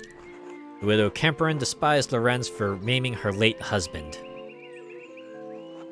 Maimed how? The Baron beat him savagely following an argument about trespassing on the Kemper's farm. His injuries were so severe that they never truly healed, and he needed a cane to walk. He died less than a year ago. Attila is certain that it's because of the wounds he received that day. Why did the two quarrel? My understanding is that it was simply an argument about trespass that got out of hand. And now I suppose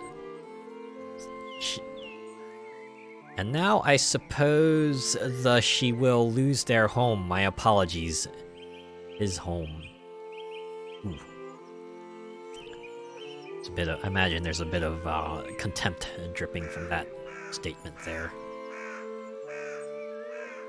This reminds me of that other, was it World of Final Fantasy?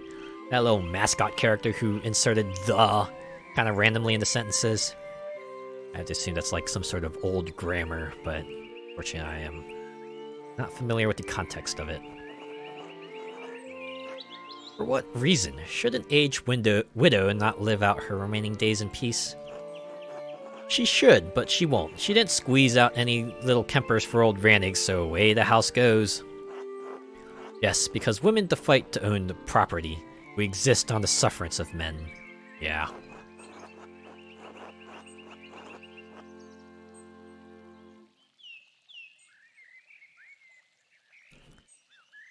Probably it right here. It's true and terrible. It's easy to understand Attila's anger. Good. Perhaps if more men understood our just anger, the laws would change. A good man does not sit idly by while injustice flourishes around it. Heh, yeah. What the hell is a half-trained artist with half a university degree going to do against the might of the Holy Roman Empire, idiots? The largest and most powerful European state in its time, the Holy Roman Empire was made up of many people and suffered from much internal strife during the Reformation, despite Emperor Maximilian's firm hand over the land. Firm, huh? You have established a motive for the widow, Andreas, but there's another matter that requires inquiry. While women and men are equal in most natures, women are weaker in strength. Come on, man. Socrates, what are you doing? See, this is more reasonable. She's old. Just go with that. How could a woman of Attila's age overpower a healthy man like the Baron? I wondered that myself. Have you found anything that she could have used to kill the Baron? Yes, her husband's cane. The head is missing. It seems to have broken off. Poetic, if killing the Baron was the cause. Are there any others you suspect? Sister Matilda was badly beaten by the Baron for resisting his advances. She almost died. Why is the Baron not punished for it? Seems the Baron was beyond the reach of justice, at least at the time. Mother Cecilia sent Sister Matilda away to a hermitage to recover away from the rest of the nuns. How did you come to this understanding? Mother Cecilia told me that the Baron had harmed a nun during his last visit but would not tell me more. I crept into the Abbey's library after dark and investigated the nuns' admittance records to learn the sister's name.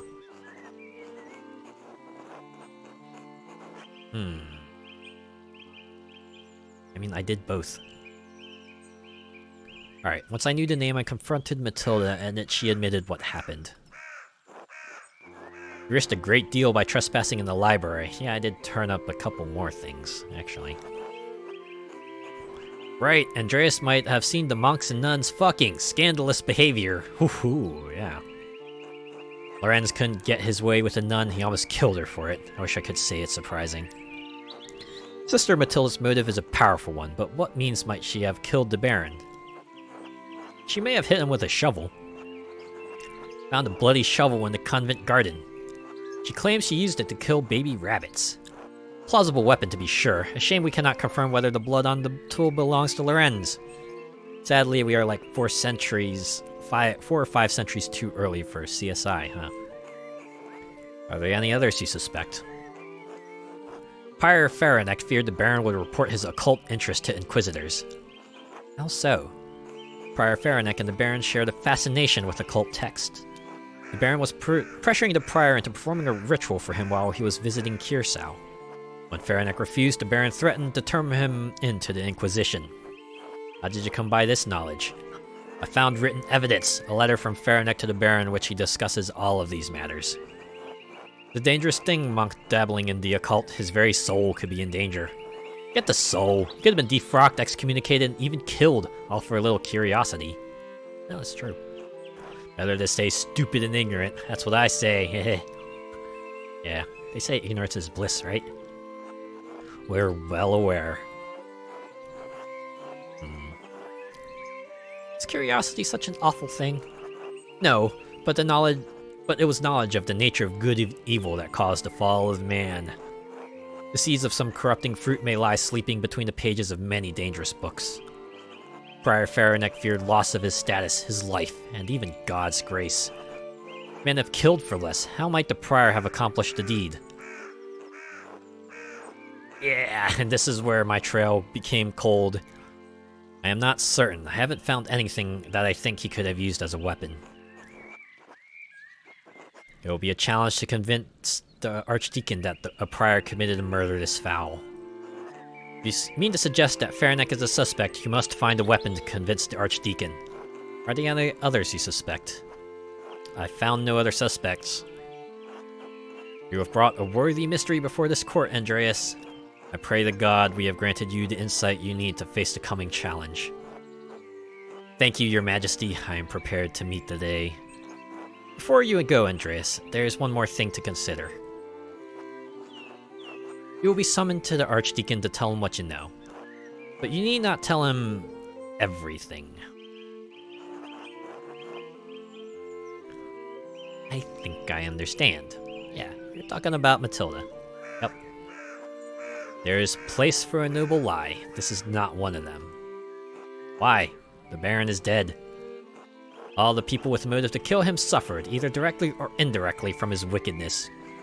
Simply mentioning in the name to the Archdeacon may endanger them, whether they had anything to do with the murder or not. Right, no point throwing everyone waist deep into this shit, hehe. I protest any attempt at deception, but you must ultimately follow your own conscience, Andreas. Little time remains before you must stand before the Archdeacon. Use it wisely.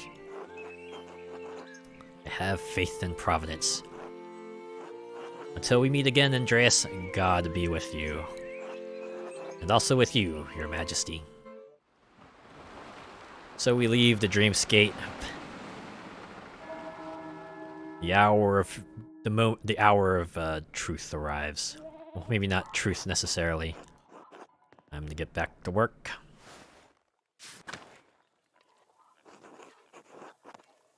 Huh. Ander were more elongated than it was before. Certain. Have fun, we see you at the spinning bee, Andreas. Right. And this. Well. What's there to do except to go to the Abbey? Face the music. It's gonna be the longest walk.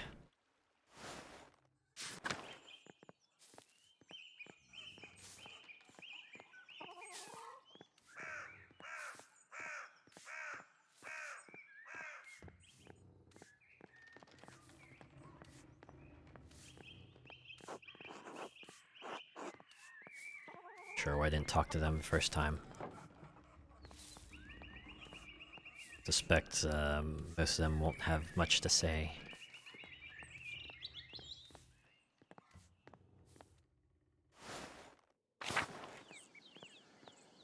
Ah man, this lack of music. It's really weighing heavy now. Hey, it's you. Andreas? Hey. Hello again. Hi, Paul. It's good to see you at home. Uh-huh. Where's your home? You're not from Tassing, I'd remember. I'd remember. I live in Nuremberg, but I'm staying with the Gertners for a while. Oh, but you're not a farmer. Why are you living with the farmers? They're letting me board with them while I work in the Abbey scriptorium. You're a monk? I'm an artist. Oh, like you do drawings? Drawing, painting, calligraphy. If it goes in a book, I can put it there. Is that... How do you get money? What? The Abbey pays me, of course. Art is a job, just like being a miller is a job, but it's also a calling. My dad says drawing's stupid. It's not worth anything. Do you like to draw, Paul? Yes! More than anything, but I have to do it where Dad cannot see. Ah. I know the source of the drawings now, in the Roman runes. Gets mad. Huh. Sorry to hear that. But if it means a lot to you, he doesn't need to know.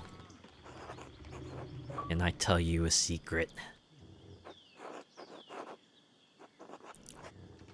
Nothing on this earth would please me more, young Master Muller. Sometimes I draw on the ruins in the meadow where Dad can't see.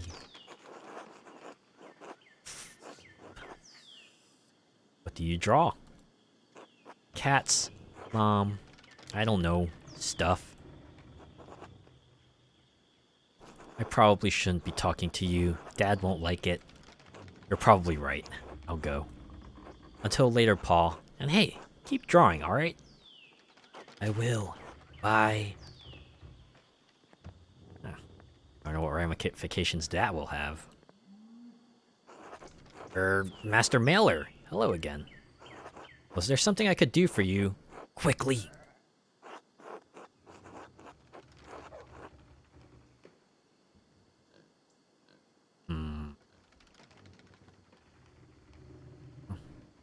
I think I will say it was nothing. I'm sorry to have troubled you. Of course. Until later, then. Until later. I wonder if Andreas now has something else to say now that he knows who the drawings belong to.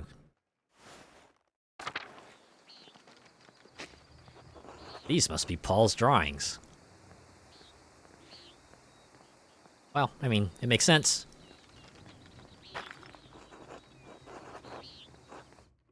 Now that he's knowledge of it. You see, now I want to walk around to see if I can try to influence anything else here.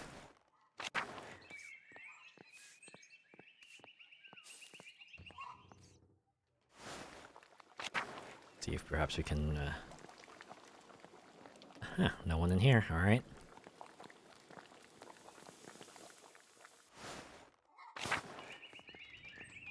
Alright, I'm actually gonna explore town real quick, see if we can perhaps influence anything else. Leave me be, Andreas. He's not being forthright with me, and he seems eager to get away. If I wait here, maybe he'll leave and I can observe his actions. But should I do it now? It'll probably take a while. Oh, I wonder if this will be our, like, last chance to perhaps, get something together. Agnes. Hello, Andreas. Yep.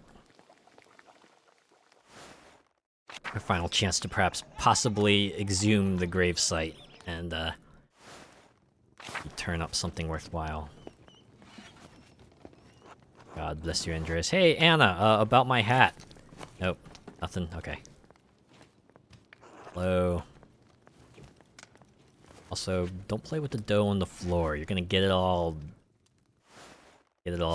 weird and germy. Not that the table is much better, of course, but... Hello, Mailer. Goodbye, Werner.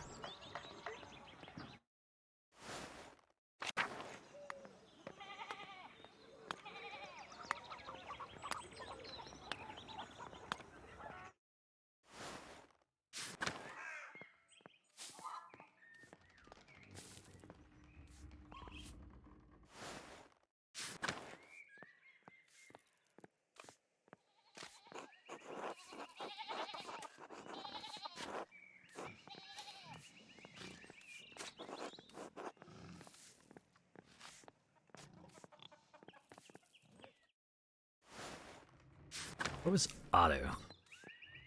Oh, see about talking to Otto, maybe digging up that grave. Getting found the fuck out.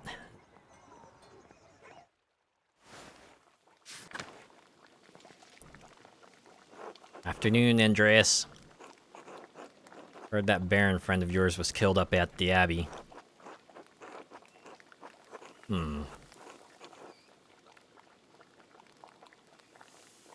Yeah. Let's go with the last one. I'm surprised he wasn't killed earlier. It seems he had many enemies at the Abbey and in town. This we remembered. Ah, you got that right. Can't think of anyone in Tassing who liked the man. Anyway, did you need something? Otherwise, I got things to do. Hold on, what's your problem with Lorenz? He treated Lucky terribly, and Lucky is a good man. That, I think, is reason enough. But it's not my place to discuss Lucky's troubles with you. If you want to know more, ask him yourself. Yeah, I kind of tried to ask him, and he was like, I'm not telling anything to you. I don't think he cares for me. Sounds like Lucky. Oh, great. So, kind of just fast forward it. Alright, okay. Don't have a choice in this matter, I guess. Alright. Anyway, do you think you could help me dig up a grave at the Abbey? Depends. What's in the grave? I believe something could be hidden there. It could be related to the Baron's murder. Something more than a dead monk, you mean? Yeah, I think the Baron might have been murdered with a skeleton finger. Bah, bah, bah. No. That's a weird place to hide something, but then again, it's not every day people go digging around in the graveyard. I hope. Did you talk to the abbot about this mischief? Wouldn't want to get my grubby hands all over his stuff without his permission.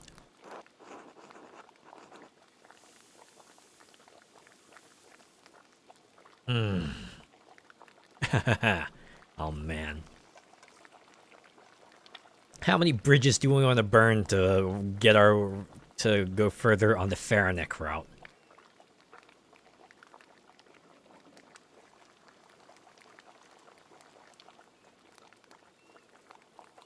So I feel like if I pick this, Otto's just gonna turn me down. He's gonna be like, yeah, well, I ain't gonna do it then. Have a good day. So, of course I'm gonna pick that. Actually, he expressly forbade it.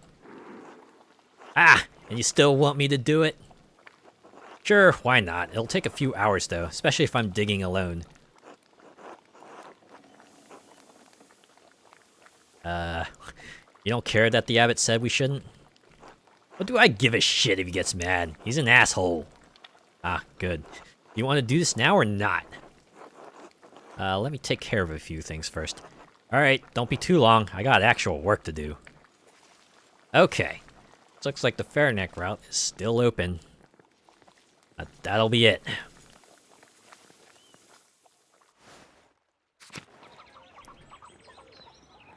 Guess I might as well see if I can investigate anything else. If not, I'll go ahead and tell Otto, hey, let's go dig some stuff up. And then get found the fuck out. 'Cause that's definitely gonna happen.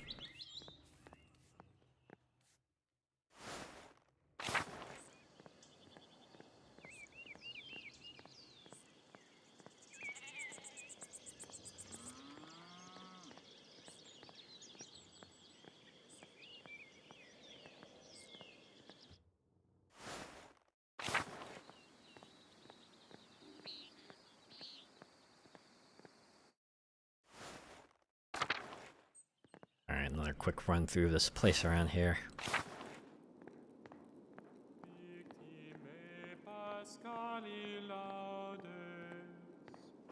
God bless you, Andreas.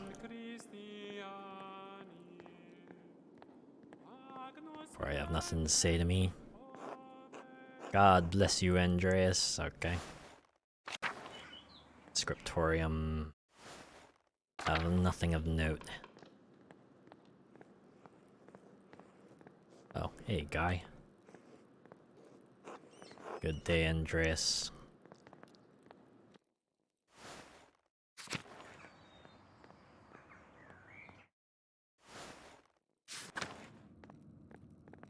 Either. Alright, to the kind of scary graveyard. There's an old game I used to play that was like Dr. Brain game where you had to like play as one of Brain's clones and you had to like chase another clone around the city. And one of the locations they featured in the city was the kind of scary graveyard.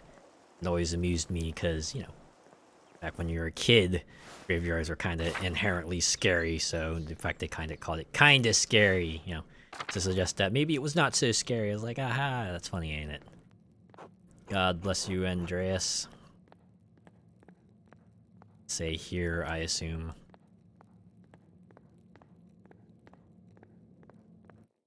I think I might have milked every path for it, at least every non-time spending path for what I can.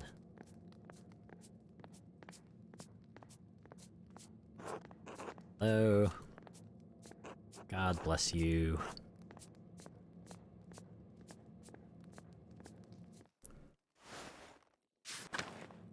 Seeing nothing in the refectory.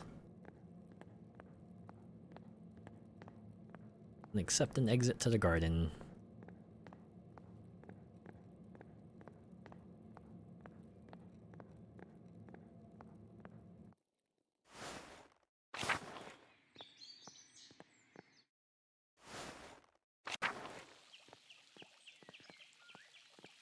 There.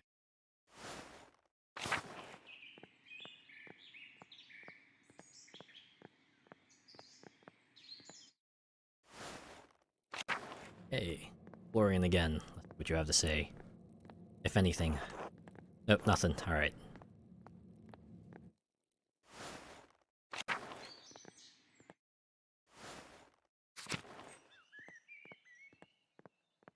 Okay.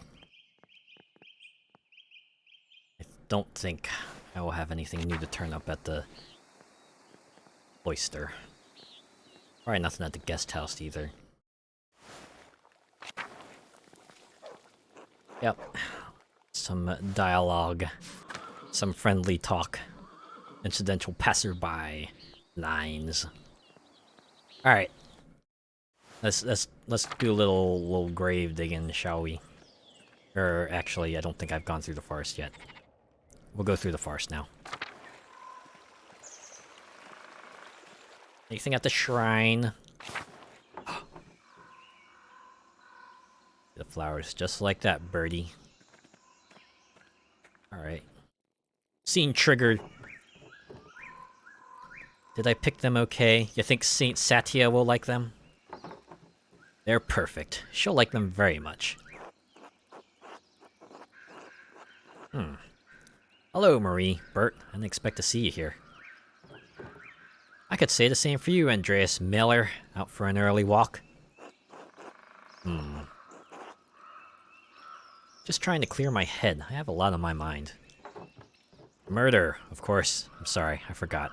The Abbey feels very far away sometimes, up on the hill. Well, I hope this holy place brings some peace to your spirit. It does to mine. I'm already feeling renewed. This is a special place, isn't it? One of Tassing's most sacred. Do you know the story of Saint Satya, Andreas? I'm not familiar with her. I take it she's a local saint? Indeed, and very dear to us, as dear as the famed Saint Moritz, though not as widely known. Nod thoughtfully. I like how they put that in a dialogue bubble. Tassing is blessed to have been founded on a great trade road on a fertile land close to the Lord here in the Alps. Squint skeptically, or I have been no place like it, that's true. Just like, not sure if serious. But no, we're gonna go with the top option. I have been no place like it, it's true. This was once a pagan village. St. Moritz snowed in during a bad winter, brought the town to the Lord with the aid of Saint Satya. Satya was the daughter of the town leader, the first of the pagans moved to convert. She led St. Moritz to a spring, and when he baptized her, the earth grew lush, green, rich with fruit. What fruit? Big, juicy apples! And pears! Yes, sweet pears, gooseberries, currants, apples, and other fruits native to places Satya had never seen. Moritz and his starving men were saved by this miracle, and the town was brought to Christ's side. In a way, we were all saved that day. Alright, what happened to Satya in the end? She was martyred for her faith.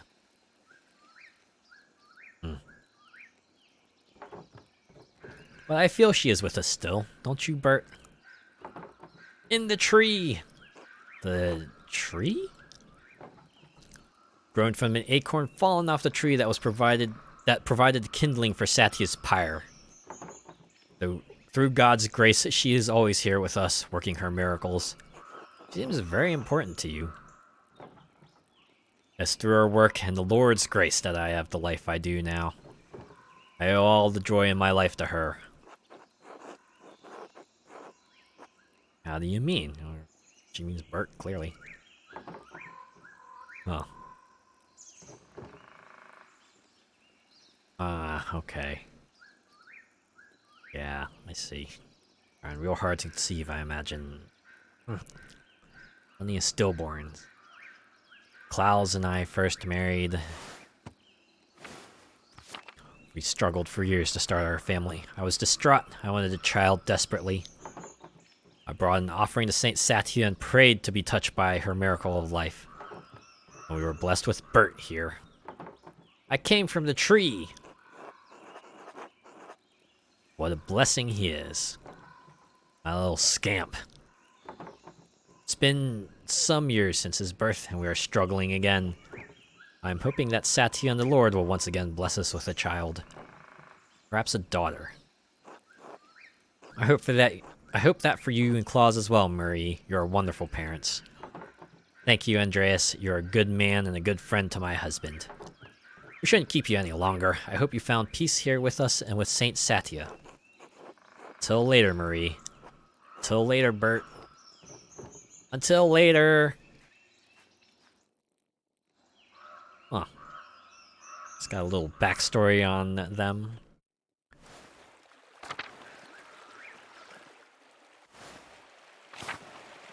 Oh, hey, it's just you fishing some more. Alright. We have nothing more to say. I have to assume the kids are not at the mine, because I just saw Bert. Unless it's 2 people. Nope, no one's at the mine. Alright. I wonder if I should go speak with the campers some more. I assume they'll just exchange pleasantries and we'll be on our way. And then we can get to exhuming the grave.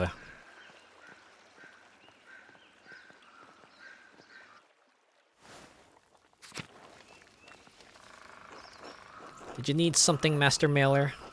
No, but thank you. Hey, whoa, wait. Ah, another guy here. Hey, Master Mailer. That's you, Rickard. What? Huh, haven't seen you around here before. Who are you? The Executioner. Got a problem? Ooh, I see. Name's Rickard, if you care to know. Andreas... a pleasure. Is it? I'll likely kill one of your townsfolk.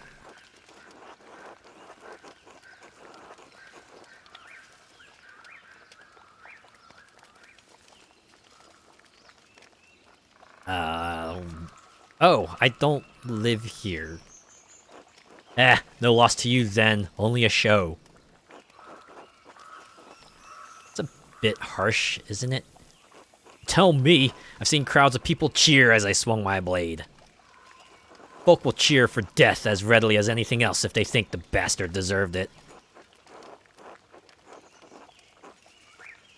Does it ever bother you seeing people shout for another's death? Why should it? Besides, a few pints and I forget their faces anyway. Yeah. Sure. God, I could use a drink. I'll leave you to it then. Explains why he's out here. Gotta... yeah.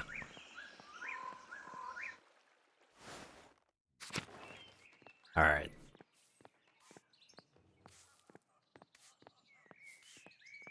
Guess we're gonna have to... I guess we will go for some grave digging now.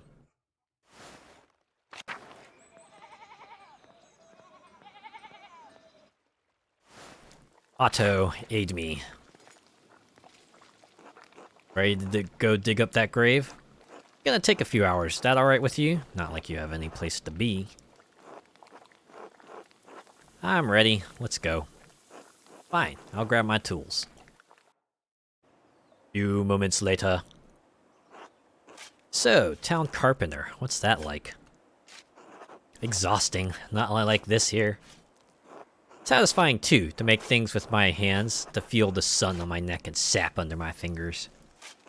And I haven't fallen off a roof yet, so on and all, I can't complain. Oh, yeah.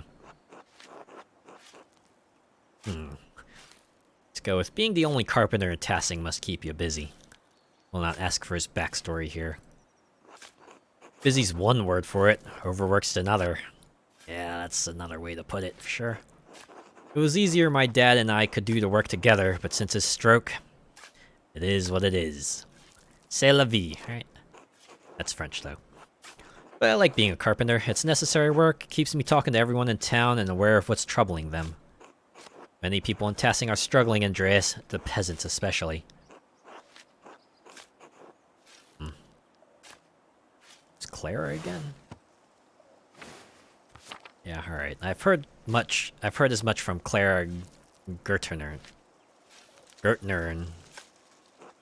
They used to be able to pay a portion of their taxes and crops, but the abbot put an end to that. Now that if they get a bad price for Miller, they don't have enough to pay the Abbey. That's exactly the kind of thing I'm talking about. The abbot might own the land, but he doesn't work it. He just reaps the benefits of others' efforts. But it's not just him. The law, imperial law, that's what gives him the power. So maybe the laws have to change.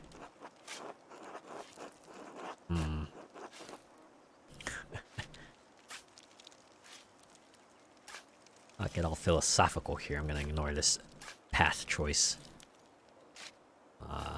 Someone should do something about that. And we'll probably reply with, "Don't you think we already did?" Or okay. Who though? Not a city tradesman like you. Too much work. Excuse me. Wouldn't want to get your hands dirty. Anyway, I should get back to digging. It's gonna take a while. This is all on my own. So are we not gonna get found out? Or is he gonna try to pitch in? Or okay, I get to walk around and explore and stuff. Explore stuff. Ooh, hey, wow, a couple of places to examine. Or are we just gonna wander around like a bored kid? Call it out, or hey, what's this? Hey, what's this? Hey, what's this? Are we there yet? Are we there yet? Can I go now? I'm bored. Excuse me for a moment.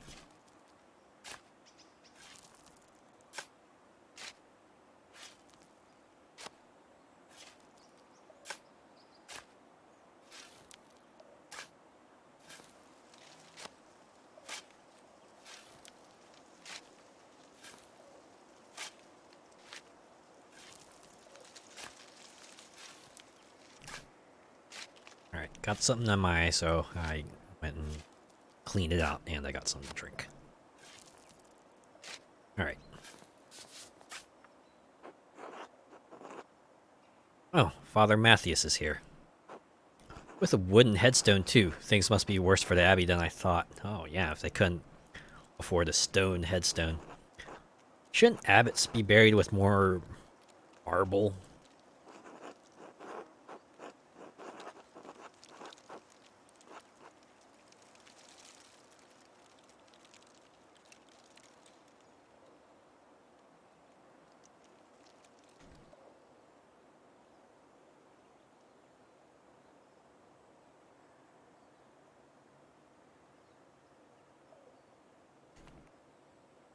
Sorry.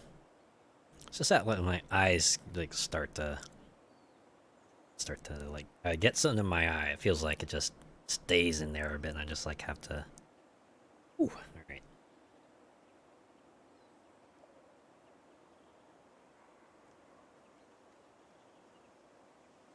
All right. Hopefully,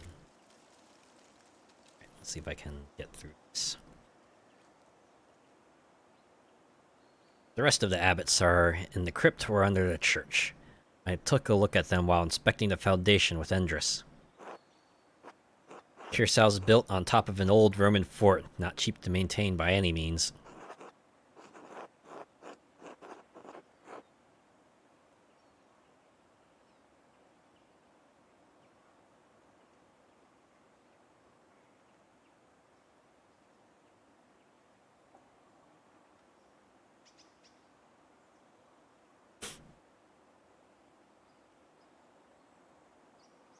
Alright, still, I'm surprised the Abbey doesn't have enough money to pay for a new tomb. I heard the abbot and the prior arguing back when I repaired the scriptorium roof. Whatever problem Kirsau is having, they've been going on for a while. Alright, let me meet out some more details. Yep, monument to the founder, it's fairly recent. Alright, now we talk about this. Brother Jacob from Cologne. Did you ever meet him? It's Cologne. Large, powerful free imperial city on the River Rhine. It is a major hub for commerce between Italy and the Netherlands. It is also a popular site for pilgrims, as its cathedral contains relics of the three wise men, represented as crowns on their arms. We spoke a couple times. He was a funny man, just about the only one of these monks with a sense of humor. Let's go with, some of them aren't so bad. Piero especially knows how to laugh. If you say so. What do you know about Piero that I don't, man? Jacob had a gift for manipulating his features and his voice to imitate the other monks. Ooh. Man, if he'd only been born like another 500 years later, he probably could have made it as a voice actor. Ah, a shame. A man like that is wasted at the Abbey. Or I guess he could have, you know, taken the theater route.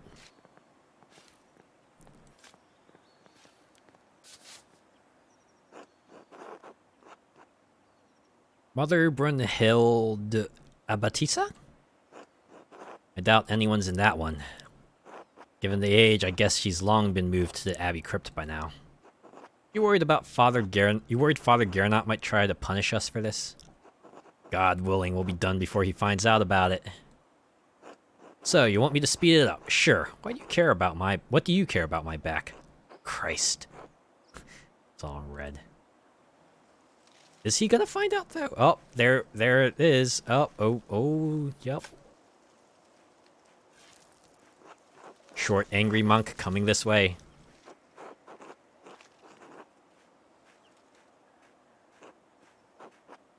Matthew's not going to like this. I could hide, but then I'd be putting Otto in a tough spot. He's not going to be happy with me if he has to deal with Matthew on his own. But this could be the clue that unlocks the truth about who killed Lorenz. What's a little trouble if it saves an innocent man's life? Yeah, unfortunately, I'm not gonna have endeared Matthew at all, so... I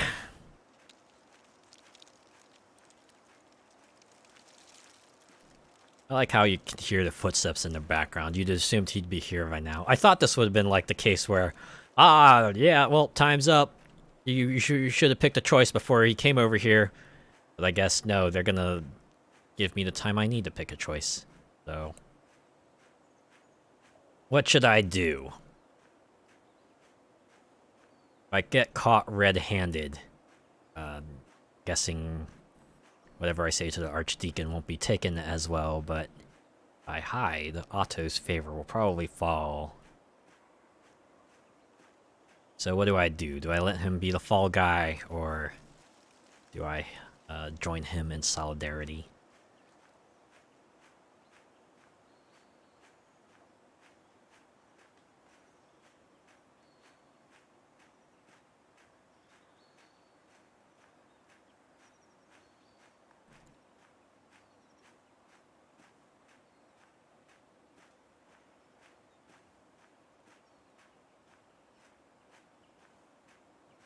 Let's do it. We're destined for an earful. This will be remembered. He'll remember you standing by him. Is all well here? Why would it not be? Why have you coerced a carpenter into digging up the late brother Gerhard?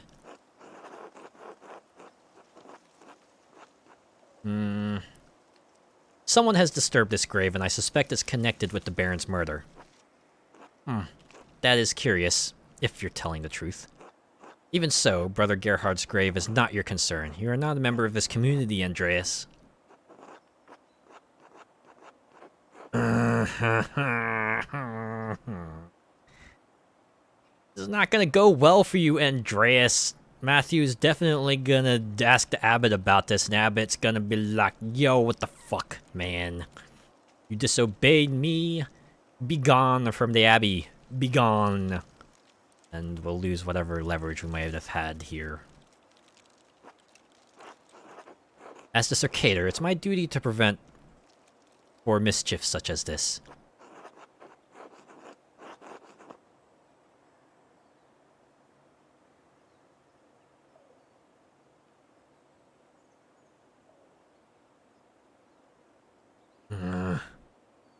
Wow.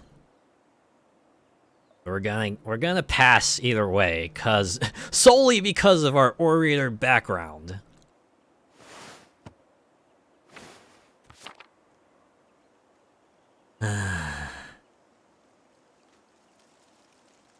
Throw him under the bus, or continue spinning the plates. Do.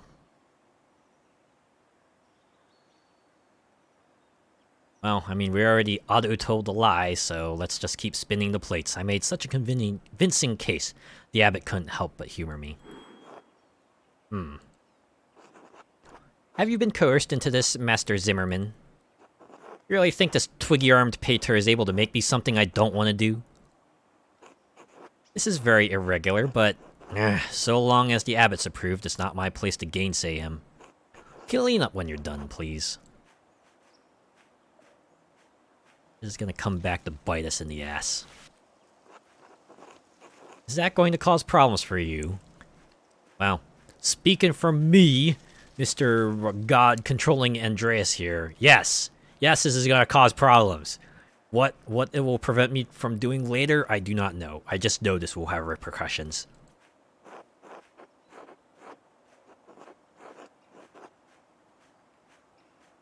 Let's go with proving Pierre's innocence is what matters. I'm not worried about anything else.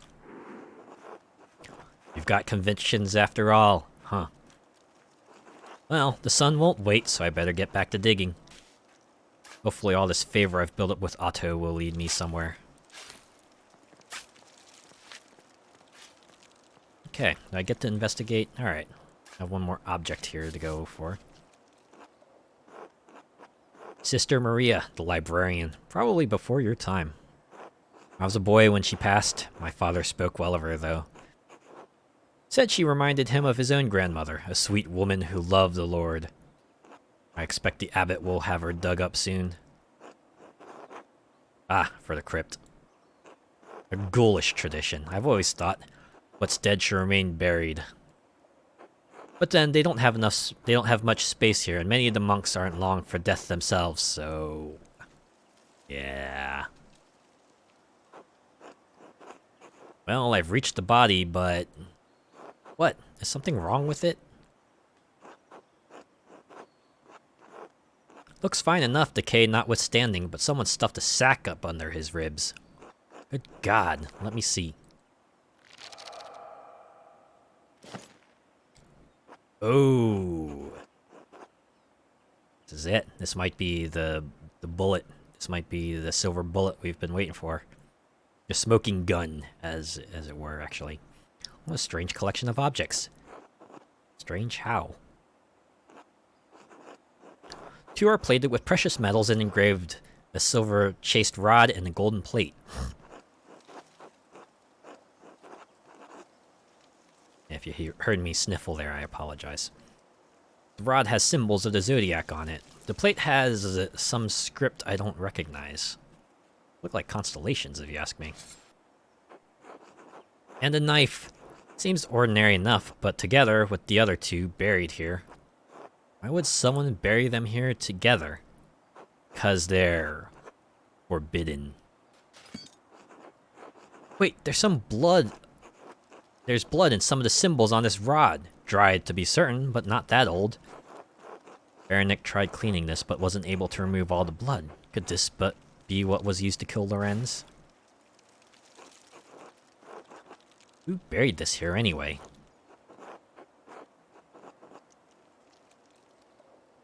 Alright, you know what? We've been forthright. Let's just continue on that route.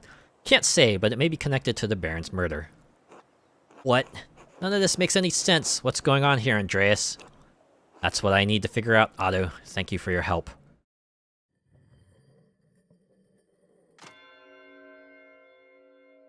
Two hours remain. Alright, this is it. Final meal.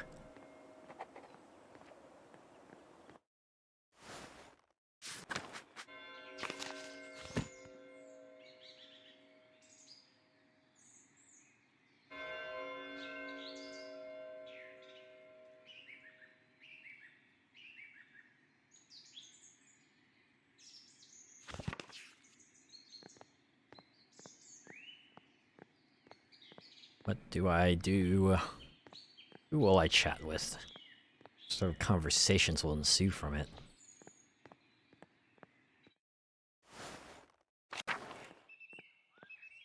We're about to reach the end here. All that's left is one last meal conversation. Who should I chat with? I feel like there's really only one person I could actually have a meal with at this time.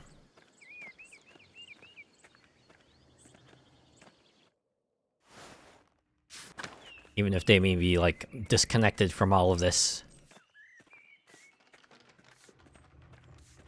They've at least aided me.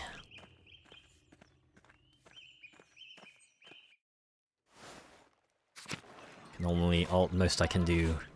It's the least I could do. Just have another chat with the people who took me in. Share one last meal before the shit goes down.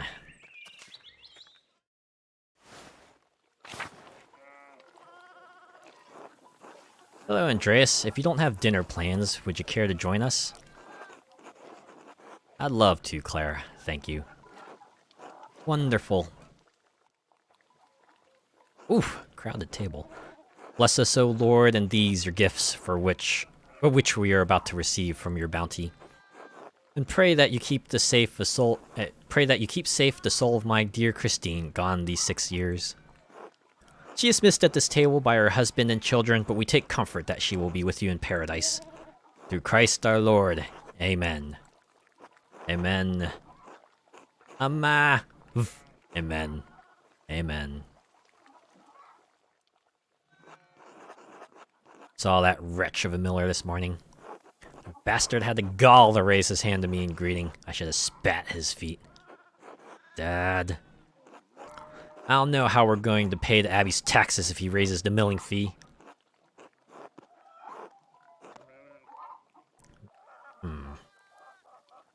Have you told him that? No use talking to that man, not with the bad blood between us. I could try to speak with him. He's friendly with me. Absolutely not! Ellipses. Don't you ever speak to him again. So, how ever? Sorry, Dad. I won't. I promise. Going to give yourself chest pains again if you keep going on like that. It's not my chest that pains me, boy. Christ, but my back hurts. How are we going to get those fields planted in time? I've been picking up the slack, haven't I? We'll get by, alright? Is farm work so hard on the body? Yes, yes it is. Absolutely, 100%. Christ, don't get him started. Too late. You're damned right it's hard. Up with the sun no matter the weather. Out there in the muck and the elements, working my hands up to goddamn splinters. Watch your heart, son. You don't want to leave Clara a widow. It's like the food to eat. I have 2 servings of rye bread or fresh pottage. That potage. Let's go with the bread. Why don't you go see Agnes Steinarm about a balm for your back? I don't know what goddamn women's... Man! God damn it, Peter.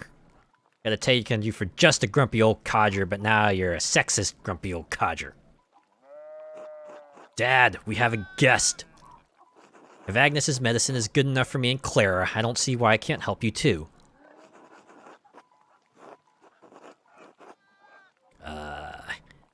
Agnes once gave me a tincture for an upset stomach that was quite helpful. If it's Agnes you've got a problem with, Dad, why don't you see Dr. Stolz instead? Stolz is even worse. Charge you as much as the miller with all the kindness of the horsemen of the plague. The pain will pass. I'll push through just as I always have. Stubborn boy. Why don't you talk to that old soldier up at the Abbey? What's his name? Florian? Florian, yes. It was on the tip of my tongue. Since when are you so fond of the Abbey, Peter? Florian might live at the Abbey, but he's a soldier still. Only one of them worth talking to now that Father Matthias has passed. What was that, a few months ago? You knew Father Matthias? More like Matthias made it his business to know me. Matthias, you know, he was impressed by my age. Thought I must have been blessed by the Lord. Alright, now we take the potage. The potage. Wanted to know about my life, or wanted to know all about my life and the things I'd seen. All the places I've been, all the things that I did, and with every broken bone, I swear I've lived. Oh, oh, oh, oh, oh, oh, oh, oh, oh, oh, oh, oh.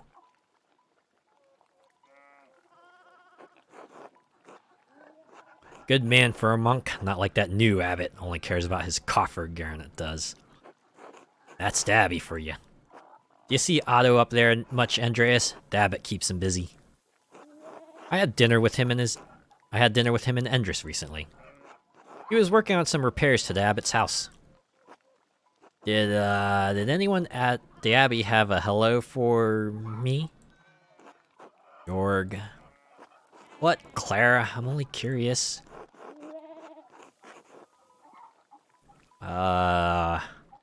Stare quizzically at Big Jorg. Forget it. It was stupid anyway. There's probably another path I probably could have pursued had I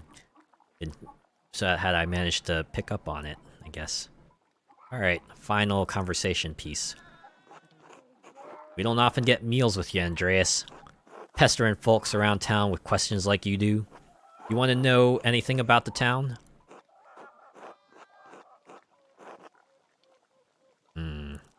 Do I get to ask everything, and do I only get one question? Not that it matters. What's the story with Martin Bauer? He's troubled, but I don't want to speak out of turn. He treats his wife terribly. Brigitte tries, Lord help her, but he doesn't hear a word of kindness from her that he can't turn into an insult. He's a lazy little thief with no morals and a wretched disposition, if you ask me. He doesn't get it from nowhere. What do you mean? His dad's an asshole. Ooh, that much I gathered. That's hardly an excuse, and yes, Peter does have a point there. Fine, Dad. Don't you take that tone with your father, York. You hate it. I hate that. Does anyone else have parents who try to micro-analyze you like that? Reminds me of that TV show on Fox.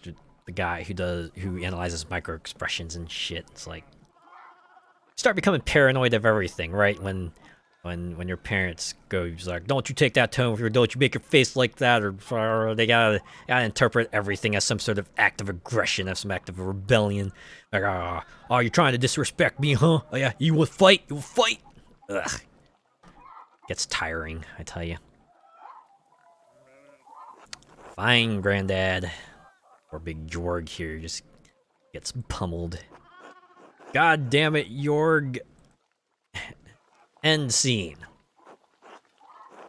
All this shouting is making Ursula restless. Let's finish our meal in peace. Alright. Sorry, Ursula. Alright, here it is. We need to go to the chapter house to meet with the Archdeacon. Hello, Andreas. Hello, Andreas. Okay. I assume you're all just gonna have your generic hello lines.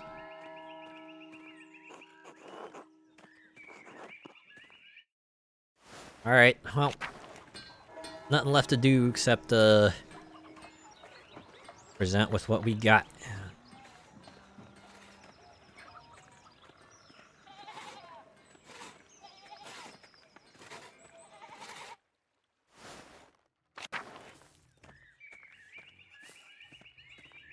Time for the second longest walk. And by that, I don't mean the next longest walk. I mean, this is another longest walk that Andreas is taking here. I wonder if that executioner guy is still at camp. We go there real quick, actually.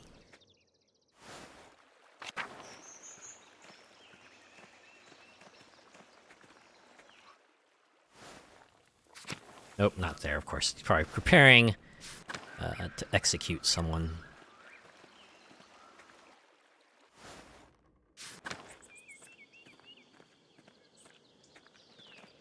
Lower Abbey.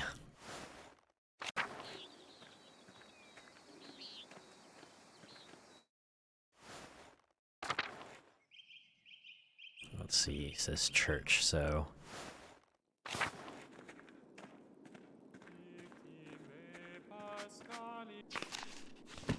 Where we need to begin? Oh, chapter house. Maps, where's... I went in the wrong direction, okay. This is it. Time to tell them everything we know. Ooh, everyone's here. Ulrich. God bless you. Good day. God bless you. God bless you. God bless you. They all know. Hey, Andreas. Hello, Andreas. We're all casual about this. Here's the chapter house again. Once again, I'm walking away from it. It's over this way. The garden, I have to assume this is the... Yep, chapter house. Alright. Here it is. Dare not. Andreas. Father Garnot. Master Meller, if you think I am unaware of your actions around this abbey in the past few days, you are mistaken. Oh? I know you visited the widow Kemper and then convinced her to question the legal status of her lease. So what if I did? You're trying to trick her. I don't need to trick her. I am an abbot of Kirsau. I was elected to this holy position by my brothers. I was invested with the power to rule this land by the lance of the Emperor, whose own right is derived from God himself. So forgive me if I do not respect the legal posturings of a failed university student. Doesn't matter if you respect me, what you're doing isn't legal. You don't decide that, and if you interfere again, you will pay for it. Now then, for all your meddling, you will not be welcome in Kirsau after your commission is completed.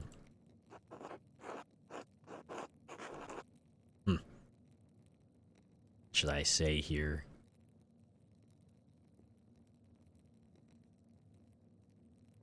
Let's go ahead. Feels like this bridge is well burned. I don't want to drag anyone else into this. Should we just go with a terse one? Let's go with one final sling, or maybe just a final remorse. Look, I was only trying to help Brother Piero. It's too late for apologies. It's too late! It's too late to apologize. It's too late. Your days of interfering in the daily life of this abbey will end. Oh. Yes, I already understood that. I'll leave you to the Archdeacon now. Try not to perjure yourself. God save you, Andreas Mailer. Alright, this is it. Time to let him know everything we've gathered. Please state your name for our records.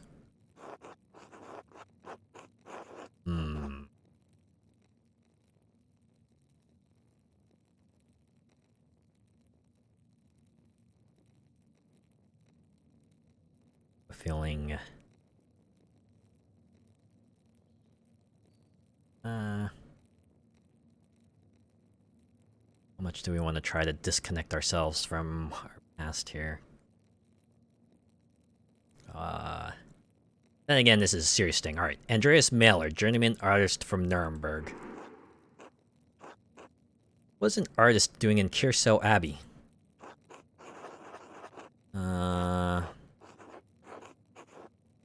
The Abbey still has some commissions from wealthy patrons, and I need the money before I return to Nuremberg.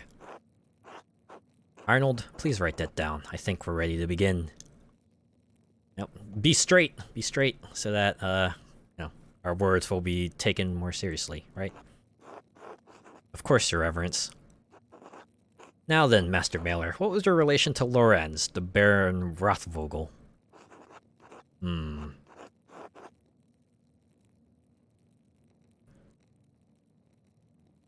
I only knew him for a day, but we were on friendly terms. Do you feel you had a sense of him as a person? Yeah, this guy's a sack of shit. How would you characterize him?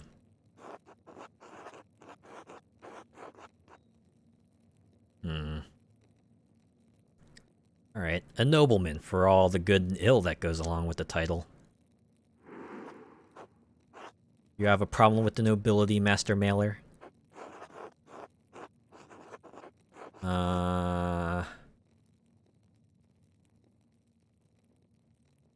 Is this germane to the investigation, Your Reverence? I determine what is germane, and have you already forgotten who asked the questions here? Alright, my apologies, Your Reverence. Do you know of anyone who had a reason to harm the Baron? I can think of a few people, Your Reverence. Good. That might help us solve the problem that faces us. The Baron Rothvogel was murdered here in this very room. Someone did it. Father Gernot believes it was one of his monks, Brother Piero. I've met with Brother Piero and questioned him at length. While it seems unlikely that a man of his age and temperance could murder the Baron, he was discovered in flagrante delicto.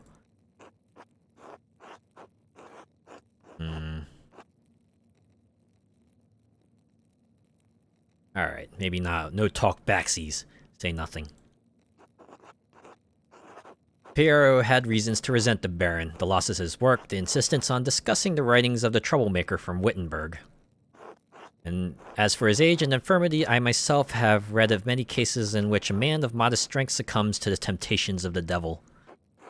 Once seized by a devilish fever, the poor sinner gains an infernal power that allows him to inflict grievous wounds, sometimes fatal. Yeah, they call that adrenaline, my friend. What I am saying is that in spite of the curious circumstances, Brother Piero is the most plausible perpetrator of this most vile act. I understand that you are on friendly terms with Brother Piero. You also interacted with the Baron, both in town and in the Abbey. Did you witness anything that suggests someone else could have murdered Baron Rothvogel?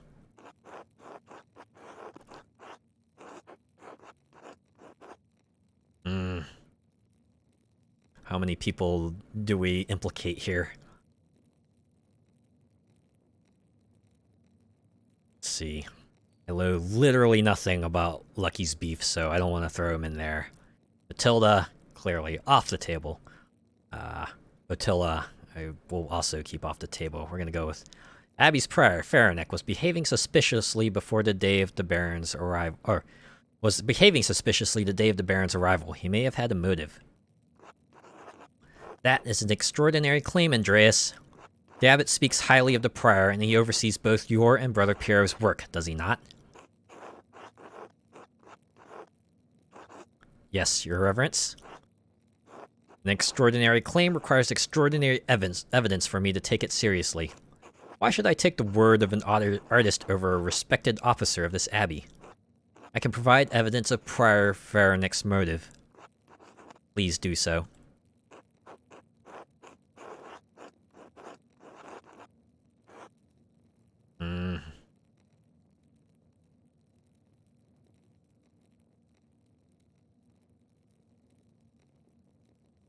Yeah, we'll go with this one. Baron Rothvogel and Prior Faranek were exchanging letters about performing a magical ritual during the Baron's visit. You have proof of this? I have a letter the Prior wrote to the Baron.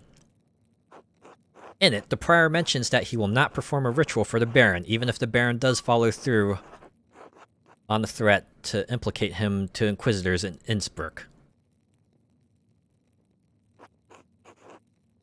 An implication of necromancy is a serious matter. The Prior's position would have been in peril, possibly even his life. And how do you believe Prior Faranek would have killed the Baron?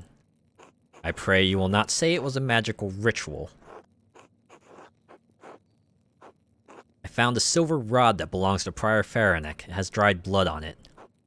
Silver rod?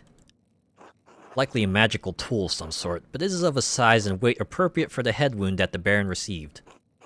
How did you come to possess this item?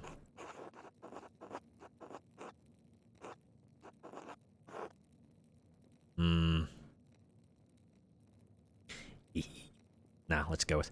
When a prior fair and ex-concerned brethren delivered it to my keeping, I would prefer to keep his name out of the records.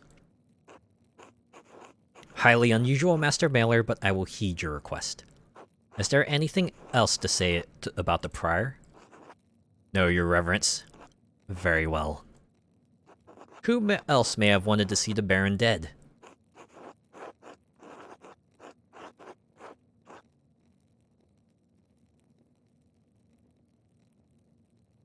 Man.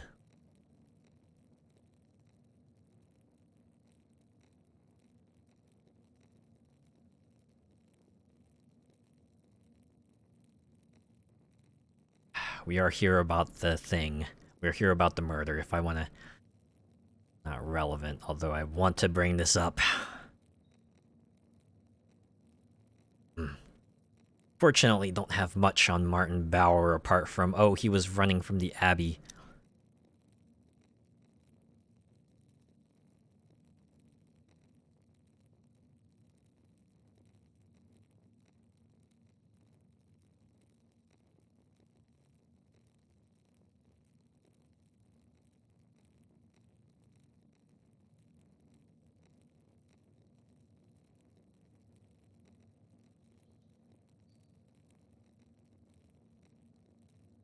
Do we end this conversation here, or do we throw some more stuff in there?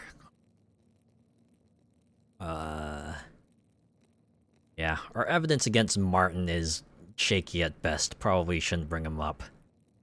Everyone else, like I said, off the table. Don't want to bring this up, lest I lose disposition with the guy. Yeah, I think we're gonna end it here. I can think of no one else who could have caused to harm the Baron, your reverence. Very well. Are you aware of anything else that might shed some light on this case?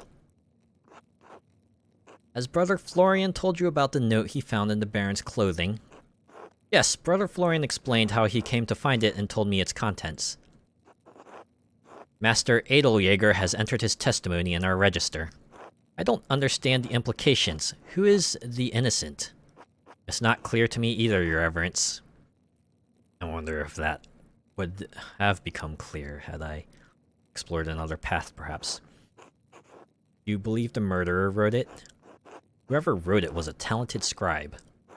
I understand Kiersel has two, the elderly brother Adok and the younger brother Guy. Uh-oh. To be frank, your reverence, neither man has the skill to write in this way. There's something else about it too. The style is just different. It's unlike Adok's and Guy's writing, unlike mine. Oh no.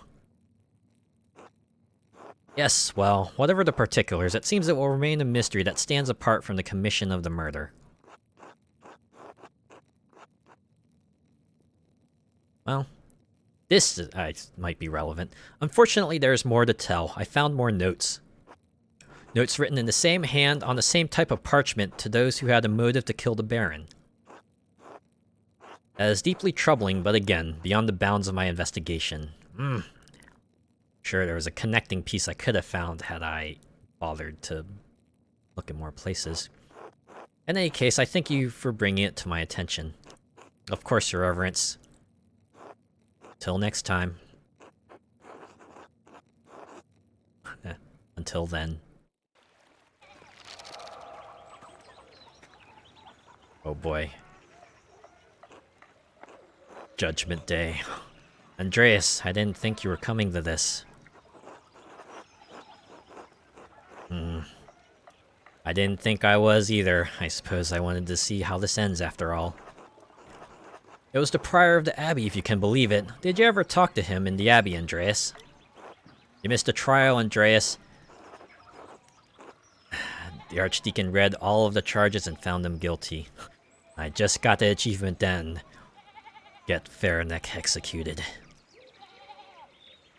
I do like how they were able to time the achievement to kind of keep it in the air. Just like, yeah, okay, did you do it? Did you not do it? And then once they finally let you know, okay, who got it? Who's getting the axe, as it were? And then the achievement pops and, you know, stuff happens.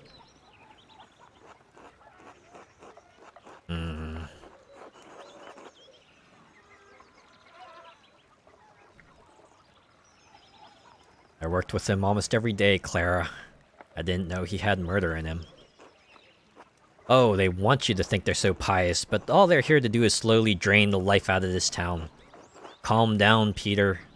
Oh, here comes the procession. Here comes Otto. Did I miss anything? No, you're fine. Andreas.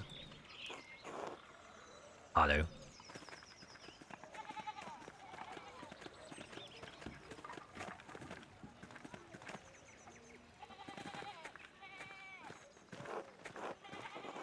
Agnes Dei que trolls peccatamunde.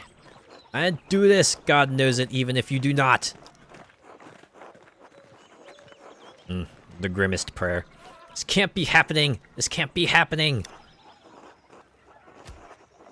Ah, here it comes.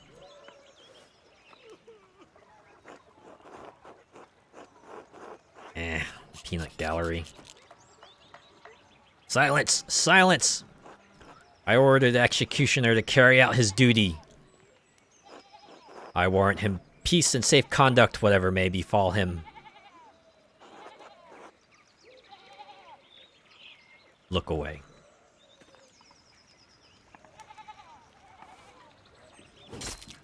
Yep, there it is. My lord judge, have I executed well? You have executed as judgment and law have required. For that I thank God and my master who has taught me such art.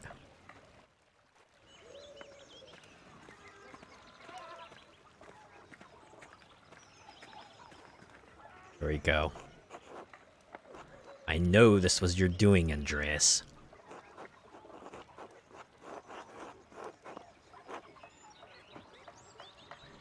You know what? Bridge has been super burned. Why not?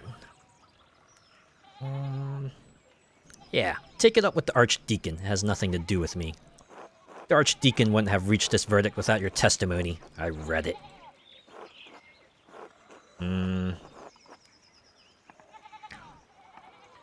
Again, take it up with the Archdeacon. I don't care what you have to say about it. You are no longer welcome at Kiersau, Andreas Mailer. I will send you your final payment to the Gertners. May you have a long, successful career in Nuremberg, and may you never travel this way again.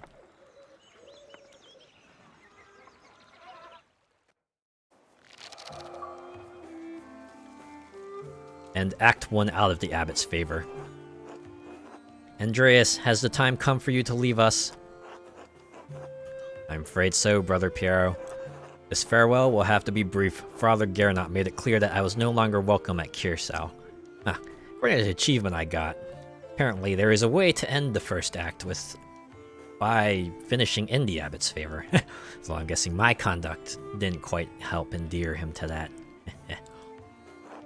I pray that time will soften Father Abbott's heart. I hope he eventually realizes you were only trying to help me. This is a sad parting, but inevitable. I hoped you would stay a bit longer. But the world needs you more than Kiersau does. You have grown beyond this old abbey and become a master in your own right. I will miss you, my son. As I will you. Come, your masterpiece is Come, your masterpiece is complete. May I see it one last time before you go? Please, I value your assessment.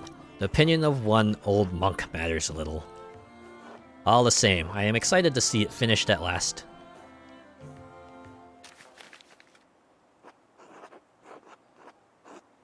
It is a masterpiece, truly worthy of the word. And it appears you took my advice to heart. What advice was that? To put yourself into the work, not just to interpret another artist's work, but to transform it into something true.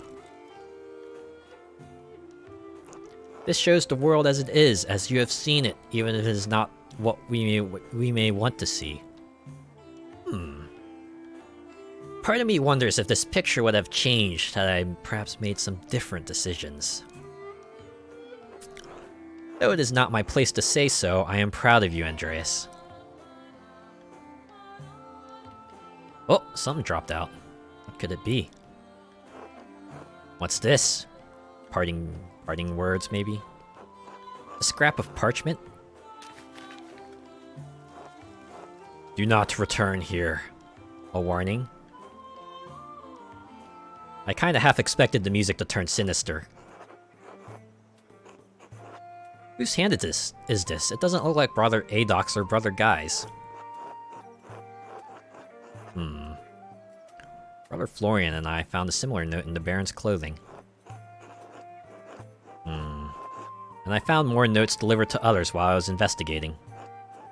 They must have been written by someone who knew the darkest secrets of the town in this abbey. They tugged at those secrets to kill the Baron, like someone pulling at threads that had been buried in the past. Frightening thought, but who would do such a thing? I wish I knew. Do not trouble yourself overly about it. Your future lies outside of these walls. I hope that you will have time to visit me once or twice in your travels before the Lord takes me. I'm sure we'll see each other again. Assuming Father Gernot doesn't forbid it. We must have faith that better days lie ahead for all of us. God bless you, Andreas Mailer. Thank you for your guidance. Until later.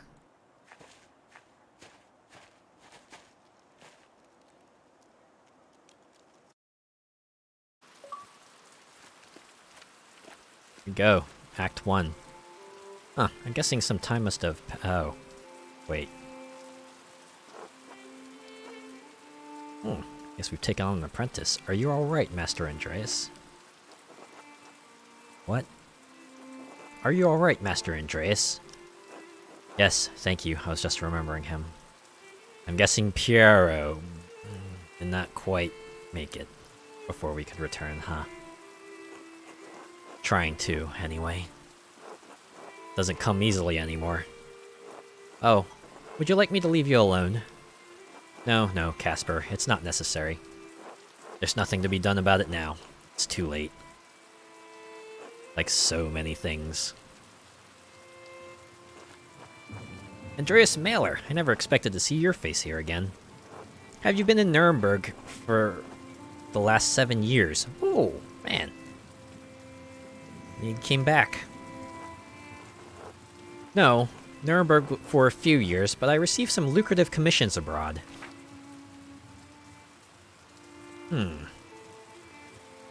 Pick a background that will affect your character's choices going forward.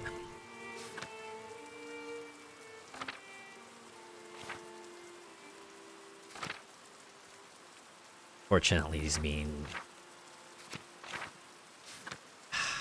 Alright, so what country? Which other country has he gone to?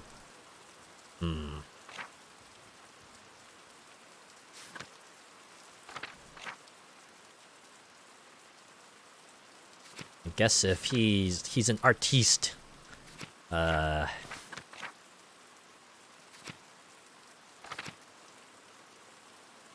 these locations seem likely for an artist to visit.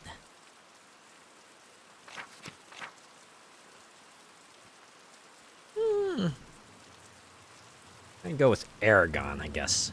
There's some Spanish, bits of Arabic, and can reference cultural touchstones from Barcelona and Valencia. Spent a few years in Aragon. They're quite fond of the Netherlands painters, and my style is, well, close enough. Are they still conducting those ghastly inquisitions there?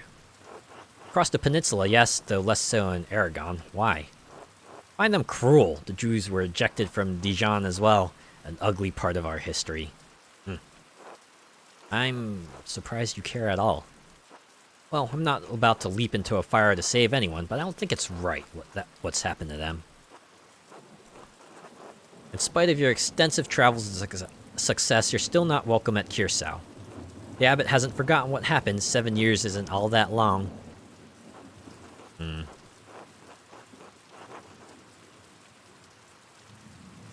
I simply wanted to pay my respects to an old friend. Surely you understand that. I understand why Father Abbot expelled you from the Abbey. What were you expecting? A hero's welcome? No, I just wanted to see some old people.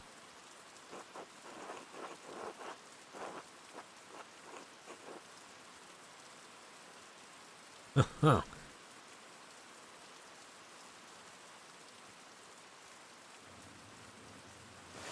Land house. An inn or tavern, usually owned and operated by a single family that serves travelers in rural areas. Alright. Fine. Tell Father Garnot I'll be staying at the land house in town for a night or two before moving on. The Golden Hand, I'll tell him, but I can't imagine he'll care. Why is he so rude? God bless you. Now, be off. Yeah. Revolution. See, something big's about to happen, I have to assume. That monk seemed unhappy to see you, Master Andreas. Why is the abbot so angry with you? Toward the end of my stay in Tassing, there was a murder at Kierso Abbey, a nobleman. Father Garnot panicked and accused my friend, Brother Piero, of committing the crime.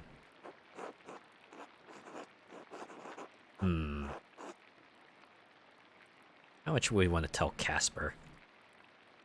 I have to assume he's like an apprentice or something. Want to tell him the whole truth, or do we want to go for the trauma route?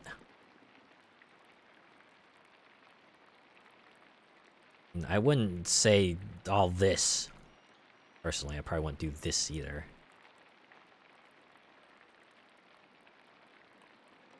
Yeah, let's see how this goes. I helped convince the investigating archdeacon that another monk was responsible. Friar Faranek. He was executed for the crime. You got someone killed? Yes. Yeah.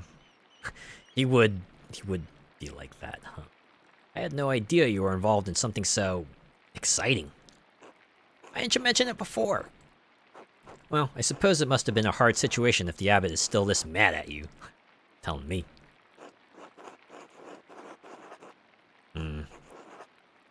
This would be what I would say here. I had to make some difficult choices. Maybe they were the wrong ones. I've had to live with that. Why did we come here if you're not welcome? It's the rest of the town. I wanted to pay my respects to Brother Piero. And to be honest, I'm not looking forward to returning to Nuremberg. Oh, the big twist. This commission, it's an obscene vanity piece under the pretext of a religious scene. My patrons just wanted to celebrate themselves and their wealth. I dread every new commission more than the last. Every step I take towards home is agonizing. But, Master, you're famous and rich. Your work is wonderful. When I saw your altarpiece in Nuremberg, I begged my father to help me become your apprentice. I don't understand how you can accomplish all that you have and be unhappy.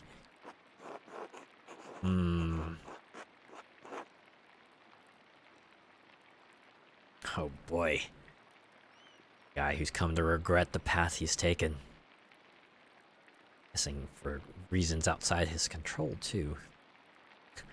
How much do we want to crush our apprentice's spirit here? I feel like we're gonna crush it all the same with these choices.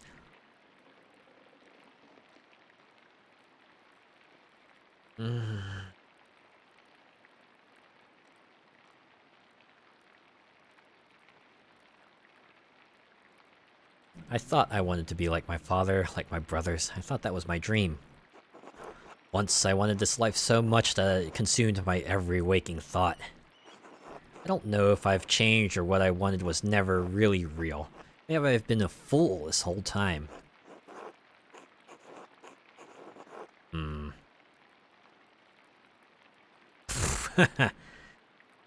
So yeah, the other one was all Spirit Crusher choices, but we have at least a chance to perhaps turn it around a little bit. Alright. I want life as an artist to be better for you, Casper. Learn from my mistakes, alright? Alright. Yes, Master Andreas.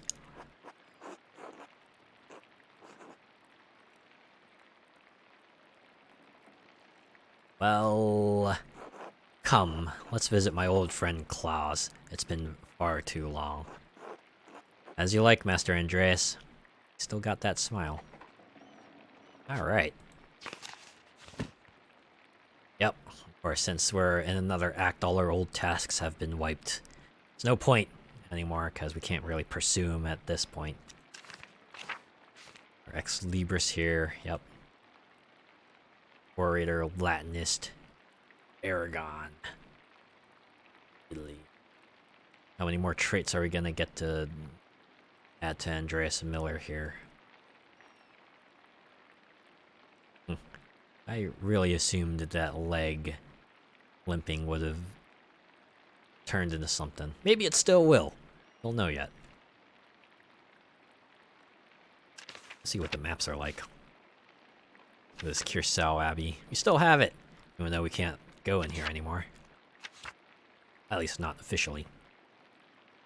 Well, it's the Drucker house, but you know what? This is probably a good place to leave it. We've seen a lot of revelations. We got our brother Pryor out of hot water, and yeah, now I guess Act 2, since it's a revolution, maybe it'll involve overthrowing the Abbey. And whatever we did in the first act, we'll have to try to work our way around it and see what sort of outcome we get from it. But that will be a tale for next week. I think I will finish the game section and the stream here. So thanks for stopping by. Thanks for tuning in. I'll be back tomorrow to start Hi-Fi Rush, game that was surprise shadow dropped on Steam and Xbox. So yeah, from what I've read, it's like really fun and it looks pretty cool. I kind of like the idea of character action game with rhythm mechanics in it. So I super look forward to playing that. Alright, let's see if I can perhaps raid someone who's on it too. Maybe I should just wrap things up here if I don't find a suitable fella to raid.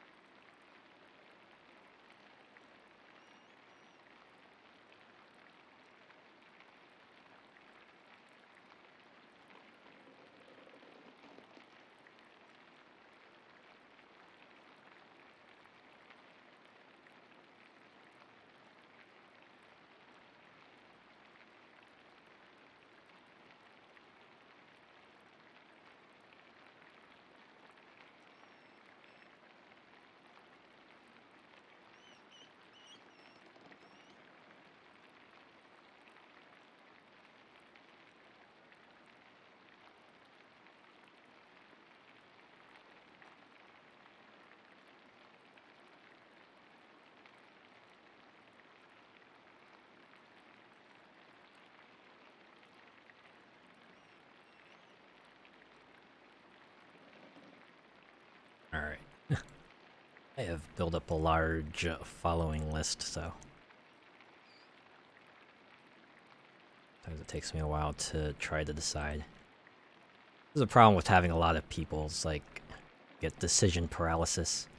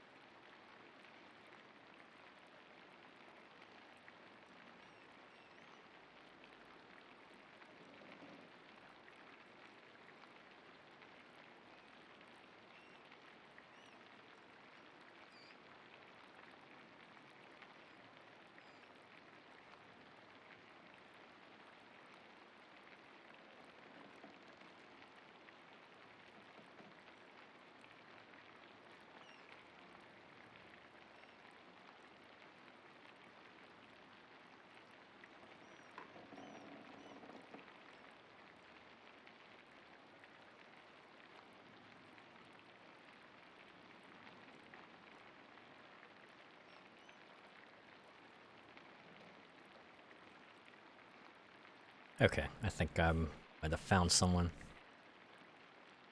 Now that we had a bit of a slower paced Witcher game, I'm gonna send you off to looks like Sasha Kaineko playing Paladins right now. Yeah. Switch, or we'll shift gears. Have a gear shift here from more slower paced adventure game to a faster paced FPS.